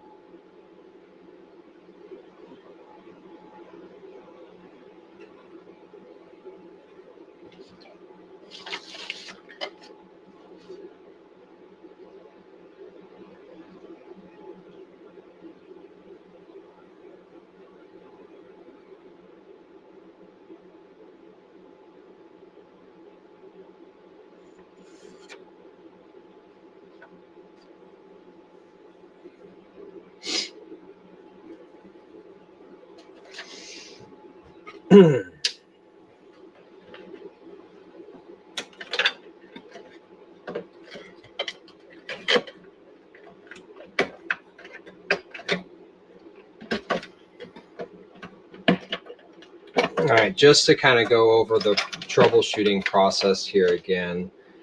You know, I've confirmed by swapping chips that the chips are in good working order. They work in any position. The only voice that I have that's failed is voice 5.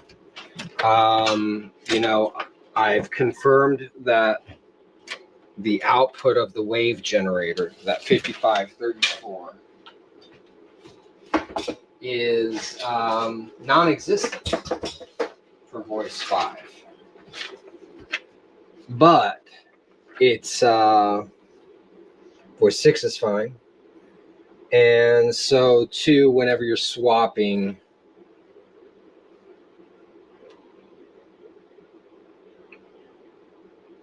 chips, the problem stays in the same area.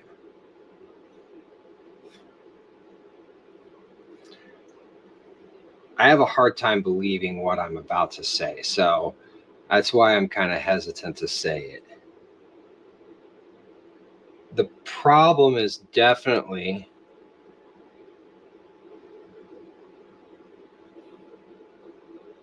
at the wave generator.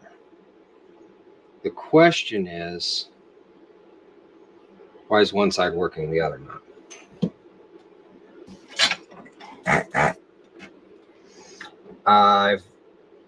I took out the CD4052 and I had a whole little rant about logic ICs, which I don't even think I finished that rant. Basically, I just letting people know that the old logic ICs can be prone to failure. As a tech, you'll see CD4051s causing faults across a variety of vintage synthesizers. And that was basically how they were made in production. So when you see, people saying, static from your hand could short out and cause chaos on a circuit board, what I've found is that most of the time, I stand on top of a rubber mat and I discharge myself if I go somewhere else and come back. B, I found that the vintage synths, those logic devices, those CMOS devices, are massively susceptible to failure by static electricity. And that really that comes down to how they were manufactured back in the 70s. Manufacturing processes have improved greatly, and those chips are much more reliable, dependable in newer manufacturing. That being said, mistakes still can be made. I once had a synthesizer. I had a Moog that I was using logic and troubleshooting to basically find exactly what I was talking about, a CD4051 that had failed. And I got the synth back together again, thinking, oh, perfect, the problem has been resolved. And as I was testing it, yeah, that problem was resolved. But then I found another problem. I troubleshot, replaced another CD4051, tested. That problem was resolved, and another problem popped up. What I came to learn was it was bad batch of logic ICs from the manufacturer Texas Instruments, specifically during a certain date range. And so literally every synth that was built with those components, once those components fail, it's cascading. So I literally I found some of this information online through some forums, maybe through some Moog synthesizer forums. But then, I called and, basically said, here's my situation.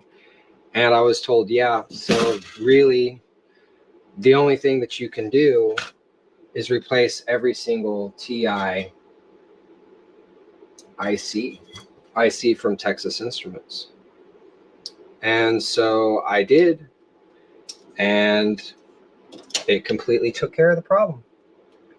Absolutely bizarre. But again, that's just how it goes.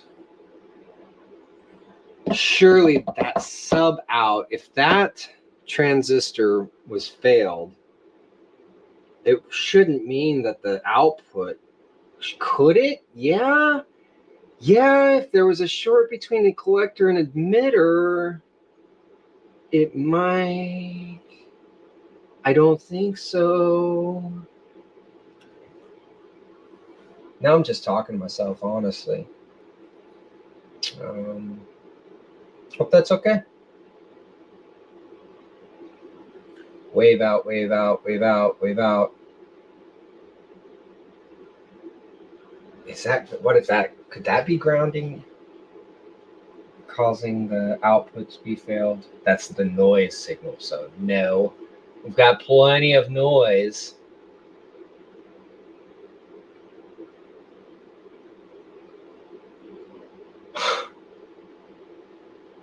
I can't.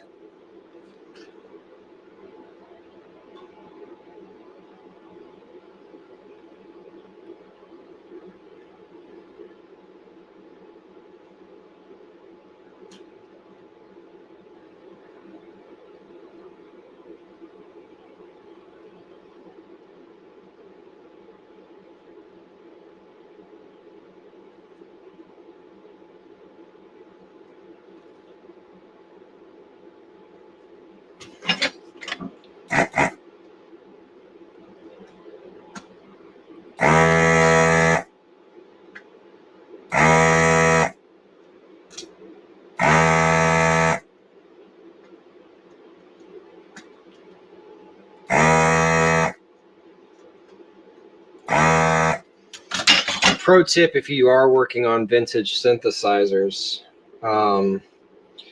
get yourself one of these devices. Can't even remember what this is called. Doesn't have a model number or anything on it. But that literally is a Logic chip tester, right? So I can take my CMOS IC, my CD4052, or in this case TC4052, put it in there, and it should read out CD4052, which it does.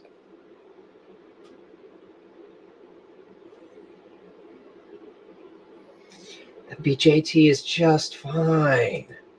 It's just fine. Okay. Why are you only letting out one voice?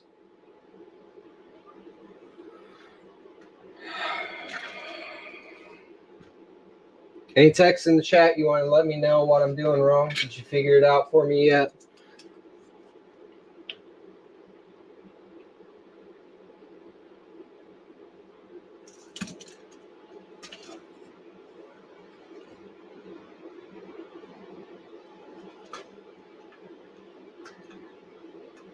I'm not doing anything wrong. The synth is doing something wrong. And it's getting to me a little bit. I'll be okay.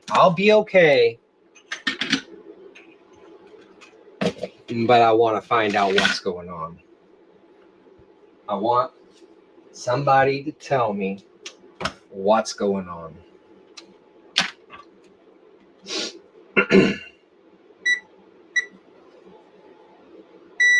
Unfortunately, in this business, that doesn't happen.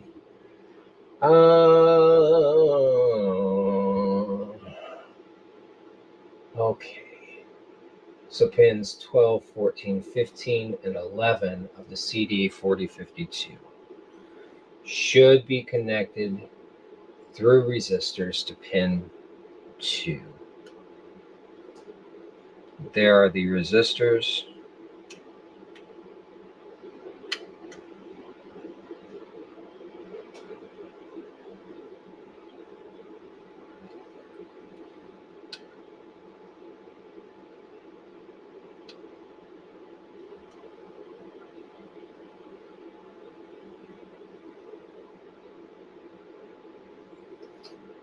Uh,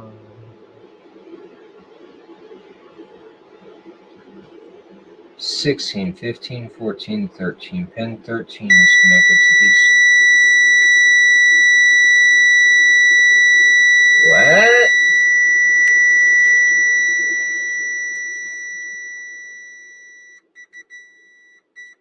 Okay, cool. Oh, so 2 and 3 are connected, huh? That ain't right. That ain't right. Pin 5 and 6. 1, 2, 3, 4, 5. That's right. You know that's right. So now I'm back to the capacitor that I suspected. I pulled and I tested.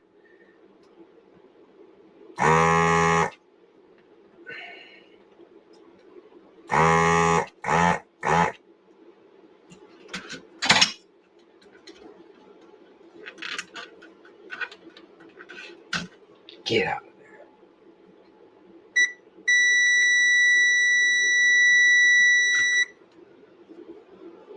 All right, so I found my problem. My problem is that pins 2 and 3 are shorted. Why are they shorted? Solder looks good.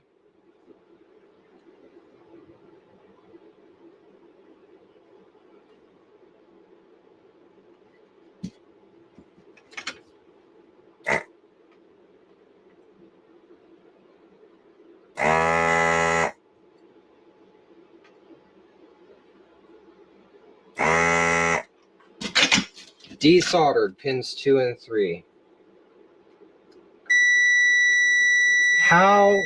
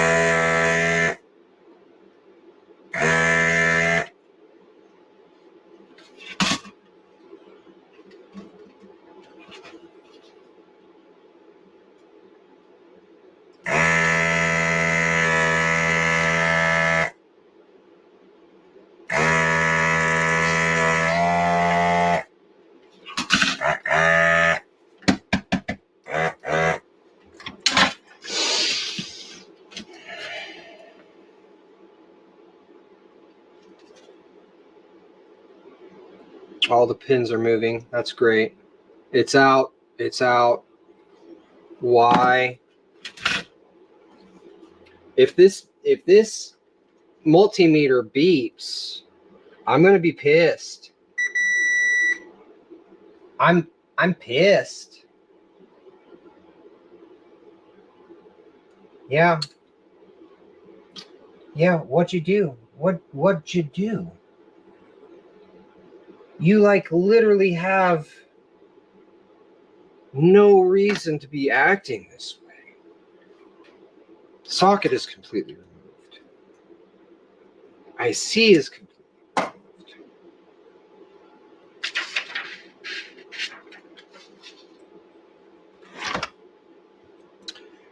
Anybody viewing? One person. Cool. That's probably good. I'm not freaking out at all. I'm just playing. You know, I'm cool as a cucumber. This is fine. Everything is fine.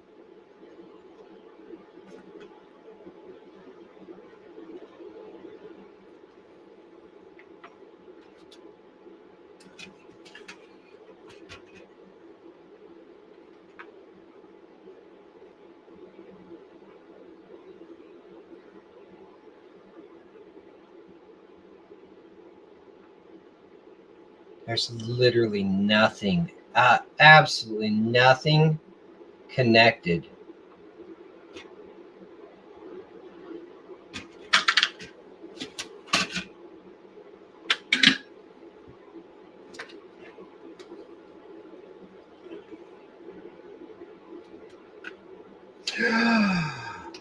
Ooh.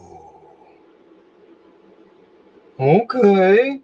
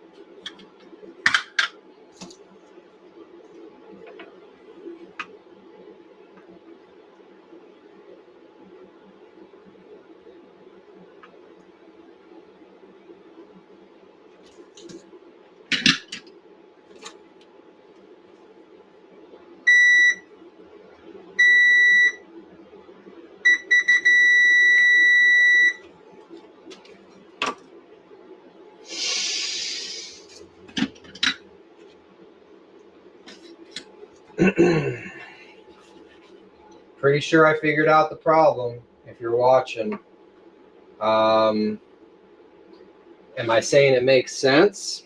Not really.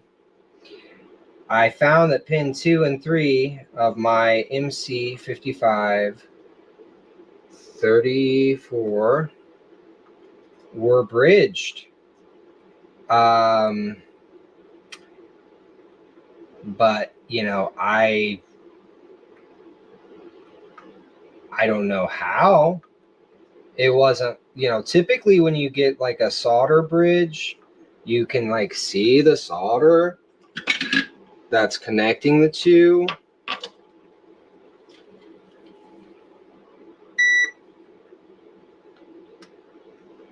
it just read it as a short between pin 2 and 3.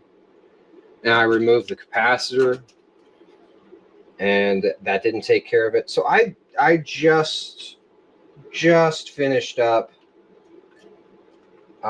pulling the socket that I had installed. And when I originally tested, like, it still showed it acted like a short. So I just basically took my soldering wick and flushed that hole again. And then that took care of it.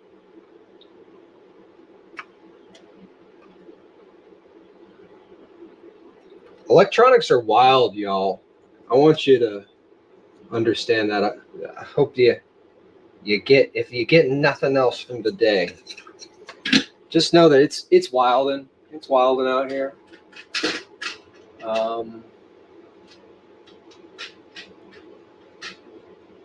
Thankful that I've found this, you know, through the good old means of troubleshooting, right? Cut a problem in half. Confirm, oh, it's not the chip. Confirm, oh, I've got no waveform coming into my filter.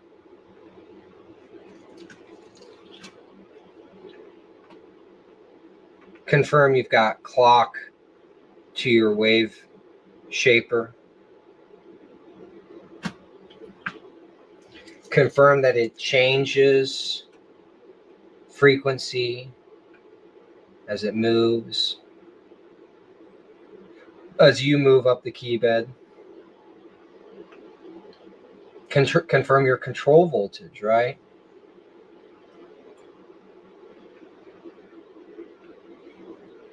And you get to a point where you just whittle it down and you find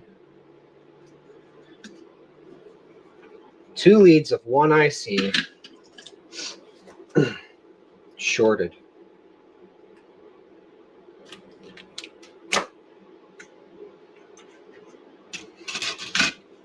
It's acting fine now.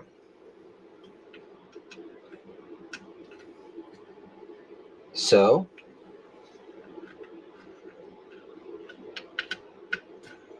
let's see.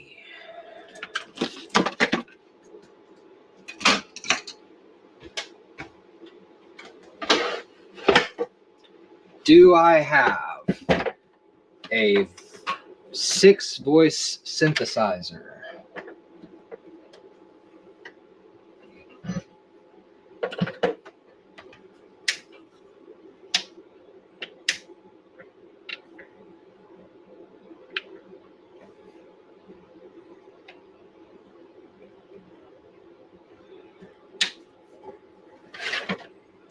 It would help if I put the board in. Excuse me.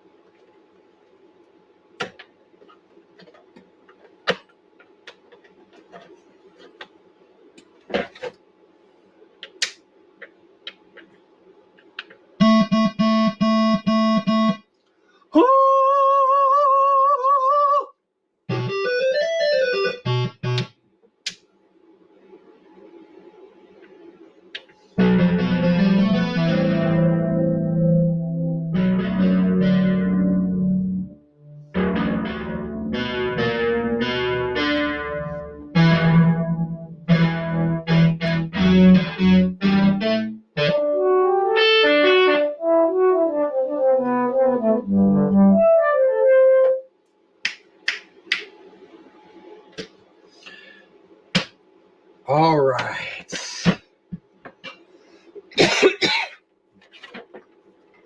We are past that challenge. Yay!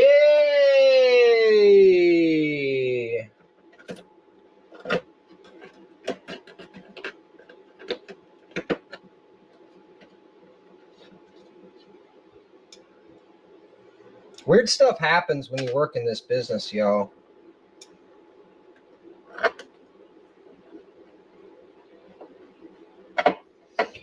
I love my job. I really do. I think that I have one of the funnest jobs. It's just it's rewarding in a lot of ways, but at the same time, you come across a lot of weird stuff. You know, today, you've seen a challenge with that Casio SK-1 where I very lovingly took it apart and it stopped working. I've got some suspects. I have some ideas on why. But I'm not going to go into it right now. What I am going to do is I'm going to continue on with this work with the Juno 106, right? We've confirmed that the voices are working. Let's recap the power supply. Replace the battery.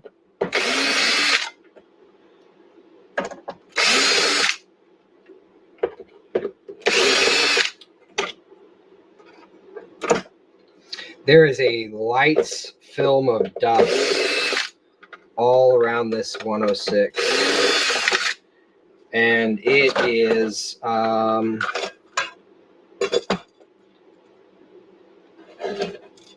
result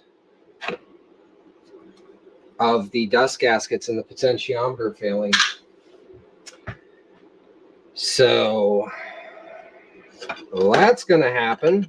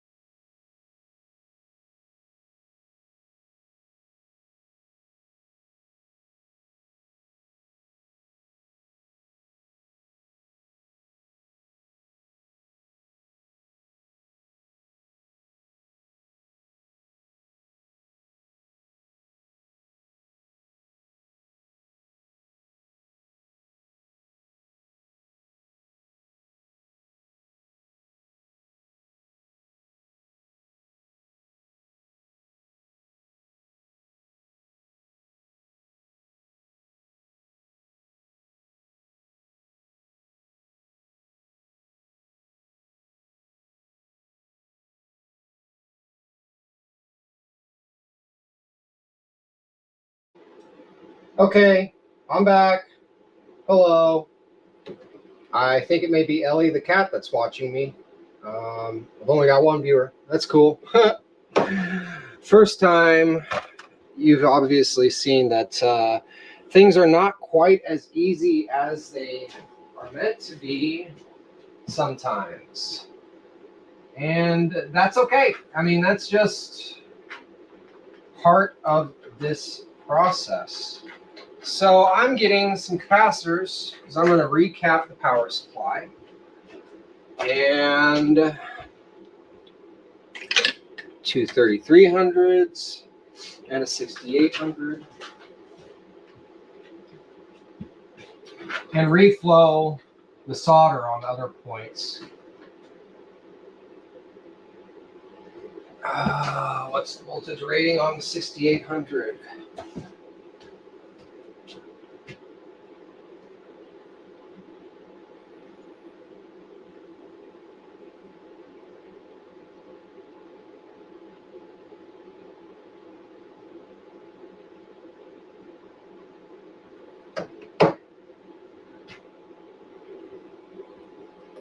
Hey, if you've been watching this, I really just want to say thank you. I know that this might not be the most exciting stuff in the world sometimes.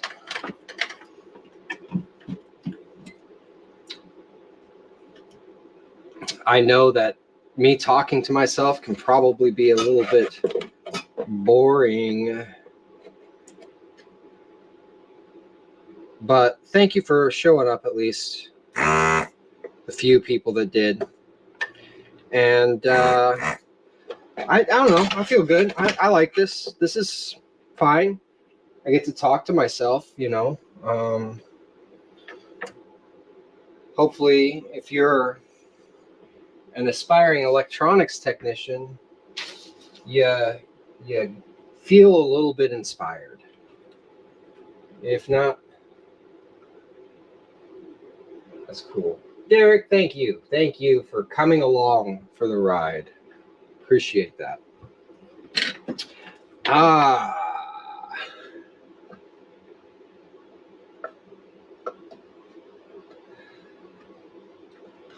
So replacing capacitors in the power supply. Right now, they're fine. It's not like I'm replacing them because they failed. You know, the power supply is working. I was able to get the voices going. Big issue with this particular repair was that voice 5 having a shorted pin between 2 and 3. And we looked, as I was kind of going over this, we looked at the circuit description for that wave generator. And that timing capacitor is what creates the sawtooth waveform. And so that short was basically shorting all of the waveforms, because instead of that capacitor charging and discharging at the proper time like it should have been, it was doing nothing. So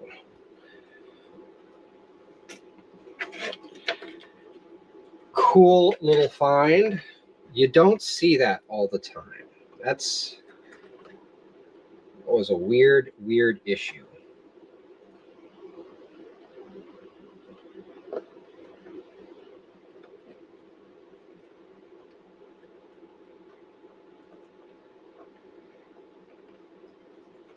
Okay, so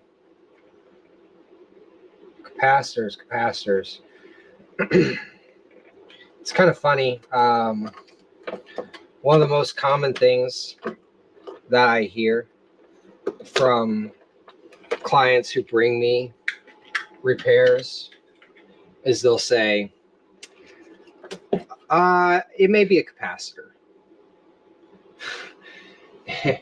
And like I was saying, components fail. You know, capacitors fail a lot more often than other components. And that's because of how they are built, right? So a capacitor has like conductive plates with a non-conductive element, just separating them, right? And the electrolytics inside these capacitors dry out over time. And it typically happens when the instrument has not been in use. So if you've got a synthesizer and it stays in a closet for 30 years, the first time you turn it on, those capacitors may fail. And that is because they haven't been used. If you want your synth to last long time, you don't want to pay for a repair. Use it. It's like the human body, right? I did my activation exercises this morning because you need to use them joints. You need to get your body moving. Otherwise, you're going to have troubles. Use it or you lose it.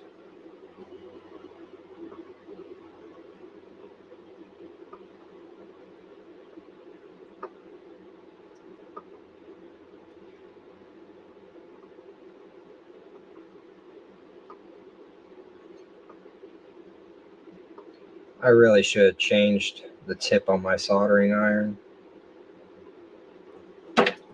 Yeah.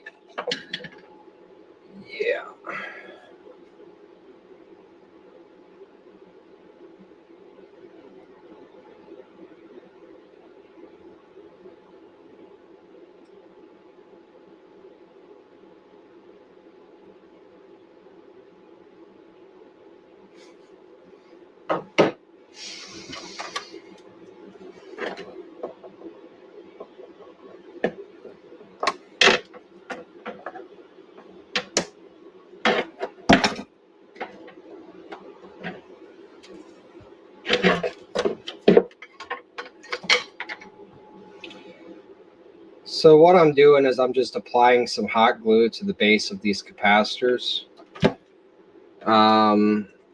Is it necessary? Probably not. But what happens is sometimes if there's not something holding it, right, and these things get bumped, they can break that solder lead. So this is just to try to keep it in position so that there's as minimal vibration as possible. And you really only do that with the larger caps. I'll be replacing these smaller caps on this board also, but I won't be gluing them.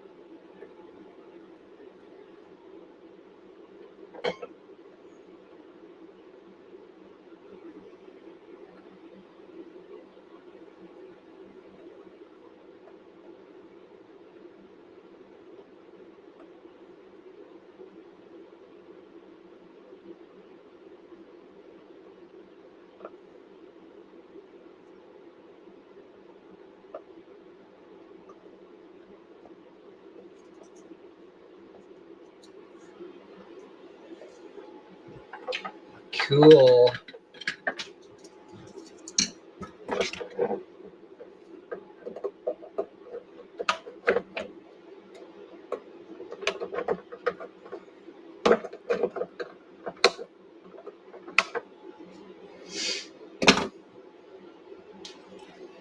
Let me grab a towel, protect the keyboard.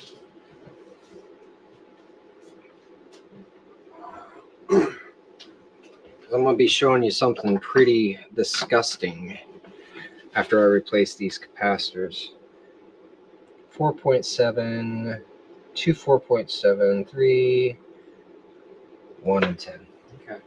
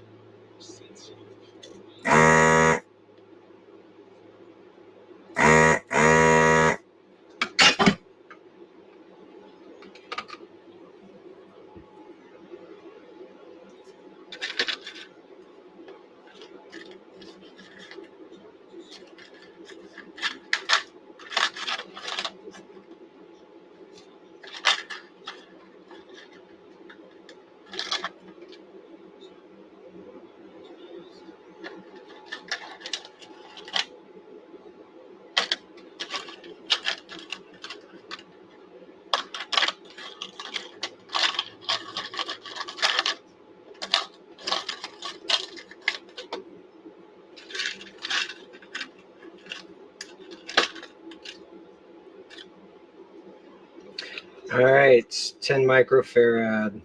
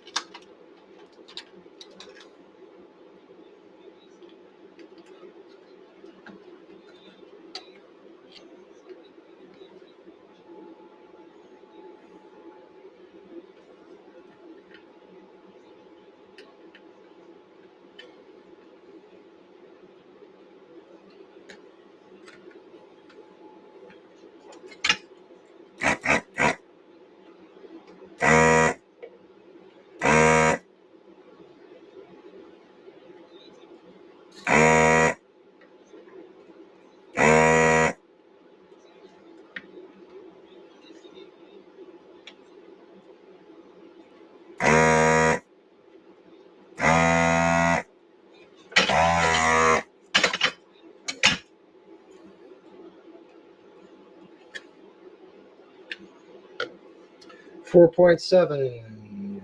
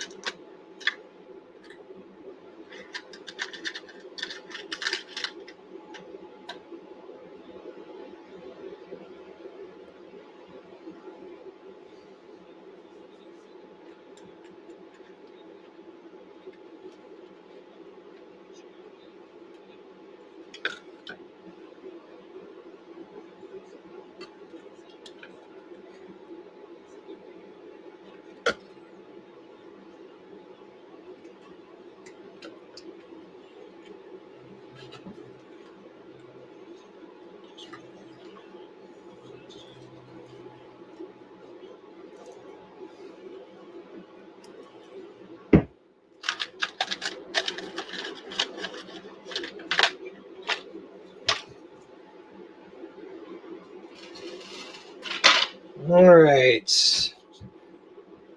capacitors replaced.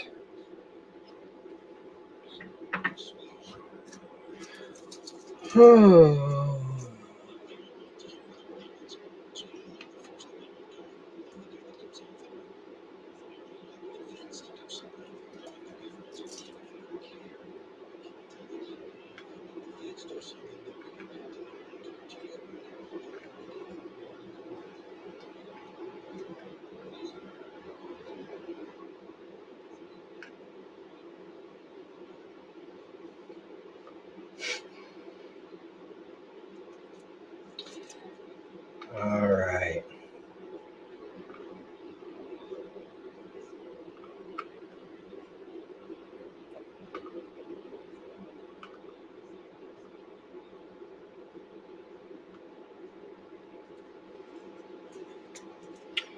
And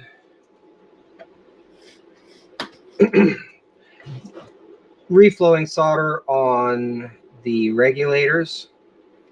Basically, these are what controls the voltage levels at different points. You know, the power supply has got a positive and minus 15 volts, and then a 5 volts output.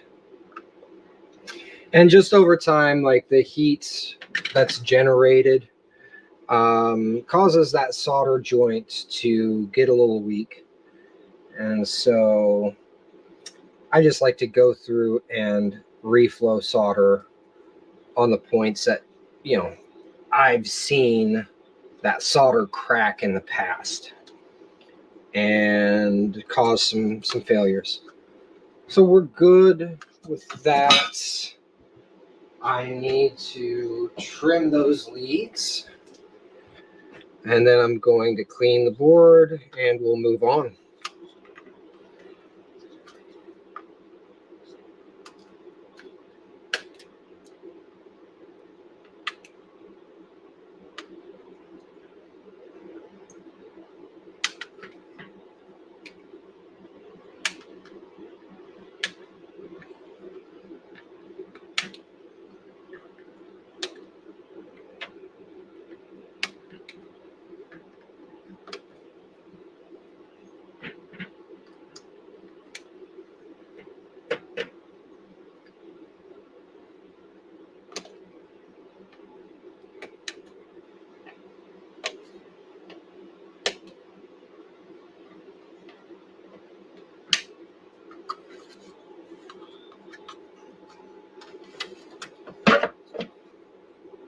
Okay, capacitors replaced.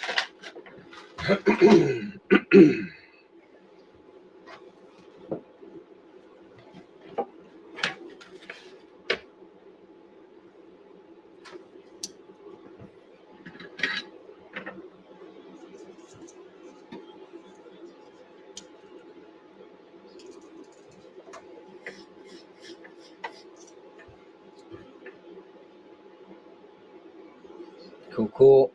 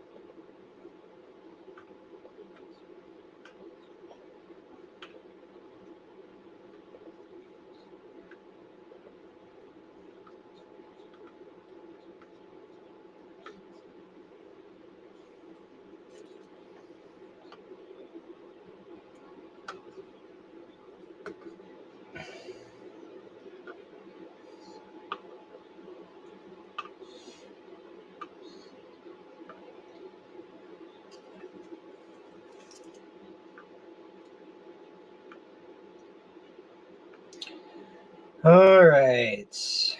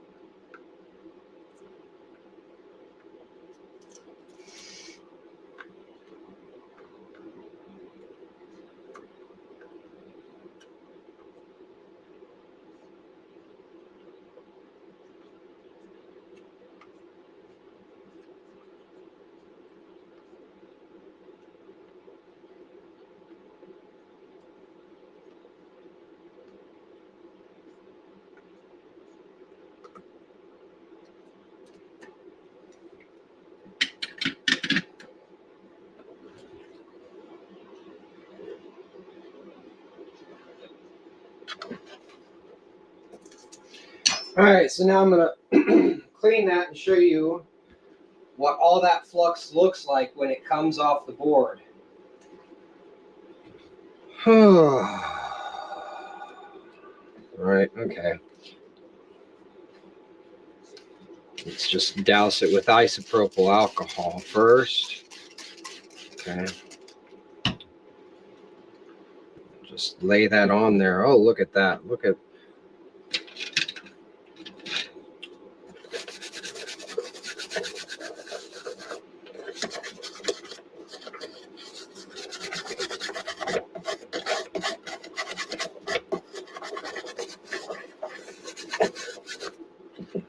I mean, look at that.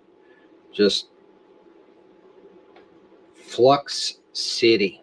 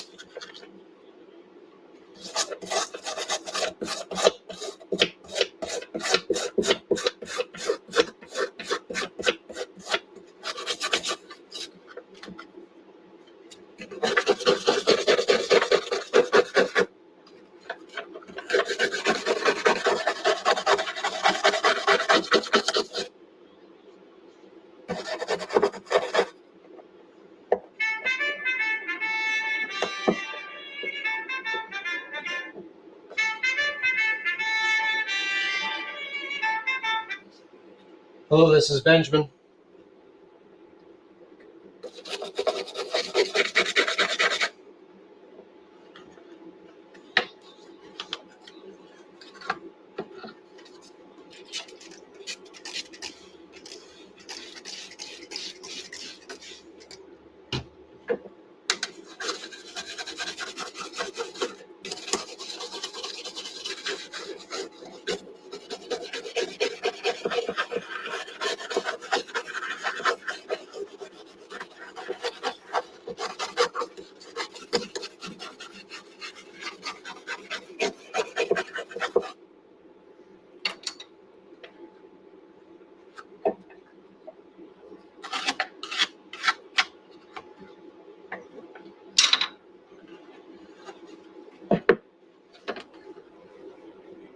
Cool. Cleaned.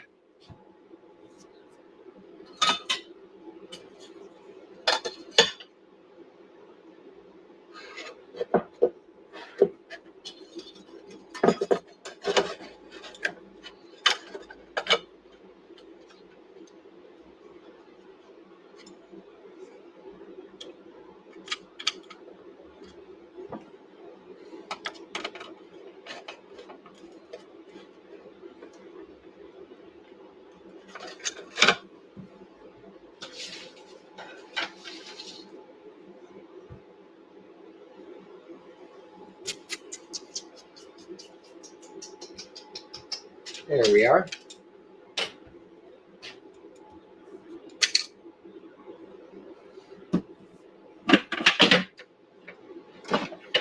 Magnetize.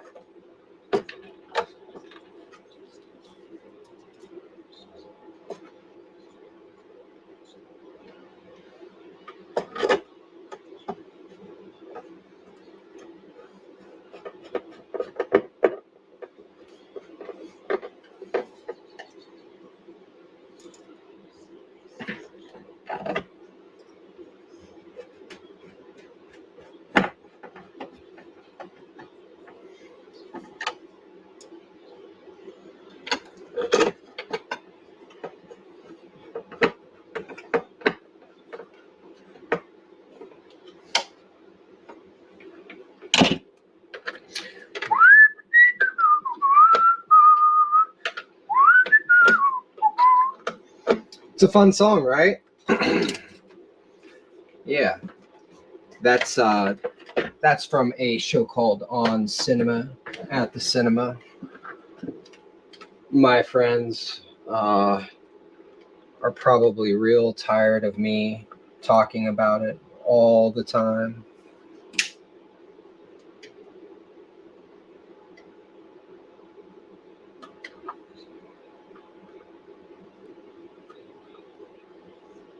Cool. Voltage rails are looking good. I will need to adjust them a little bit, but I'm going to get to work on replacing the battery on the CPU board.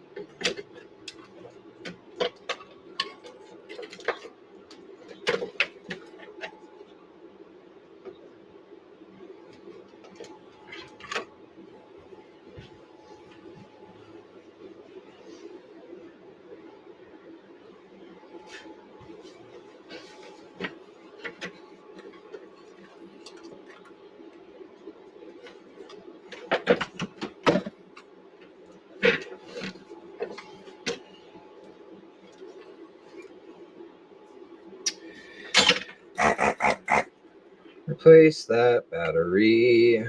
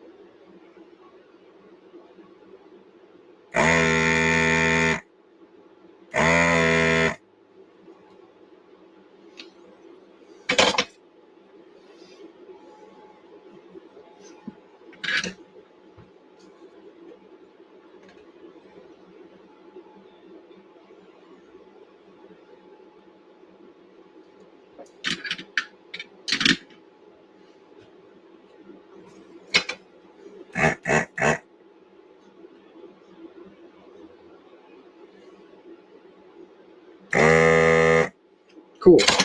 Cleared out them holes.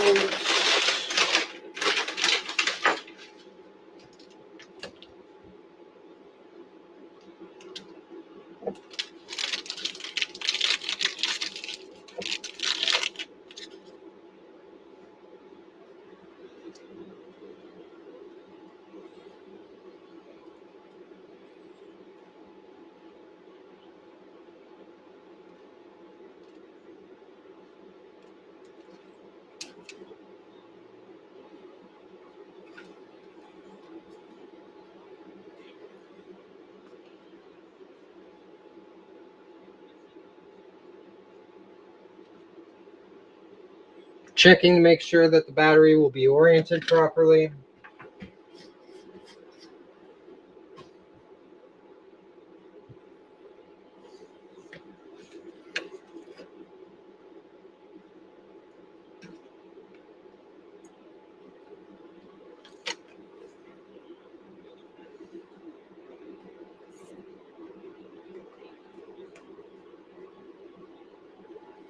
All right, battery holder is installed. Why do I use a battery holder? It was a soldered in battery.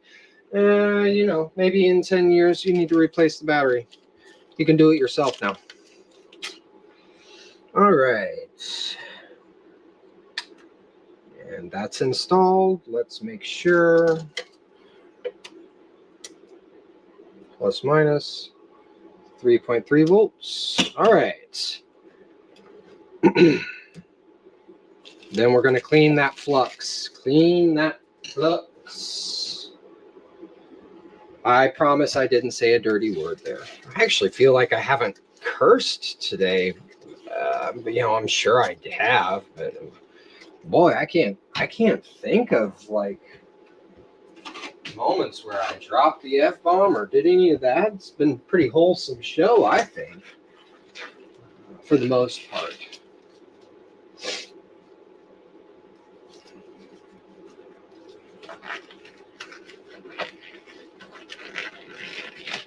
Gotta clean that flux.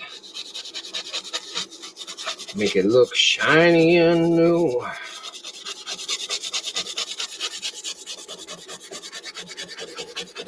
Here's an interesting one.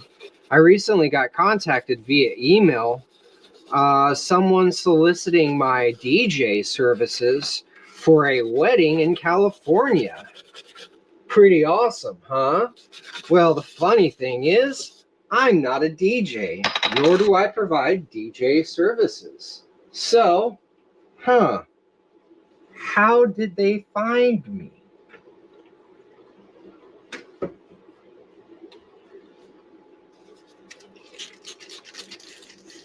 And if you found me, how did you find me? Let me know in the comments. Like and subscribe. I'm playing, y'all. You can do that if you want, or you can't. You know, it's up to you.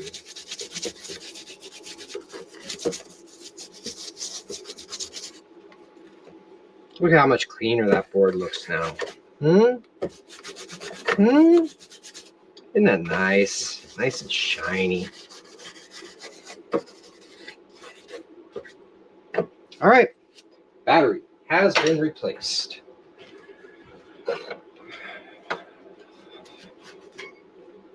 Yes.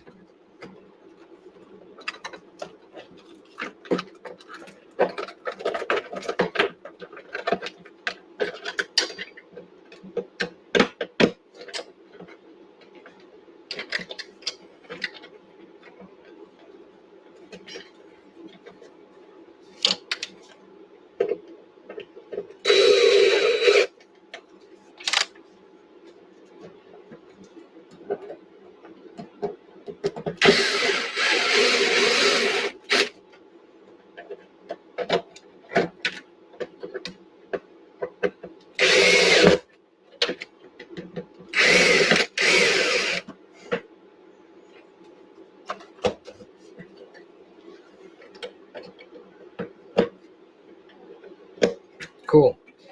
So what's going to happen here is that now that I've replaced that battery, I'm going to have to reload the sounds.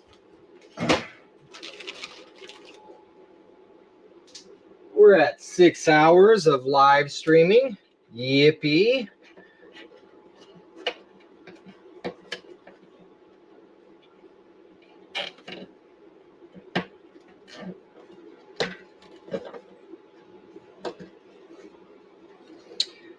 All right.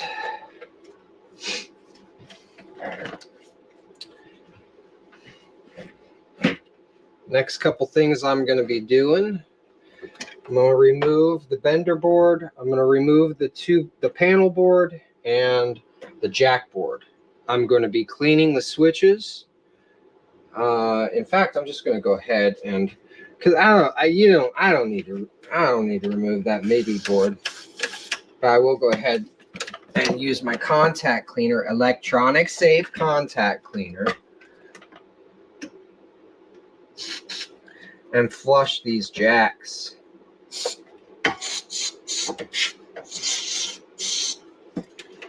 You always want to flush your jacks. Oh. I know y'all love the view of my head like this, so I'm just gonna try that a little bit more often, I think. All right, let's pull. Oh boy. Oh boy. Get all of these knob caps off. Potentiometer caps. All right.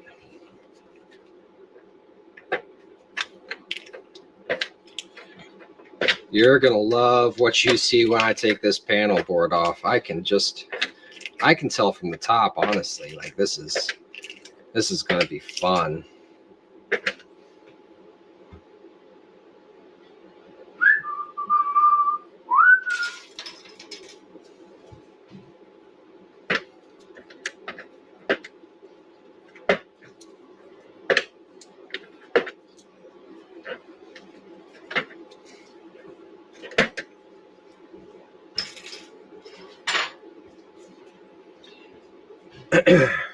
Drop a big hell yeah in the comments if you want me to whistle more while I work. All right.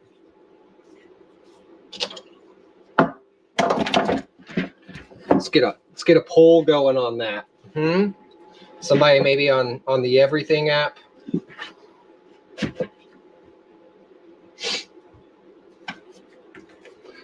All right. Gotta cut.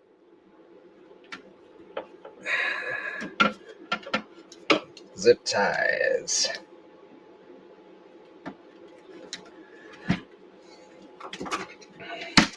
Haven't taken a lot of photos. I should have probably taken more. It's just that I've done so many of these 106s, I don't really need to for my own sake. So this is much more for you, the client, or whoever's watching.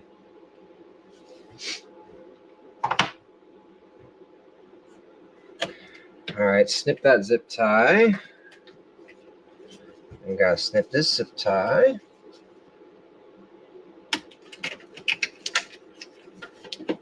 Don't cut no wires though, okay?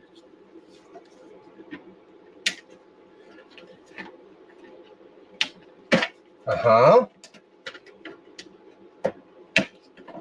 Yeah. Yeah, baby.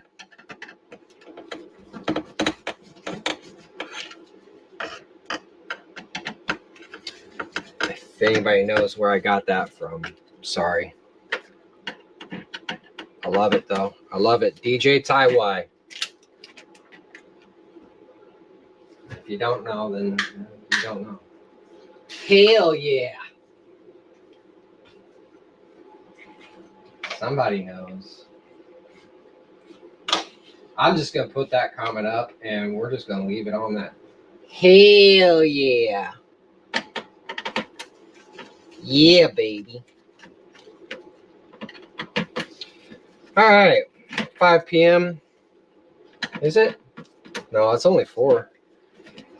I told myself I would only stream 6 hours, but you know what? We'll just keep going here because I got to get this thing done. All right, here's where you're going to be like, oh yeah, that's beautiful. Look at that, right? Oh, what am I looking at? What's so beautiful about that?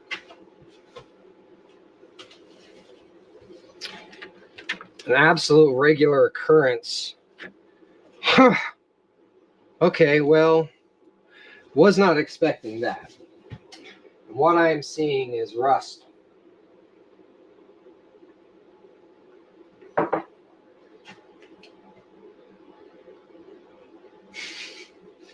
Beep, boop, boop. Thank you, Derek. Love you, buddy.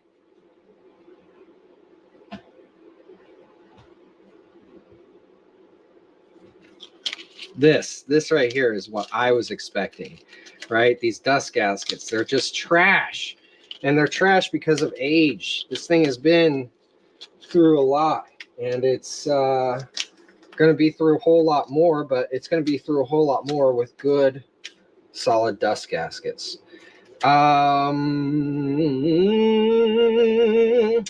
So I need to clean that up, obviously.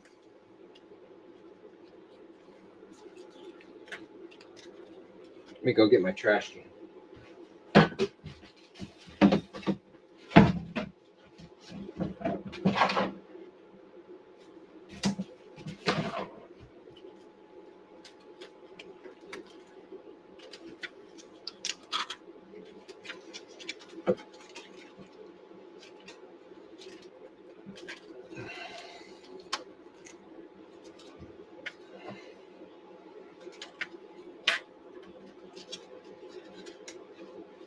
Absolute nastiness. Go ahead and remove those switch caps. Ew.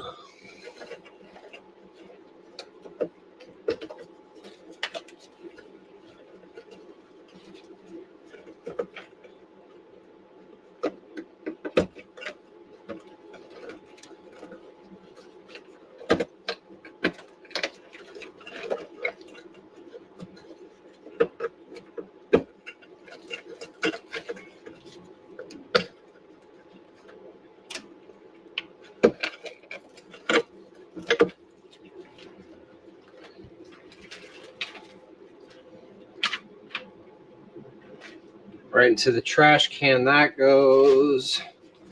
All right. What I was not expecting was to see this. Look at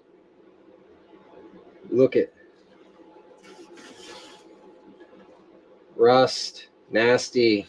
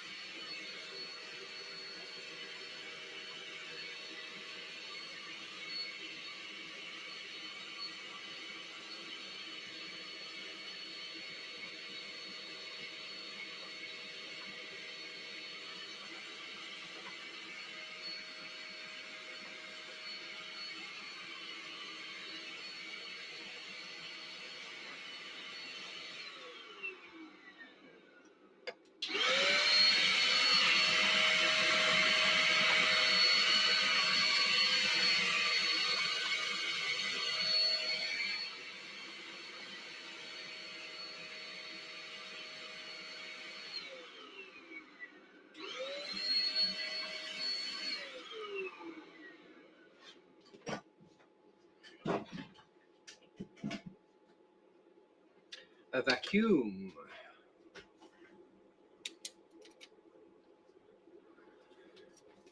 All right.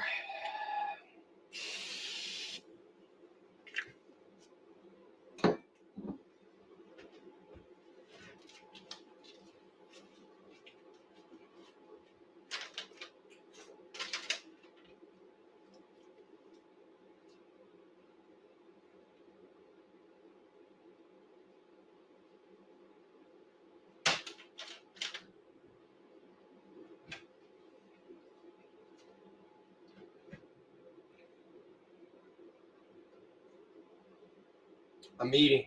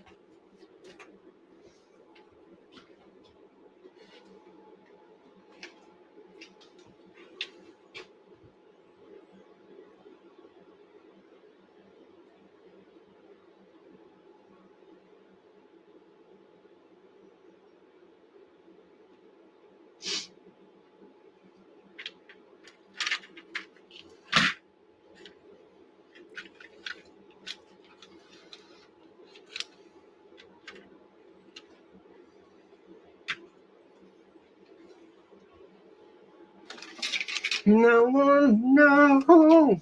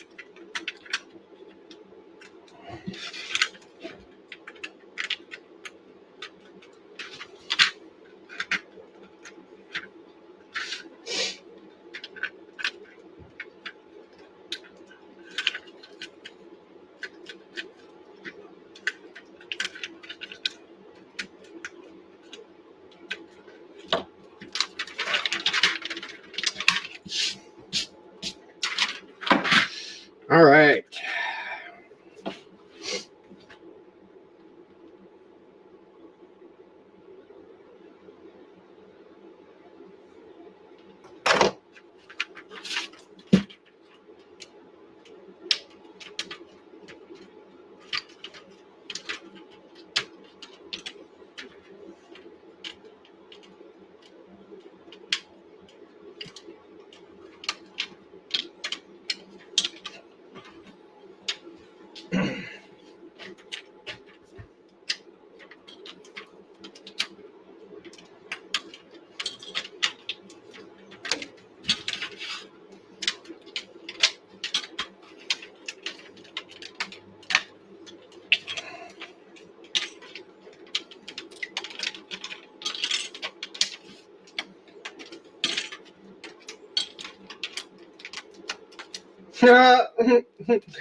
I just realized something. I've been working on these boards for over a dozen years. I'd never realized that they show me the color of the button overlays. Isn't that handy? Okay. But I'm going to mute the live stream here for a bit because I need to turn on my air compressor and I'm going to clean this board. Be right back.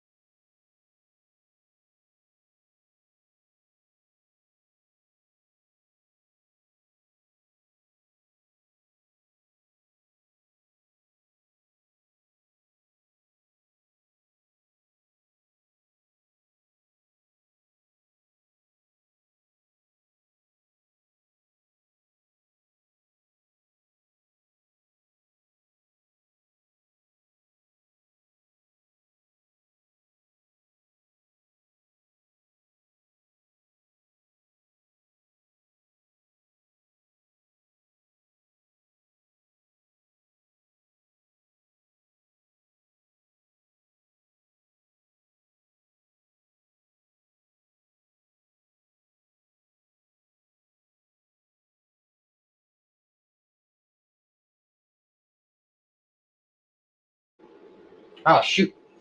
Once again, forget to unmute my microphone. Hello? I see somebody's joined me. 6 hours and 30 minutes into the live stream. And I am working on the panel board of a Roland Juno 106. Right now, I've just basically removed the panel board from the chassis. And I have cleaned the switches.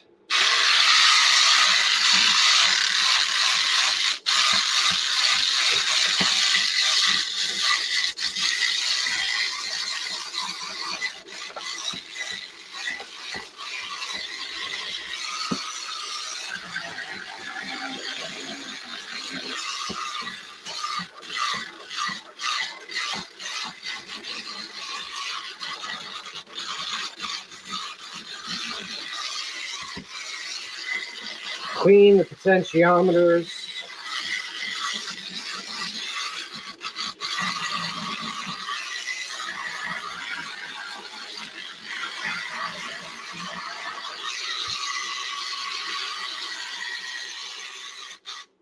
Oh, it's a slide switch. I just got this brand new tool, and yeah, not many instructions on it. So just learned that it's a slide switch, and that's going to be handy.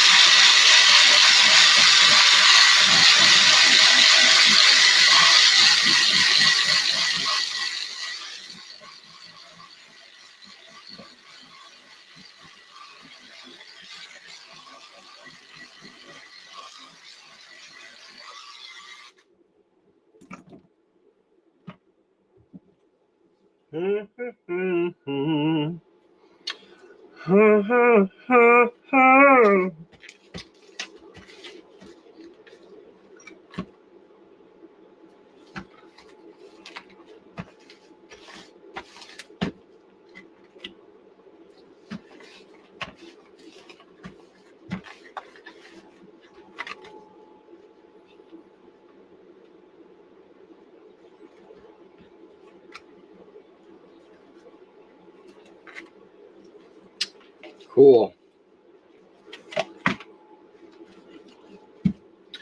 Looking better.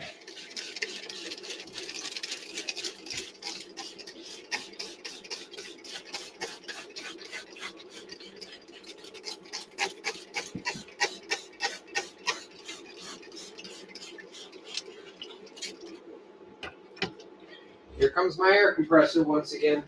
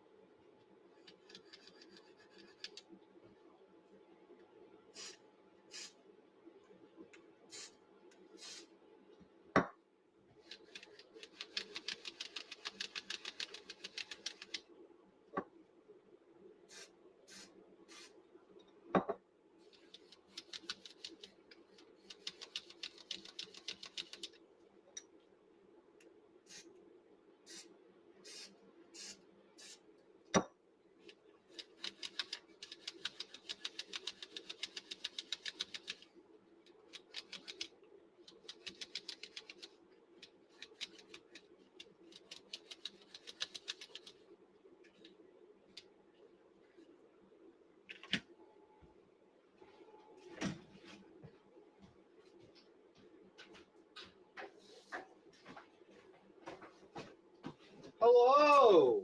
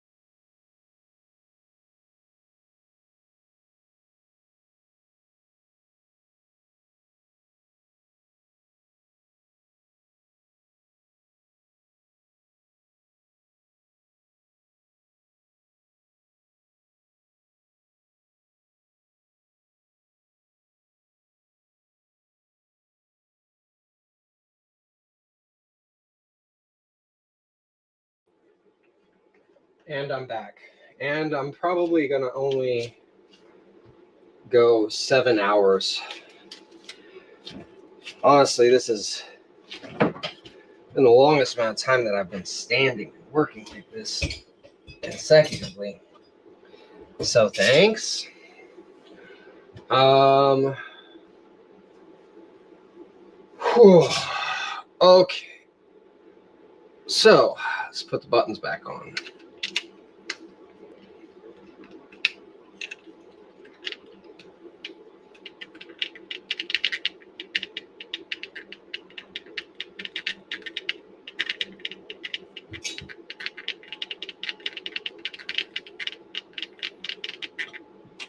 All right, all right.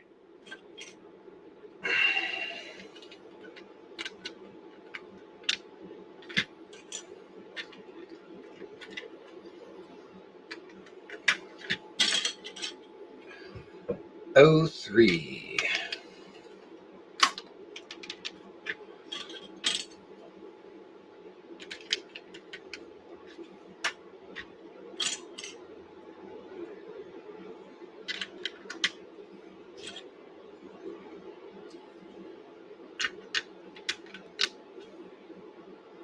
Ooh, who's that little guy?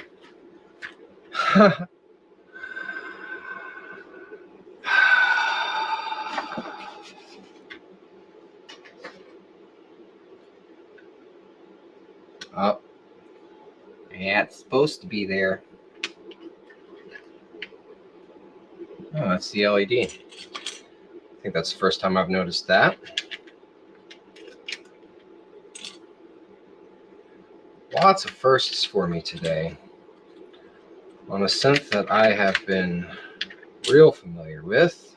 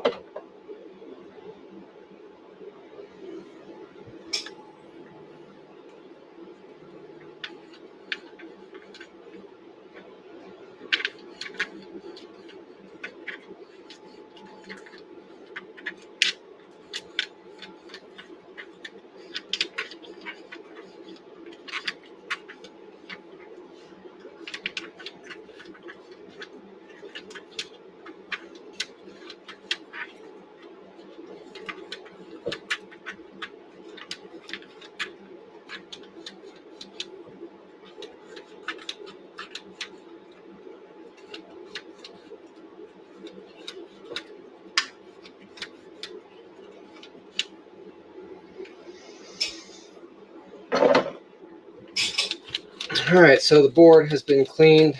Potentiometers have been cleaned and lubricated. And we are about to move on to the next step. The next step is installing new dust gaskets.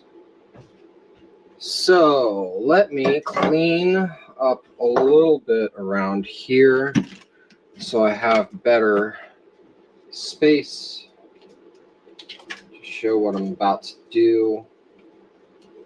What I'm about to do is like pretty basic. Kind of what I would say about most of the repairs involved with the Juno 106. Again, you know, I'm saying that because I've just been doing so many of them. Still love the synth. It's a great synth. The DCO is stable, reliable, oscillator. Okay. Cool. You can see it. So, what am I going to do? What am I going to do? Well, I'm going to get out my handy dandy epoxy, get out some applicators.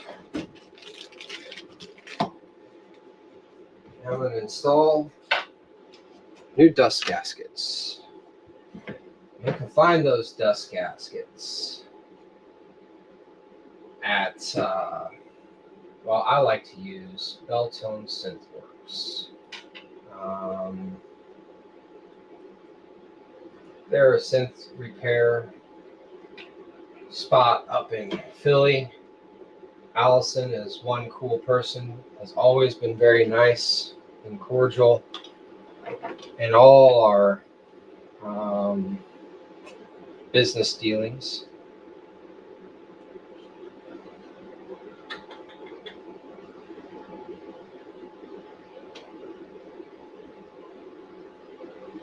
And right there, you can see she's got one of those 6 parts, memory moog, battery replacements, yeah, and sliders, gaskets. And those are indeed, sorry, slider and switch dust gaskets. These have been properly cut and are very good products. I highly recommend Beltone Synthworks. I appreciate what they do. I appreciate Allison.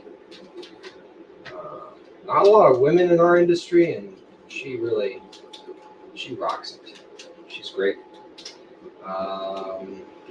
Yeah. All right, you're going to hear the air compressor again probably here in just a moment. I'm only going to stick around for about 6 minutes.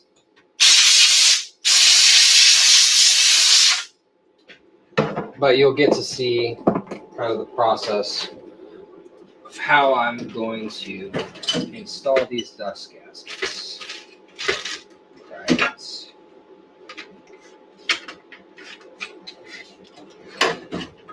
Use an old business card.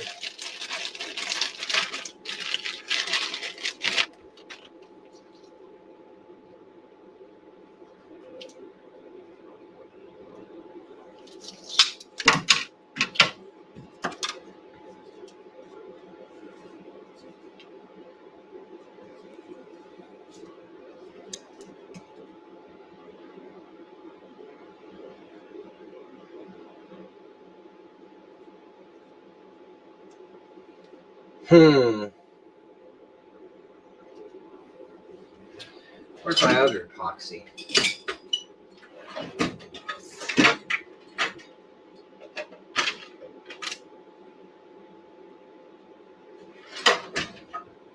It's time for me to make more orders. Okay.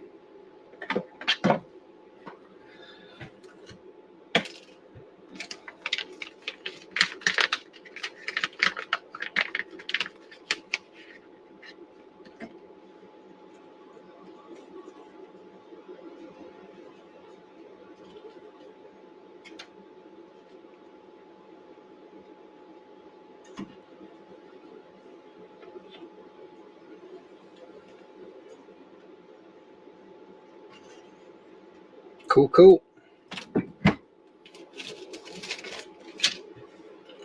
It's application time.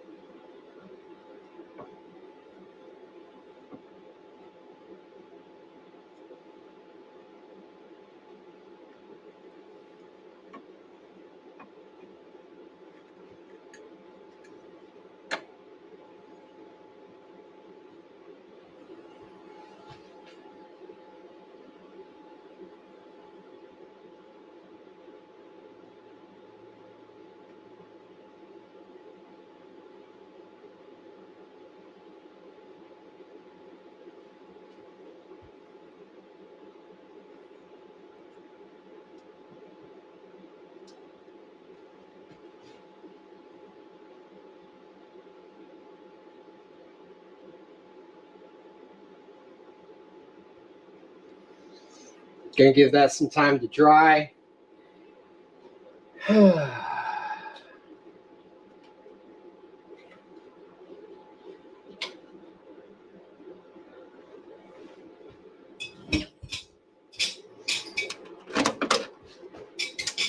Thanks for joining me.